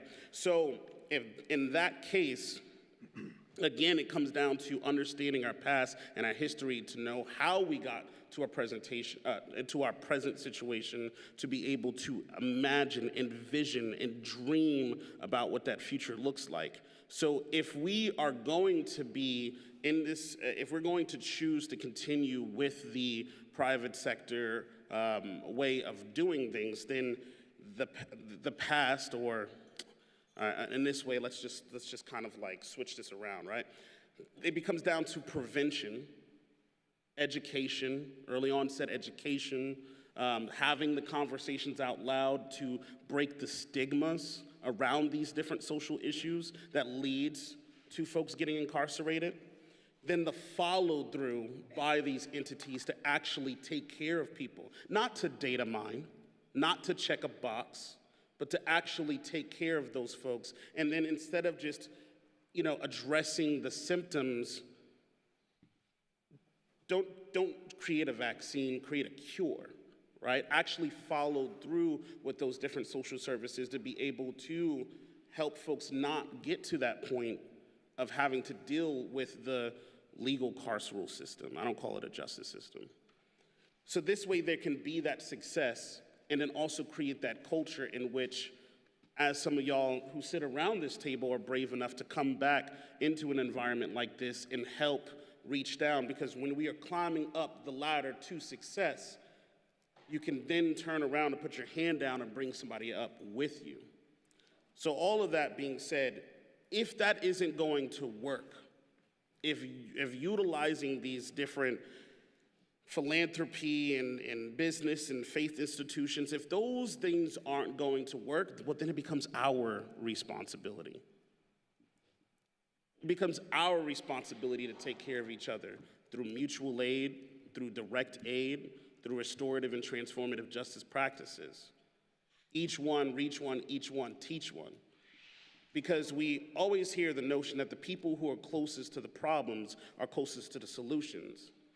But when Miss Aisha came and visited us, she added something else onto that. The people who are closest to the problems are closest to the solutions, yet they happen to always be farthest from the resources.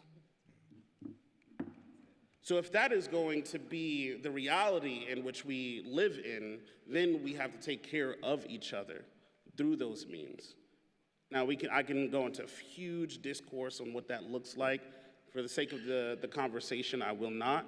But it really comes down to, again, knowing our past, to understand our present, to dream for that future, being preventative. You know, we talk about ACE scores, Maslow's hierarchy of needs, all of those things that go into why folks may create crime. That's all resources. This Wednesday, we're at a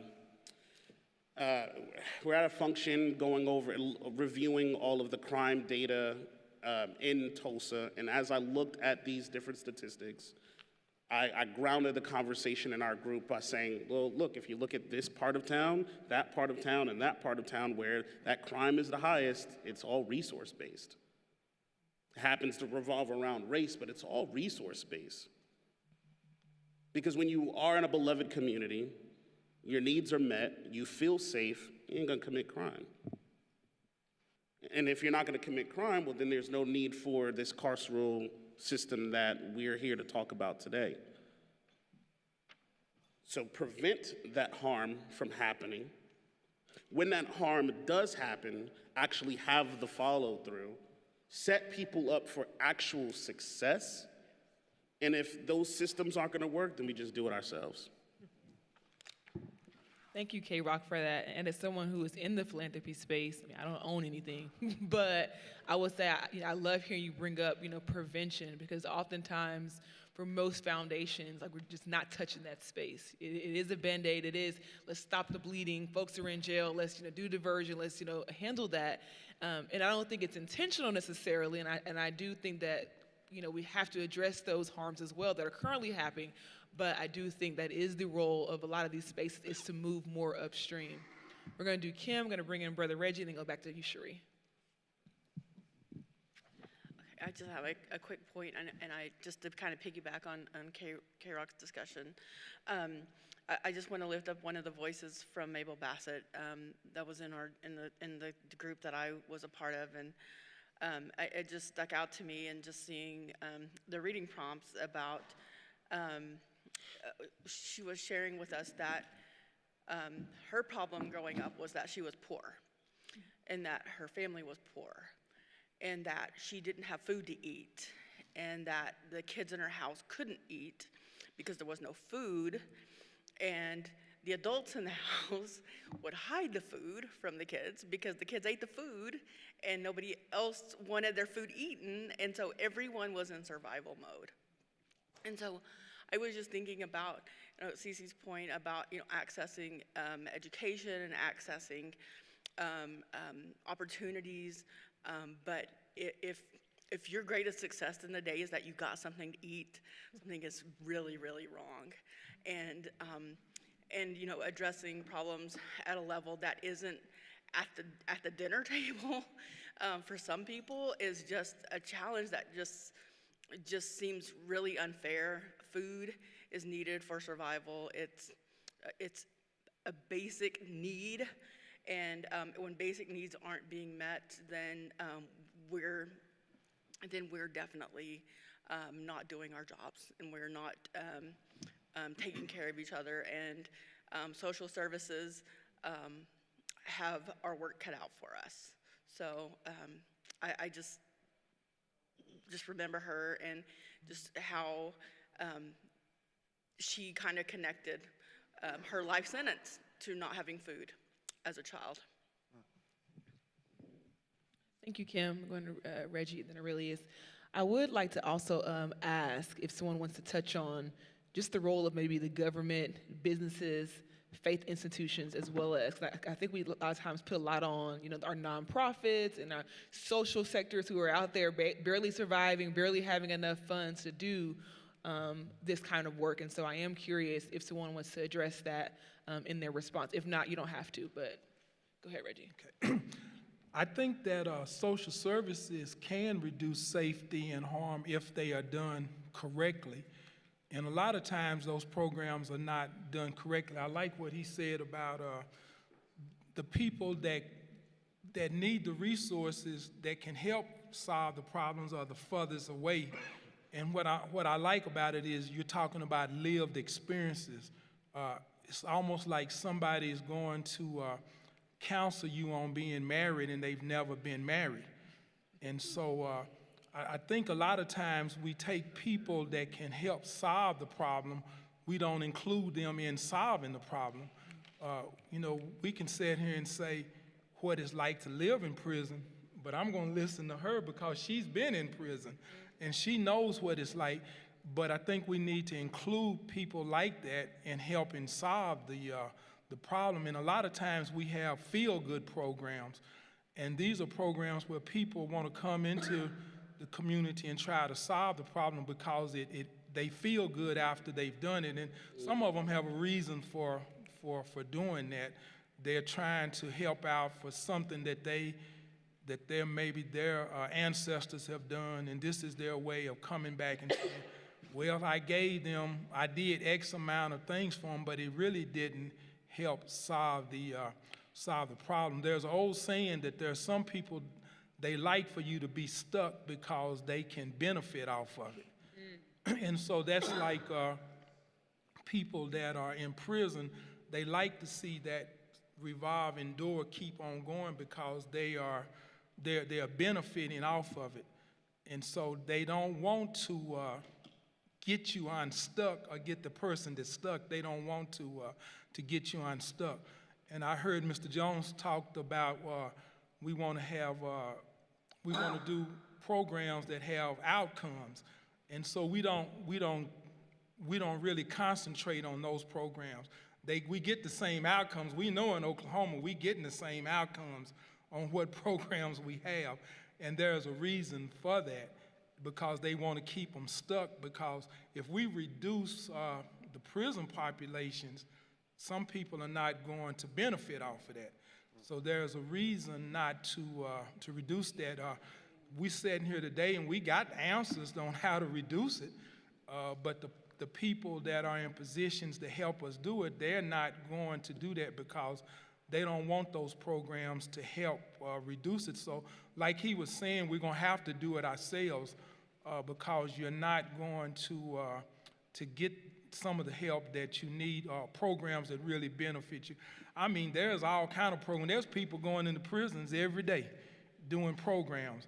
Are those programs benefiting? Are they making a difference? Are there any outcomes? Do we see outcomes that are making a change? Or are they just programs that are feel-good programs? Thank you, Reggie. Go ahead, Cherie. I wanted to speak to what you wanted highlighted as far as the role of philanthropy, government businesses, especially faith institutions and social sectors.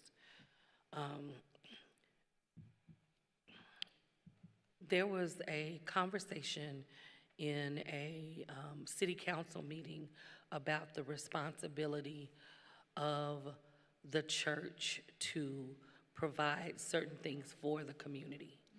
That they were saying that they did not feel like the city council should have to allocate funds. And it was around community safety and dealing with our neighbors who were unhoused. And some of the voices from faith-based systems said, well, why is that our responsibility? Some said very simply, yes, that is something that we take on. And I asked the question, how do you propose we decide how we distribute what we took in the collection plate? And I didn't expect the backlash at that moment. I got it. And so I was like, even when we're trying to find resolution, we create an environment that doesn't offer safety in simply trying to do that. So we need to, I haven't come up with one, but I want to imagine a system to where that doesn't happen, to it makes those that are trying to bring the changes apprehensive about simply speaking up. The social sectors, for me as someone who was justice impacted being inside the foster care system, I have very little trust or faith. And yes, I was a foster care kid, but right now I have 5 foster children. And one of my foster children is pregnant.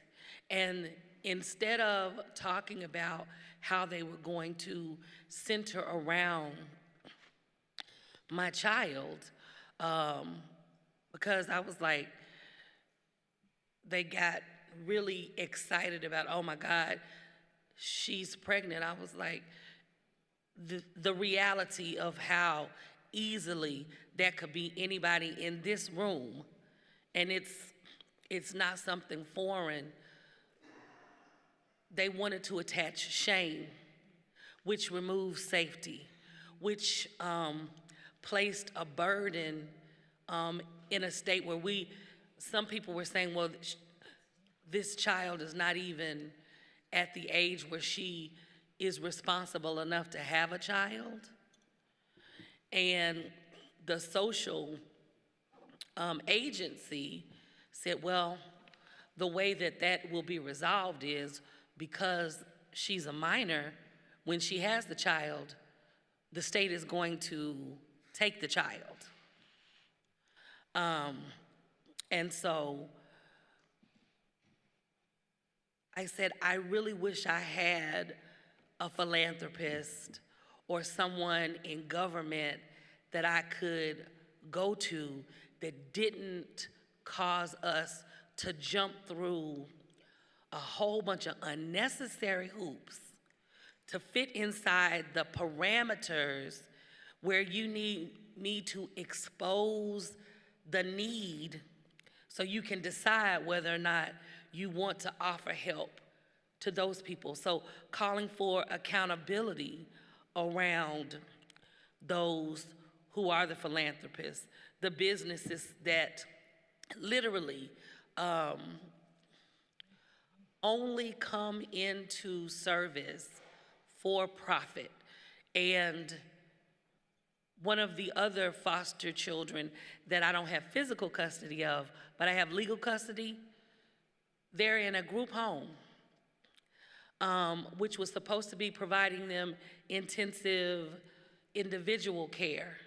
Well, on Wednesday, they said to us, well, we just learned that the center where you said you placed this child who's been bounced around could close as soon as as soon as Friday, which is today, but definitely they're gonna close by the 10th of December.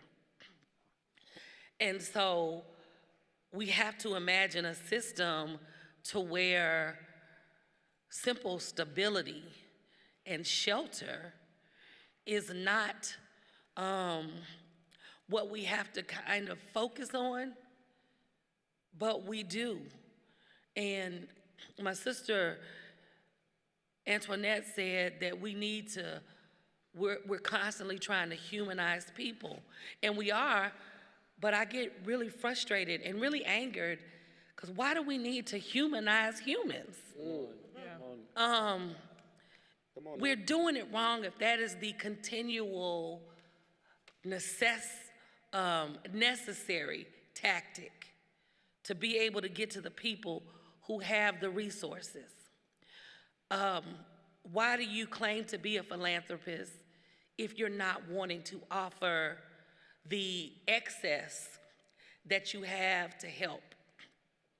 And can we reimagine how we, just the simple, I am learning a whole new, I'm in the middle of chaos on learning how to apply for grants. I'm a visionary.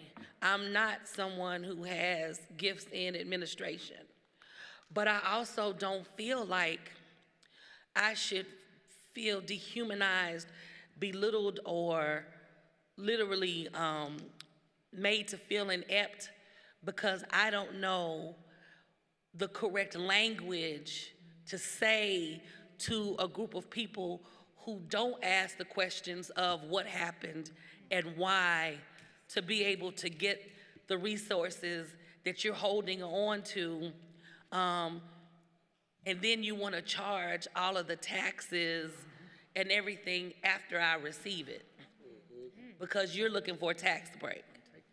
So fostering community safety is something that it spirals in my mind every hour of the day. And everybody said, well, you can't go in and do the programming inside the carceral facilities as BLM because they won't let you in. Well, I found out that is very true. So we have Humanity Global, and we spelled humanity HUEMANITY, because we're focusing on those that have more melanin and have more hues, but it is humanity at large. But when they connect me or either CC or Net or Aurelius, because we're seen as those that are going to disrupt simply because we're asking the questions, that's another barrier to why we don't get the funds. And so how can we call in, what is the role of government in that sense? We need them to be making laws that make access to resources equitable, because there are a lot of people who don't have the severity of need. As someone who is a child who's hungry and their parents are having to hide the food because they're hungry, and they're still working 40 hours a week or 60 or 80. We need the businesses that say we're going to pay our staff an equitable and a livable salary so that people are not hungry.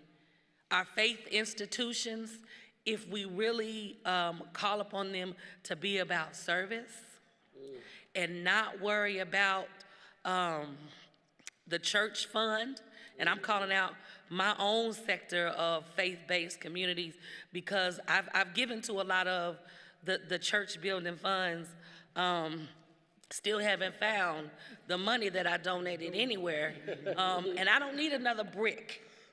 I don't need another brick. I don't need another plaque on the church pew in memory of. I didn't say this before I started. Gina, I heard what you said. I am so sorry about your daughter, and I will continue to hold space for you. Your tears do not go unnoticed. I am angered at the system that caused your daughter to feel less than and hopeless. But I stand with you and say that even when we make decisions that other people in society don't understand, that there's a lot of courage that she exhibited in finding something to try to ease her pain. And so I speak her name and her spirit for that, Gina. And we got you. And so how long are we going to continue? This is necessary, but when we have all of the power in the room, and it's a lot of power in the audience, many of whom I would have gladly have yielded this chair and my placard to, that can bring something, and I'm glad that they are participating, but when are we going to put the imagination, all of the things that we're imagining, into action? Because I've been at a lot of roundtables, and I'm fatigued from that. But I would be energized if I was able to glean on Friday and implement everything that we talked about on Monday. And those of us that were crazy enough, because My dad said you always need 4 crazy friends, crazy enough to cut a hole in the roof to get you into the building to the person who has the resource that what you need. So if those crazy folks, like they label us, if we could get together over the weekend after these types of conversations and we were able to hit the ground, it would be more than just front lines. It would be more than just grassroots, more than just grass tops. And all of the people in leadership in all of these systems of philanthropy, government and business, and faith institutions would never know what hit them, and they would not be able to stop us. Thank you, sis, for that. So for time purposes, the last voices we're going to hear from Aurelius, Zaina, Alicia, Cece, and then Michaela. And I would like to encourage us to, the last question on here hasn't been touched yet, and that is, what new systems are yet to be imagined? So again, feel free to answer any of the questions on here, but if you would like to answer that one, I'm sure everyone could appreciate thinking forward, how we move from this conversation to imagining these new systems. Go ahead, Aurelius. Thank you, Tina. And thank you, Cherie, for that. Yeah, I just want to know, when we talk about public services as sort of these, caring institutions, that the entire concept of a carceral state is to understand that it is not just the physical buildings of jails and prisons, it is not just the physical precincts of police institutions, but it is also every single institution within our society that is touched by carcerality. And so that means that from education to housing to food to healthcare, all have carceral elements to them, and we have to extract those carceral elements to them while we are resourcing them and providing them to our communities who are in need. I think especially to the role that healthcare plays. FLM in the 1 and 2 campaign shared a story from Ashyla Powell, who talked about being incarcerated at Mabel Bassett. Chris, I know you know Mashyla. And she talked about going to OU Medical because she was pregnant while she was incarcerated, and the way that the nurse treated her because she was in an orange jumpsuit, right? These are the ways that these narratives and carcerality impact even a field where, like, a nurse is supposed to be like the kindest person, supposed to be, right? They not, though, always. And that's just kind of human nature sometimes, but also we've been taught to see a woman in an orange jumpsuit means she's a criminal, she did something terrible, right? And so we can treat her as less than. And so within all of these sort of social services, there are carceral elements. We've talked a lot about the school-to-prison pipeline, right? And so I think that's an important piece to talk about. And on this last question, just for the benefit of time, because I think, I could talk for an hour and a half on it. I know everybody else could too. But new systems that have yet to be imagined, and K-Rock talked about the NPIC, the nonprofit industrial complex, and the role of philanthropy.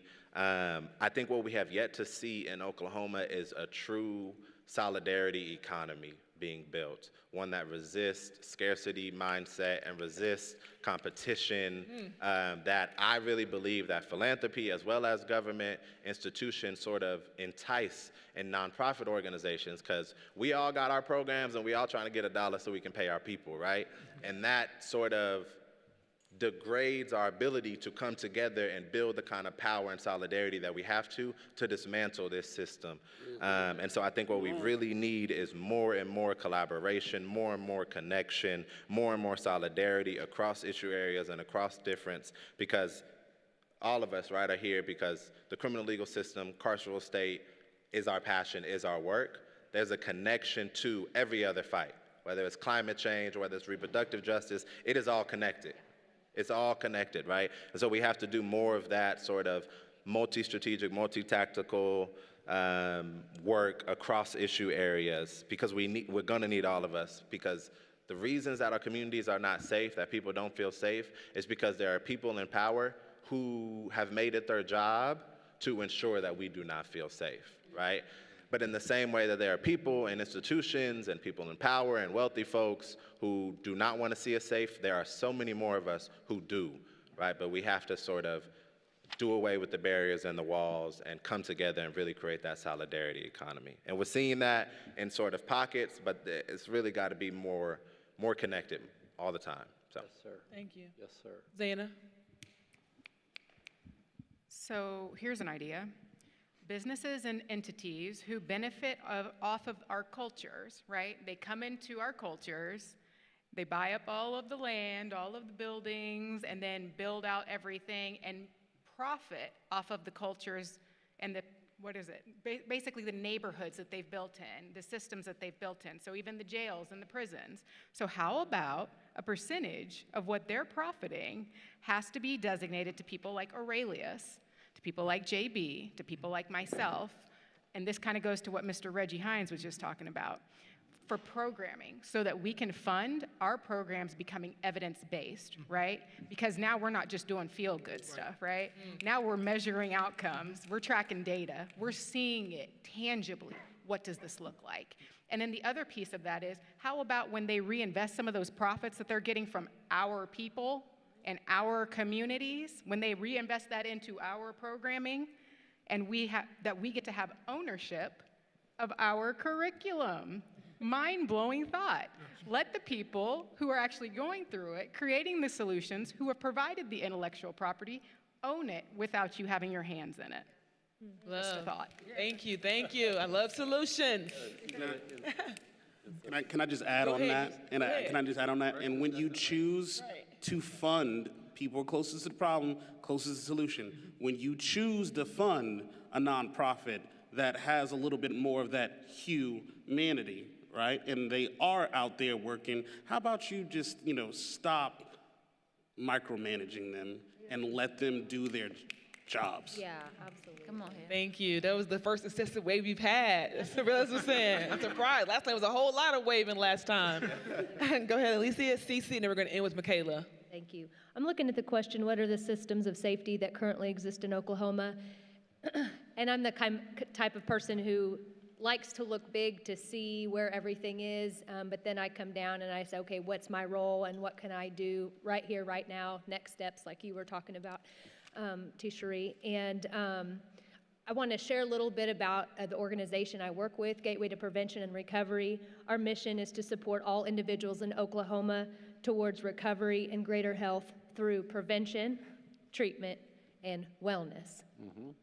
And what I like about our values that has already been echoed here, some of our values are people support what they help create, local people solve local problems, meet people where they are, and as we think about our initiatives and what we do and how we treat people and how we partner, those are the values that ground us. And so we've been able to do some really cool things, especially within my position, that I was able to move from a licensed alcohol and drug counselor into administration, wellness director. It was Gateway to Prevention and Recovery, and now wellness, because it was a missing component. Wellness of our staff, wellness of our patients, and the integration of the community into what we do. And so I'll briefly share some ways that we're creating community safety within our organization. We have a patient needs program. So as people come in for recovery treatment, they have a lot of barriers, a lot of needs that go unmet, that our organization doesn't necessarily meet, that there's no form they can fill out and hoops they can jump through to get it met. But when you are, getting out of the carceral system and you are you're in recovery and doing what you need to do, you have a trade, and then you lose, all your tools are stolen. $400 worth of tools stolen. Okay, well now you can't pay your fines, now you can't phase up, now those are unnecessary consequences. And so through our patient needs program, they can fill out a form, say, hey, this is what I need, this is how it could help me, here's all the research I've done, and we're able to reach out to our volunteer base and tell the story with their identity protected, but tell the story. And we have volunteers that have agreed to say, hey, listen, anytime somebody has a financial need, you let me know, and if I can, I will. We were able to pay $400 for him to go get all of his tools back and start back to work. And it's just as simple as making sure where our ideas are aligned and we're good to go. Go buy your tools. We have people that are trying to get into residential treatment. Well, they're in Lincoln County Jail, and they need to get to Catalyst in Oklahoma City. Everybody did their part, did all the work, but now we just got to get there. And that's where things fall through the crack, where they don't have that community safety. Not sure, I mean, maybe they got a buddy that could take them, but maybe not. And maybe the buddy is the reason why they're in there in the first place. And so we're able to call on our volunteer program and say, we need 2 people for even more safety, because they're very vulnerable, to help get them out of here and into here. And we need to make sure you have Narcan in your car, and that everybody has all the information, all points of contact. Last year, or this year, we were able to transport 14 folks to residential treatment. And that's because of the community stepping in and say, we want to help support that. And the final thing that is really the neatest, not the neatest, but I mean, it's pretty powerful. They're called RAW lunches, Recovery Action Wellness Lunches. And the purpose is to break down the stigma of addiction and bridge the gap to community connections. We've been doing this since 2015, 5 people. The concept is simple: sharing resources, sharing a meal, and sharing a recovery story. And we think, like K-Rock said, okay, listen, we'll just do it ourselves. And that's kind of what we've been doing. And so you think, who do we want here? Well, we want people that are in the recovery program to be in the community. But we also want the community to come and be a part of the recovery population. And so we're not charging for this lunch. Guess who we're going to ask? The people that have money. Businesses, we need money. Thank you very much. Okay, we need resources here. Why? Because the people that need resources are about to walk through that door. So we invite resource tables to come. It does not cost them any money to come set up a table. Does not cost anybody any money to register. Do we take walk-ins? Yes, because sometimes life is chaotic, and sometimes you get a ride with your friend and you just come on, and we want people to just come on. The meal is catered. It is beautiful. That is volunteered. It takes 30 people to set that up and shut that down. That is volunteer. The space is offered. We have an offering of gratitude. We have a connection game. We have a recovery speaker, and we have a closing poem called Community by Starhawk.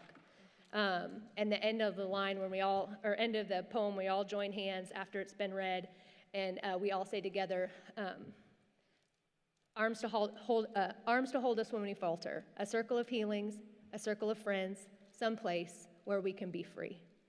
And people don't miss it. You don't have to tell people to come. You don't have to beg people to come. People don't want to miss it. They cancel their other stuff to be there.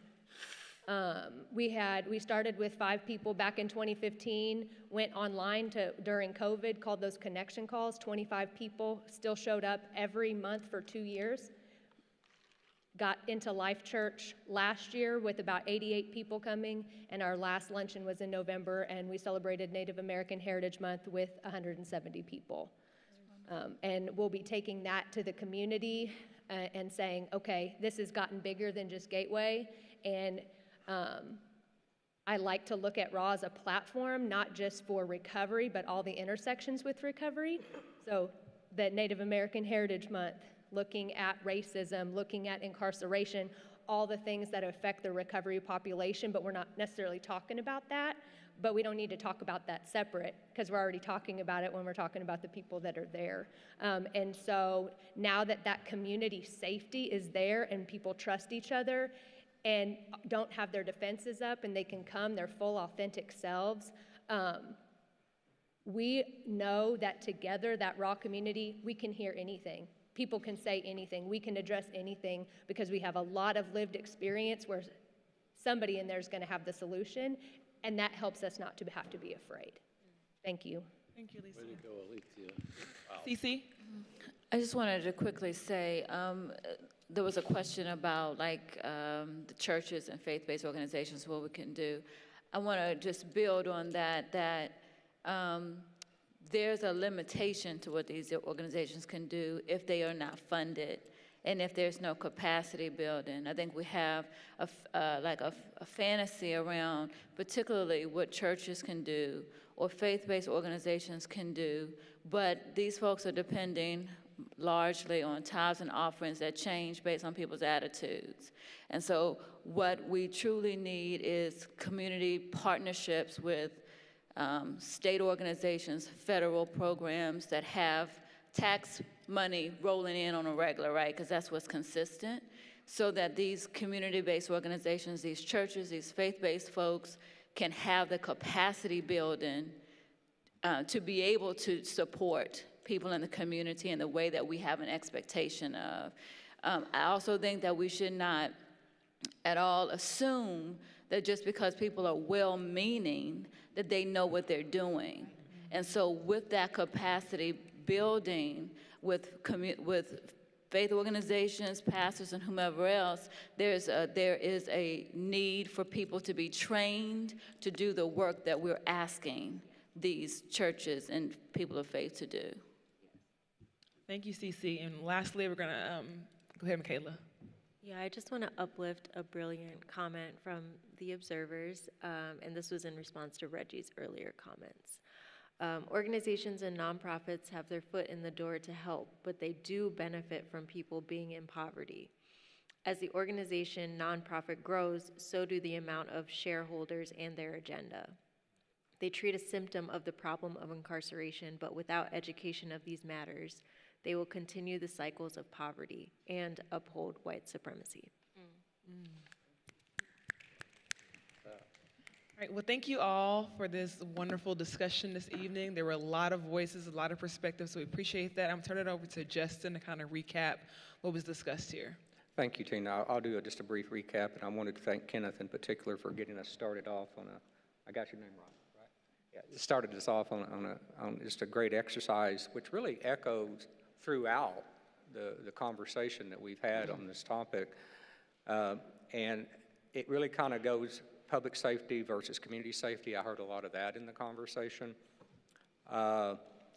And as going back to the opening exercise with Kenneth, I didn't hear anybody talking about needing more police. I didn't hear anybody talking about needing more prisons or enhancement of punishment is making them feel safe. So I'm going to summarize. It's my language, not necessarily what you said. I'm just kind of putting it all together. People feel safe for a lot of different reasons, and they don't feel safe for a lot of different reasons. We talked a lot about children in some form or manner, about parents and the impact of incarceration and parents being gone from the home and the child not feeling safe. Also, we talked about the indignity and the not feeling safe when you go visit a loved one in jail or prison or a detention facility and the protocols that are there. And Mr. Hines had commented on the difference between protocols and policy and statutes, just very briefly. The social service impact, had a lot of dialogue around that and philanthropy. Philanthropy was said to be a Band-Aid. It doesn't really have a systemic approach. And then later on, we go back and we talk a little bit more about philanthropy and capacity building that Cece brought up. And we talked about, and this is my language, funding those closest to the problem, because they have the answers and they know. But also beginning with this conversation, we talked a little bit about those that need the most services or the furthest removed from getting those services or don't have the resources. And so when we talk about safety, we also talked a little bit, again, my language, the fidelity in the services, making sure they're evidence-based, making sure that they work, some type of fidelity oversight in what we're doing. But if you want to kind of summarize it all up, it sounds like we're talking about, in general, prevention. And if you look at the states that have the highest incarceration rates, they also have the extremely lowest educational rates, speaking from Florida through the Carolinas, through Oklahoma to Texas. All those states have the highest incarceration rate. They also have the largest number of churches. They also have the more liquor stores per capita and things of that sort. So if you take everything that was said you could capsulize it by just saying we're talking prevention. We're talking early prevention. We're talking childhood development. We're talking about, one of the things that didn't come up was that Oklahoma's #1 in grandparents raising grandchildren. And let me tell you, I'm raising one, and she's a mess. Grandparents are not the best parents. You do your best. But, so I say all that to say it really talks about, from what I heard, it's prevention, it's education, and it's addressing the social illnesses that create this large pathway to prison in Oklahoma. And how do we do that? Through philanthropy, religious services, funding. I think Cece hit it on the head. You got to have capacity building, and it all takes money. It all takes money. And I think the one gentleman said solidarity was really important in all of that. So that's my quick summary. Thank you. Really good. Really good.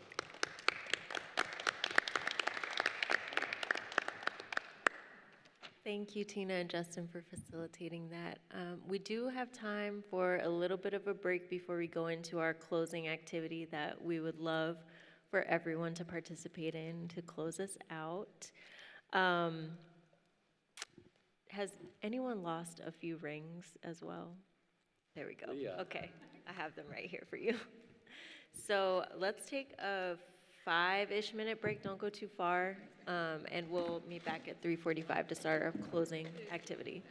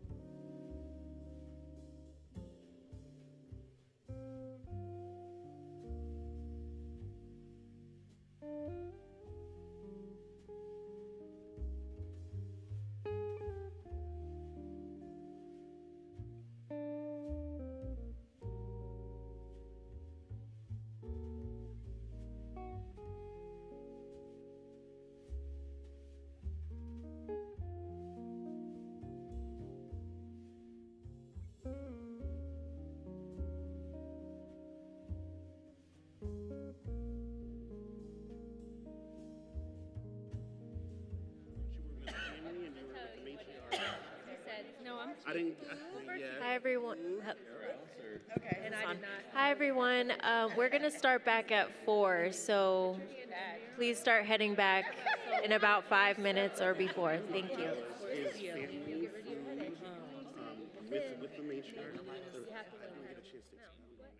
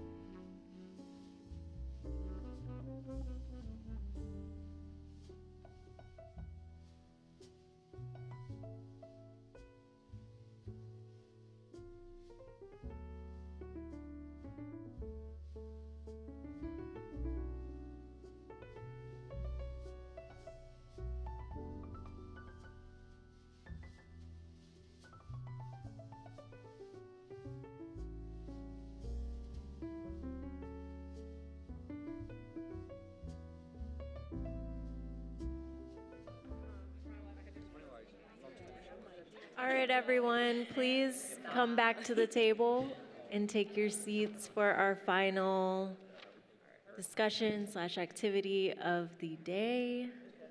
Evita and Aisha, y'all got it.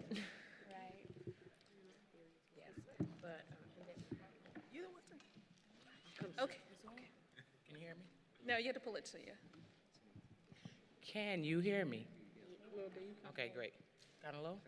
Kind of low, yeah. All right, so this project that we're about to do, I think that we center a certain group of people, people who are negatively affected by the system, and, oh, I can't carry this mic with me. 1 second, I'll be right back. So while she's doing that, I'm going to say this, okay? So this project has brought together a diverse group of stakeholders, many more that are not seen here over the past 2 years. And so, you know, it's about diminishing those narratives of punishment, building community connection, healing, and justice. So what we're doing now is we're going to invite this coalition to join with us in creating a project that hopefully will live as a reminder or testament to the words that have been spoken here, the words that were spoken at Mabel Bassett, and these words will hopefully keep speaking in the places that they're going to live. So Aisha's going to tell you more about that. So this is going to be your commitment board. We are going to ask you to write, there's 3 questions, we're going to ask you to answer one of them, and your answer will be put on this board. You're going to write it on that puzzle. And we're not that tacky that it doesn't have a frame, but we're tacky enough to order it from Amazon. So we're going to have the frame ordered, have it sent to Chris. Chris is going to frame it, and your words will be in here. We went to Mabel Bassett, what's today, Friday? Wednesday, and we spoke with the women there, and they did this same project, and they sent these words to you. We told them that there was an entire group of people out here advocating for them, and this is what they sent to ensure that they are always centered in the work that you do. They definitely love you all. They appreciate what you're doing. They're very, very hopeful. This is the second time we went out there, and you can hear the difference in the conversations that we've had. You can hear it. I'm telling you, they just, I wish I could have me. So, but other than our hearts, we wanted to leave something here in Oklahoma with you, and this is going to be it. So, look at your questions. You can share your answers out loud if you like to. You can write them, and please don't forget that the wide margin on the puzzle, on the lines, is the top of it. Okay. So, if you flip it upside down, your words are going to be upside down. I'm not that creative. I didn't think that through. So The number needs to be right side up. Yes. Evita, go ahead with your question. Now, just to bring clarity, so yeah, so this is the puzzle piece you're going to write on. When in doubt, look at your number. If it's upright, that's the right side. For those of you that have 8, 6, and 9, you know, the wide margin. So there are 3 questions at the bottom under the future of justice in Oklahoma. The first one is, what commitments are you willing to make to advance narrative change in your work, community, and personal lives? The next one is, what is your vision for justice and community safety in Oklahoma? And the last one is, what commitments would you like to see from folks at the table or from the community at large? So you're going to pick one of those 3 questions, and you're going to put your response on this puzzle piece. And that puzzle piece is going to be placed in that picture, added with the words from the ladies from Mabel Bassett. Please write legibly. And Ashwin and I are going to try very, very hard to get all the pieces on here and together before you leave so you can see what it is. Beautiful. Thank you. Beautiful. So I think 5 minutes should do. So we'll start off with 5 minutes. You have to think of your answer and write them. Vita, so just for clarification, Yes. right? Help your sister out. Yes. So I see the 7 right here. Yes. And I flip it right over. And I'm just going to write straight right here. Yes, so the widest margin is the top of your card. All right, Very help me good. out now. Okay. What are the questions? Oh, okay. See? I got it. She's straightening me out. Okay, let me check for understanding. Are there any other questions? I see one across from me. Okay, yes, 3. You got 11. Questions. The 3 questions you're going to choose from are at the bottom of the paragraph, the future of justice in Oklahoma. So the first question starts with, what commitments are you willing to make? The second one is, what's your vision for justice? And the third one is, what commitments would you like to see from either folks at this table or from the community at large? So choose one. You choose one. And since we want this work to last forever, we also want your words to last forever. Please use the permanent marker. Hey. Yes. Hey. So plan it out first for you right. I know I make a lot of mistakes. Right. Write it over here. Transfer it over. Doing 5 minutes. Are we, we're not putting our names or anything, right? That is totally up to you. You can put your name, your initial, or nothing at all. It is your choice. I'll just add, this is one of my few talents. I have very legible writing, so if anybody needs me to write for them, I so dig this stuff. You just let me know. Oh yeah, oh yeah. Let me finish mine and then I'm You can look at her name. Look at her name. Thank you, Jared. What would you like me to write? You want me to just like write Yeah, it down? oh yeah, that'd be perfect. Great. I'll finish mine and then I'll Cool. Great. And I don't know if everybody at that end, I mean, you could keep writing. I'm just going to read the words that the women from Mabel Bassett sent you all. Nope. Mercy, advocacy, boldness, chance, equality, communication, achieve, follow up, connection, listen, humanize, movement, mercy again, chance again, lead, and restoration. So if you'd like to sort of let that marinate in your mind while you're writing, I think they'll appreciate that.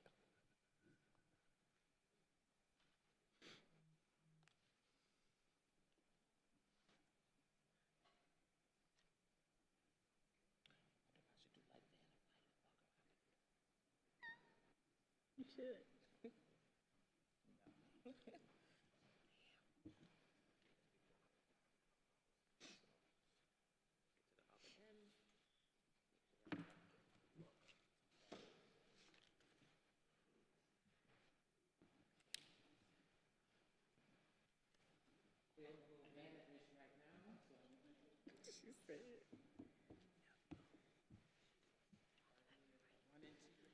No, it's not. You see how it's going slanted?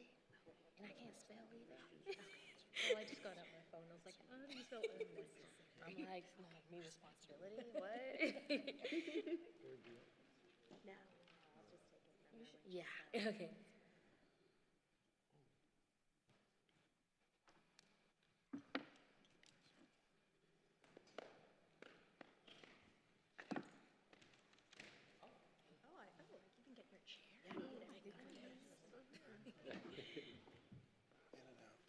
Yes, ma'am.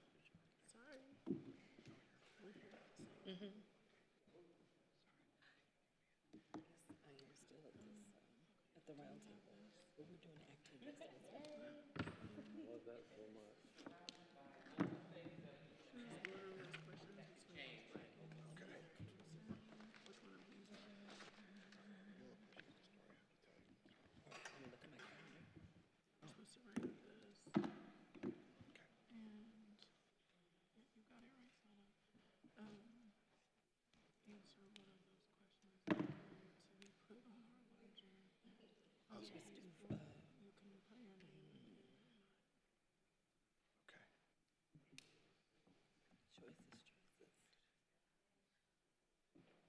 Let's do Thursday.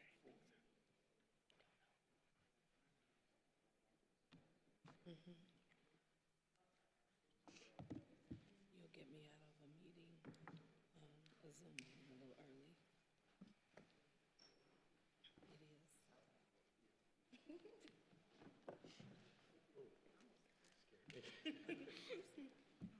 I need to see your face. That is so nice. Oh my gosh. And if anyone is done writing and you'd like to share some of what you wrote, you can do so while other people are still writing. Or if you have the desire to answer another question, you can share that out loud with us as well. Totally up to y'all.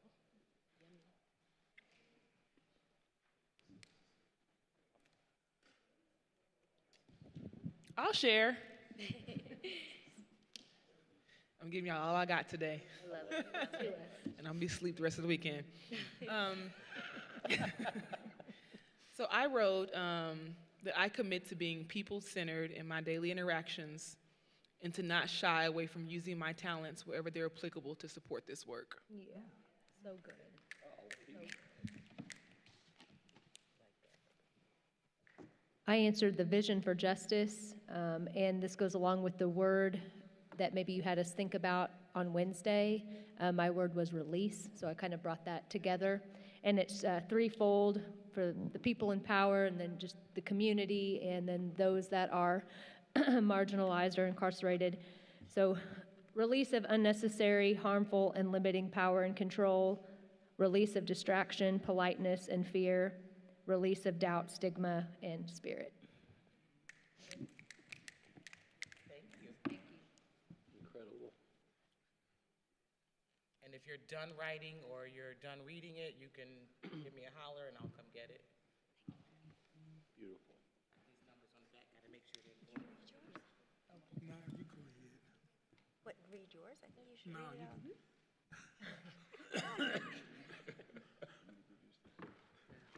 Wait, I'm not done. Oh, okay. That's a good one. You should read that. Read it. Now I'm on the spot, yeah. Okay, what I was going to say is I will commit to always telling the truth about criminal justice in the state of Oklahoma as I know it, and will work towards a fair and just system for everyone in the system.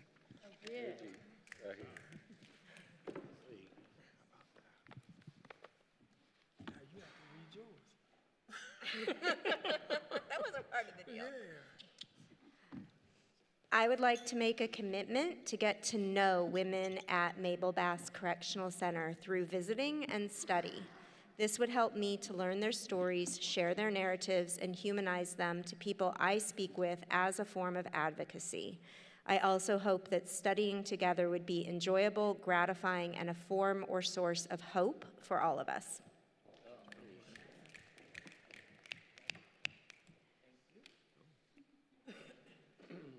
I'll share. Oh, okay. I'm committed to offering mentorship and employment opportunities where there were none otherwise. I'm committed to opening a door that could possibly be someone else's only lifeline. I'm committed to sharing my story to help propel change. I love it so much.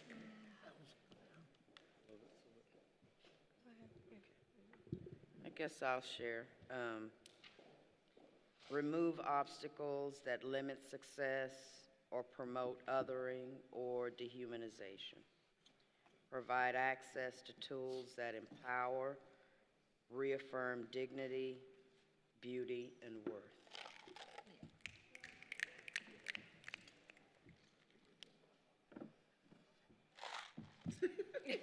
Love it. Hey, Rock. My commitment is to continue to advocate for those in need and who have been harmed, to center the voices of those most affected, to be a lifelong learner, to always be aware of intersectionality, to hold myself accountable of the harm I commit, and to continue to fight for our collective liberation.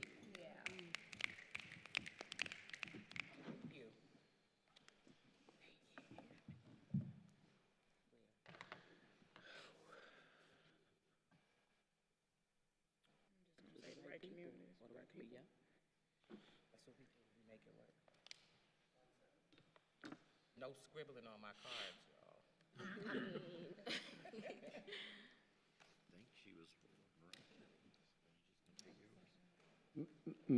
May I read Mimi Tarash? Can I bring Mimi?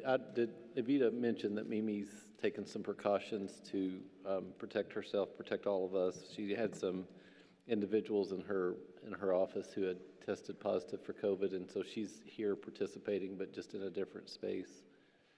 I just want to read what she has to say. She says that I want to see a continuation to define specific action steps to honor the critical conversations that have taken place. I remain committed to change, committed to being a better person that ultimately can help create a better Oklahoma for all who are impacted by the criminal legal space. That's for me. Mimi. What'd you say, Vita? I can't read lips. That's what I say too. Say it out loud. Well, I'll read mine. I will commit to continue to advocate for tribal successful integration services outside reservation boundaries by partnering with the tribal nations in Oklahoma, Native-owned businesses, and tribal communities.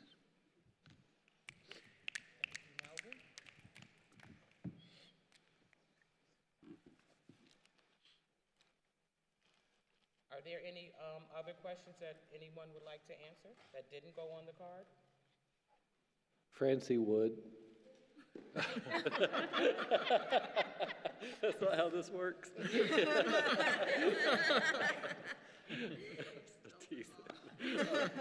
Kidding, I'm teasing. It's a joke.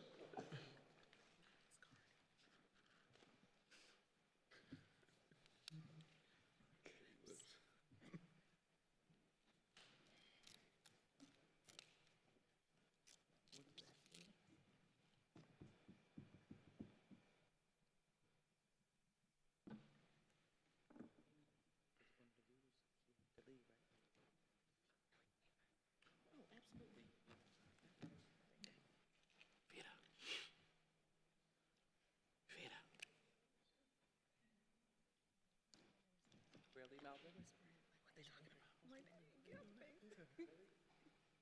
Scribbled on my card? What'd you say? She said you scribbled on her card. Oh. I told you to practice first. Thank you.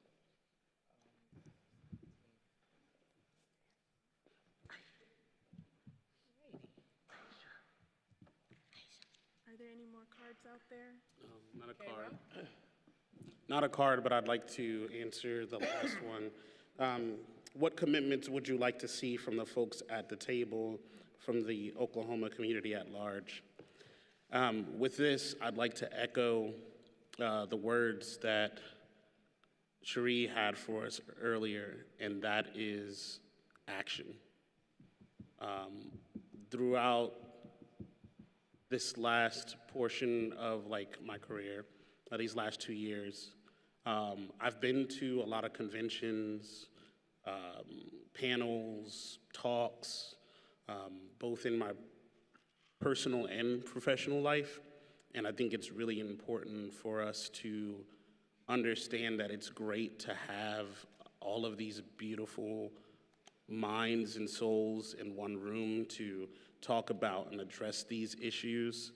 But I think it's that much more important to actually put these concepts and these conversations into action. Because that is where the real power lies. Power is the ability to act. So I challenge everyone here to think about how it is that not only in our respective professions, how we're going to actually take that action, but also in our personal lives. And as we climb up that ladder and we have our hand out for those below us, who it is that we're bringing up into the space. I just want to echo K-Rock in that is that there isn't a reason why we still can't have a Square One Oklahoma. Right. I think there's a lot of coalitions in Oklahoma City and there's some in Tulsa, but there's no reason why there can't be a quarterly Square One gathering to where we then kind of start actualizing what this work looks like. There's so many different battles to fight and we all can't fight every one, but we can break off and decide who's going to fight what. We can decide as a collective, these 3 or 4 things are our top priorities. Now, who wants to do what? And let those who have a desire to do certain things, let that be their way of fighting, right? Because everyone doesn't want to be an activist in terms of, marching on Capitol Hill, right? But maybe they want to be part of, narrative work and narrative change. And so I think the work can still continue even beyond this time.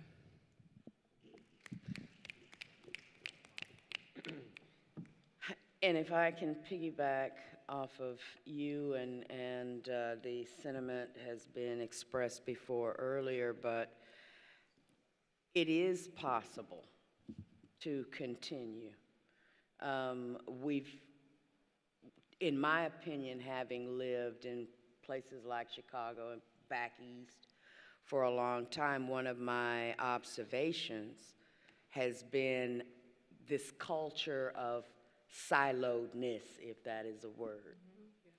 And we all know that there's true power in the collective. Every major movement has had a consortium of groups doing, as you said, doing different things, because we don't have all of the same resources. We do not have the same human capital, but each in our own way does have very valuable skills. And in operating as a body, again, in our own ways, we can continue to tap into the human capital that is at this table, and it can expand even further. The next thing that I want to just shout out and say, don't forget that there are Black people in rural Oklahoma.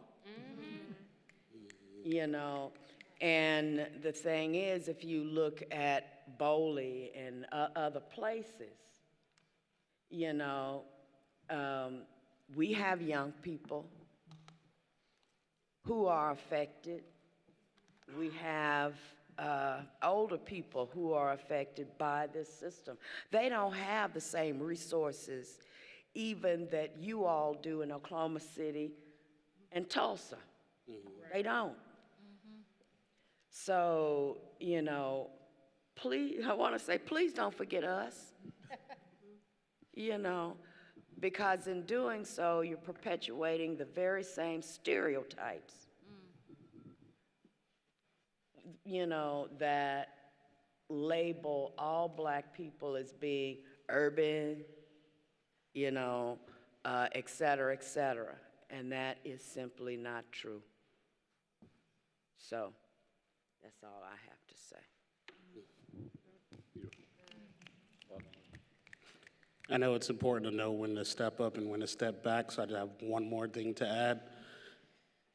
You know, it's good that we're here and we're gathered here and we're talking about the work and we're talking about taking action, making sure that we are staying true to our commitments. But one thing that hasn't been mentioned yet is, can we commit to taking care of ourselves? This fight, it's not going anywhere. And I believe it was Aurelius who expressed earlier that all of these things intersect. The fight for criminal justice intersects with so many things. Name any social issue out there, and it all has its roots in another issue. The fight is always going to be here, and every single one of us has our why, has our lived experience, has our reasons on why we are gathered here today, invited, chosen, showed up. But just remember that it's just as equally important to take care of yourself, to have that longevity in that fight. When I look around this table, some of y'all I know, we've been on this journey for a little bit. Some of y'all I just met. Some of y'all I've only seen at Square One or even heard about. But it's so important for us to take care of ourselves and to be our siblings' keeper. So can everybody, as a raise of hands, can everybody commit to taking care of ourselves? I think that's unanimous. Thank you for that. I do want to say, lastly, that my experience inside, one of the things I've always valued was the voices from the outside. Because when you don't have voices from the outside, you get lost in the system. And so I thank each and every one of you here today who has committed to be a voice for those inside, to let them know that criminal justice solutions are being sought out here.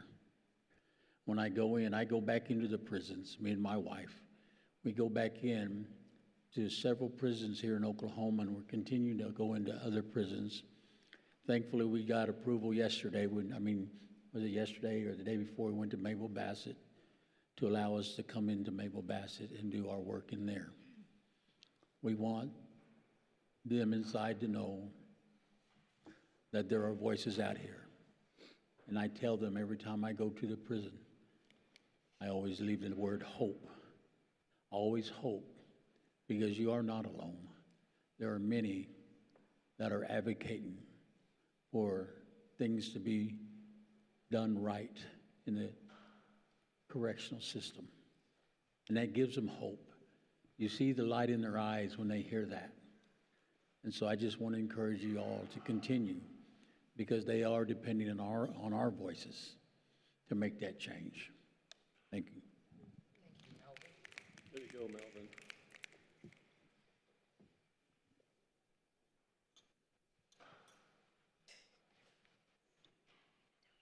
Okay, well, no further comments. I'm going to pass it over to Michaela. Yep, we got done pretty quickly.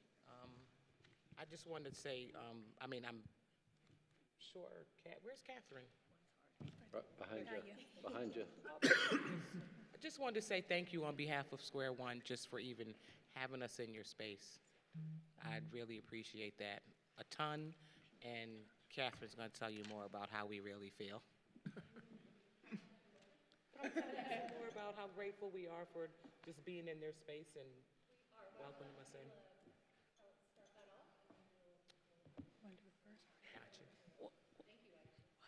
Actually, before you do that, Go ahead, okay. we like to do something. Chris? Oh. Yeah, before you can thank us, we need to thank you.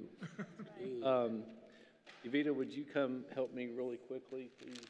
This is for Michaela. This is for Aisha. You're going to have to wait a few weeks. Yes, I'll have to wait till Christmas.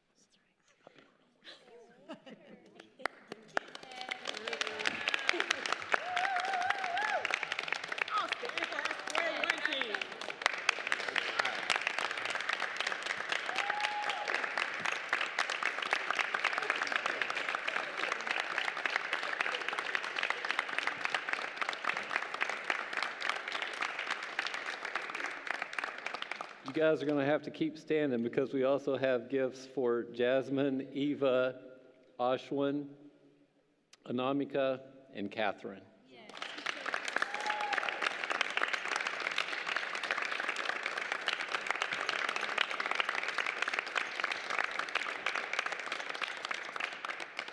So you can sit down now. First of all, as my colleague, my co-worker, Evita, passes out the remainder of the gifts, I just want to say, I'm pretty sure we just had a public conversation in Oklahoma based in truth-telling about how to create strategy and infrastructure for changing the narrative. I'm pretty sure we just had a discussion rooted in civility about the role and application of our values and faith. We just had a convening about community-based approaches to accountability, reckoning, and repair. We had a thoughtful discourse about creating systems of safeties and solution social inclusion in Oklahoma. Listen, if I'm dreaming, please don't wake me up.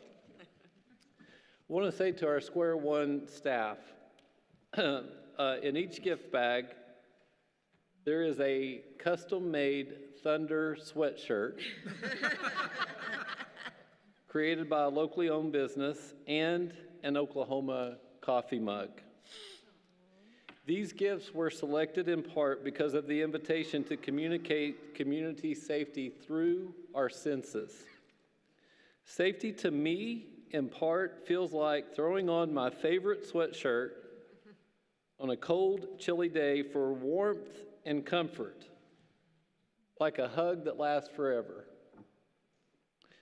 Safety to me also smells like tastes like and feels like sharing a freshly brewed cup of coffee with family and friends over meaningful conversation.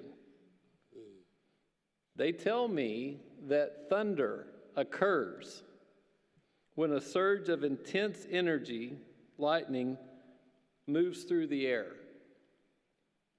How many of you know that Aisha can be pretty intense? Everybody. In all seriousness, I feel that the Square One staff represent a bolt of the most powerful, positive energy that has ever surged through our state. The result, the thunder, is the awareness, the conversation, the inspiration, the motivation, and the action that is taking place and that will continue to take place. Plus, the Thunder is also the name of our state's basketball team, in case you didn't know that. The coffee cup that was also custom made from a locally owned business in our state just has the word Okla on it. Because Melvin taught us that Okla means people, plural, people. It means the people. It means many people, all people. So I'm going to invite you guys, when you wear your sweatshirt, to feel the warmth and the comfort that you have created among us and recognize the thunder that you have caused. When you drink from your cup of coffee, I hope that you will think of the people, the many people, all of us whose lives you have impacted. Thank you.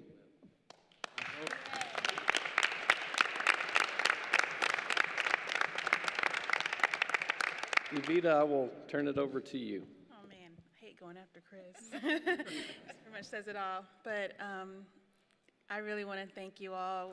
The sweatshirt reminds me of feeling comfortable, safe, accepted, loved, embraced. And that's how y'all made me feel, made us feel. Every person that you've interacted with for part of this project, you guys have been so accepting and caring and seeing us, really seeing us. And the cup reminds me of connectivity. We have a nice cup of coffee with someone. It doesn't even have to be a friend yet, but you're building bridges, you're building connectivity. There's intimacy there. And I think that's what you've also brought here. You brought us all together through these conversations, and that they're happening because y'all saw Oklahoma and heard Chris's cry to come, and we really appreciate you jump-starting or kick-starting, not that there weren't things going on, but that you helped bring us together, and really looking forward to what happens. I'm amazed, and it was really beautiful to hear the sentiments of we can have our own, round table and continue this work. And so the ball is gotten rolling, and as it rolls, it's going to gain more momentum and more momentum. And just want to thank you all for doing that. Appreciate you, and please stay in our lives.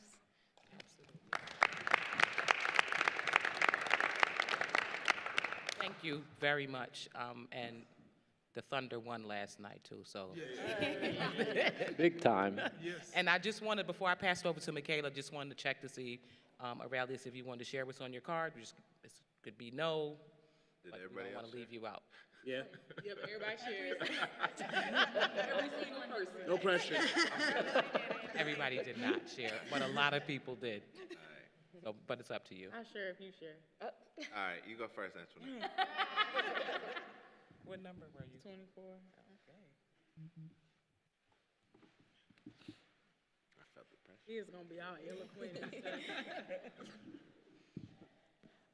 To stay in proximity of marginalized, to be a voice for the silenced and invisible, to listen even more to our community and world, and help bring in the right resources to the right people and communities. These are my commitments to advance narrative change in our work. Net of Justice for Julius. Beautiful. Beautiful. I'm gonna retweet what Antoinette said. No. I said my vision is for a solidarity economy to come about, for community to be paramount, for connection, accountability, and conflict transformation to be the norm. My vision sees no more need for carcerality to quote unquote solve social problems. Justice is reparations, freedom, liberation. It will happen. It will. Beautiful. Hey. Thank you very much. We appreciate that. Antoinette had the last card. You had the first card. It's appropriate. It's fun. Hey. Nice. I know I'm corny, but I love it. Thank you. Of course. Michaela. All right, I feel so overwhelmed because I think you all really tapped into most of the things I was going to say. But I also feel so grateful and thankful to each of you for being a part of this project. And I came into Square One halfway through our work in Oklahoma, and I've just been so overwhelmed, impressed, and inspired by the work that's already been happening here. Before Square One even came into existence in Oklahoma, there was already this passion and motivation and desire for liberation for all people here. So I just want to thank you all for the work that you've been doing and will continue to do after this project concludes.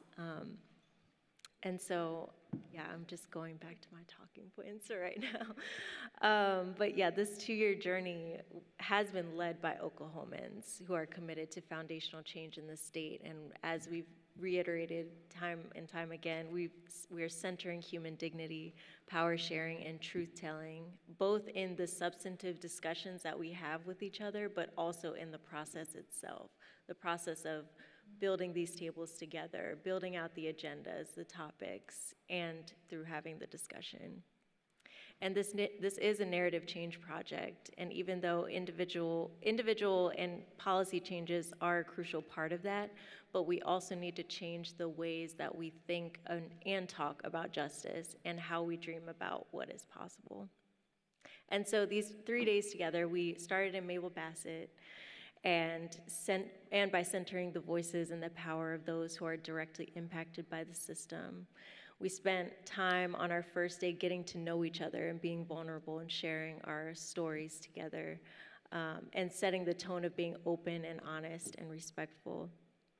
And then we got into some serious discussions about the changes that are needed. Questions like what will really make us safe, how we can make our faith, our sense of values and ethics, a tool for redemption, healing, and respect for human dignity, rather than part of this broader system of punishment and control. And we ended today with what are the systems that have yet to be imagined. And I just want to say that Oklahomans, we sent out this website of 1 million experiments of people all across the country practicing what it means to show up for each other and take care of our communities. And I just want to uplift that as well. Oklahomans are already taking care of each other. You are already doing it through TEAM, through Foundation for Liberating Minds, through the Terrence Crutcher Foundation, through Live Free OKC. Things are already happening in this community, and I think our role as a convener in that work is what happened. It's like these things already exist, and it's just realizing the power that is already here and tapping into that. And so really what next, what comes after this convening is up to you, and both those in the room and those who have been involved in this process over the past few years. So what does this mean in your own life, in your own work? What do you still need to learn? Who are others that need to be involved in this work, who is not at the table today, who needs to be? And we're not disappearing. Square One is not going away. We've been documenting this work. I know many of you know that Square One is also a research project, and we have our researchers in the room listening closely.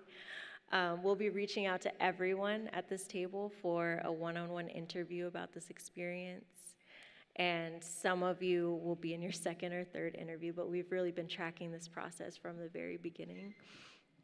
And we'll also be talking with our steering committee about what comes next for all of this. And so thank you once again, everyone at this table, for your vulnerability, for your brilliance. Thank you to our sponsors and supporters, the MacArthur Foundation's Safety and Justice Challenge, Prosper OK, the Sarkees Foundation, Inasmuch Foundation, Citizen Potawatomi Nation, and the Chickasaw Nation, who has so generously allowed us to use their space for the past 2 days. And a special thanks to Kim Cravat, who made that happen for us. We really thank you so much. I also want to thank Poetry and Chill for the performance during lunch. The wonderful staff at Running Wild Catering, who's been providing all of the food for us this entire time, all 3 days. The audio and visual folks at Neek Films. Yeah, Neek. The live stream and audio guys at Blake's AV Services. Yeah, Blake. The staff at Mabel Bassett, who made it possible to go in there on Wednesday. The staff at Team, who's also been supporting us in the background all of these days. And our Square One staff. Yes. And I'll end with Chris and Avita. Thank you so much, Avita, for jumping in and being on this project with us from the very beginning and partnering with us from the earliest days of the project. And thank you to Chris for inviting us in and your determination in 2020 that got Square One here. And thank you, everyone, for just allowing us to be here and be present. And I just want to end on the reminder and the piece of the narrative North Star that we started with. Mistakes don't make us, care creates us. The practice of liberation is our legacy. So thank you all.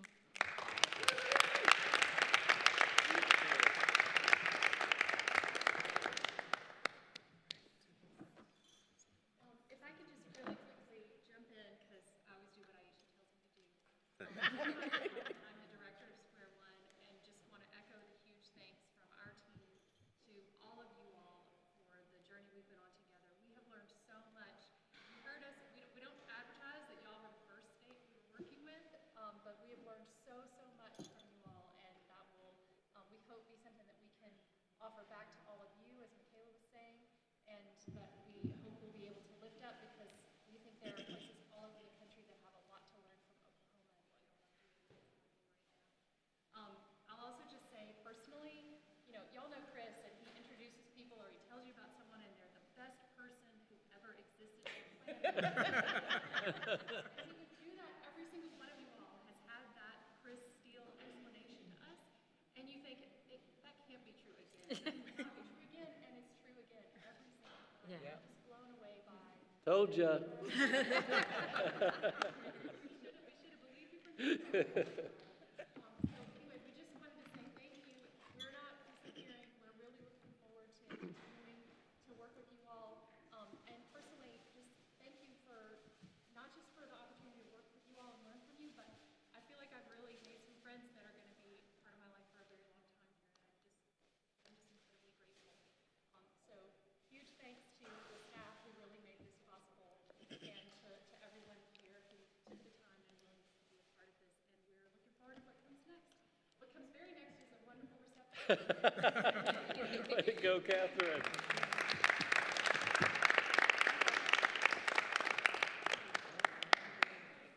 To the food we go. Disperse. Aisha.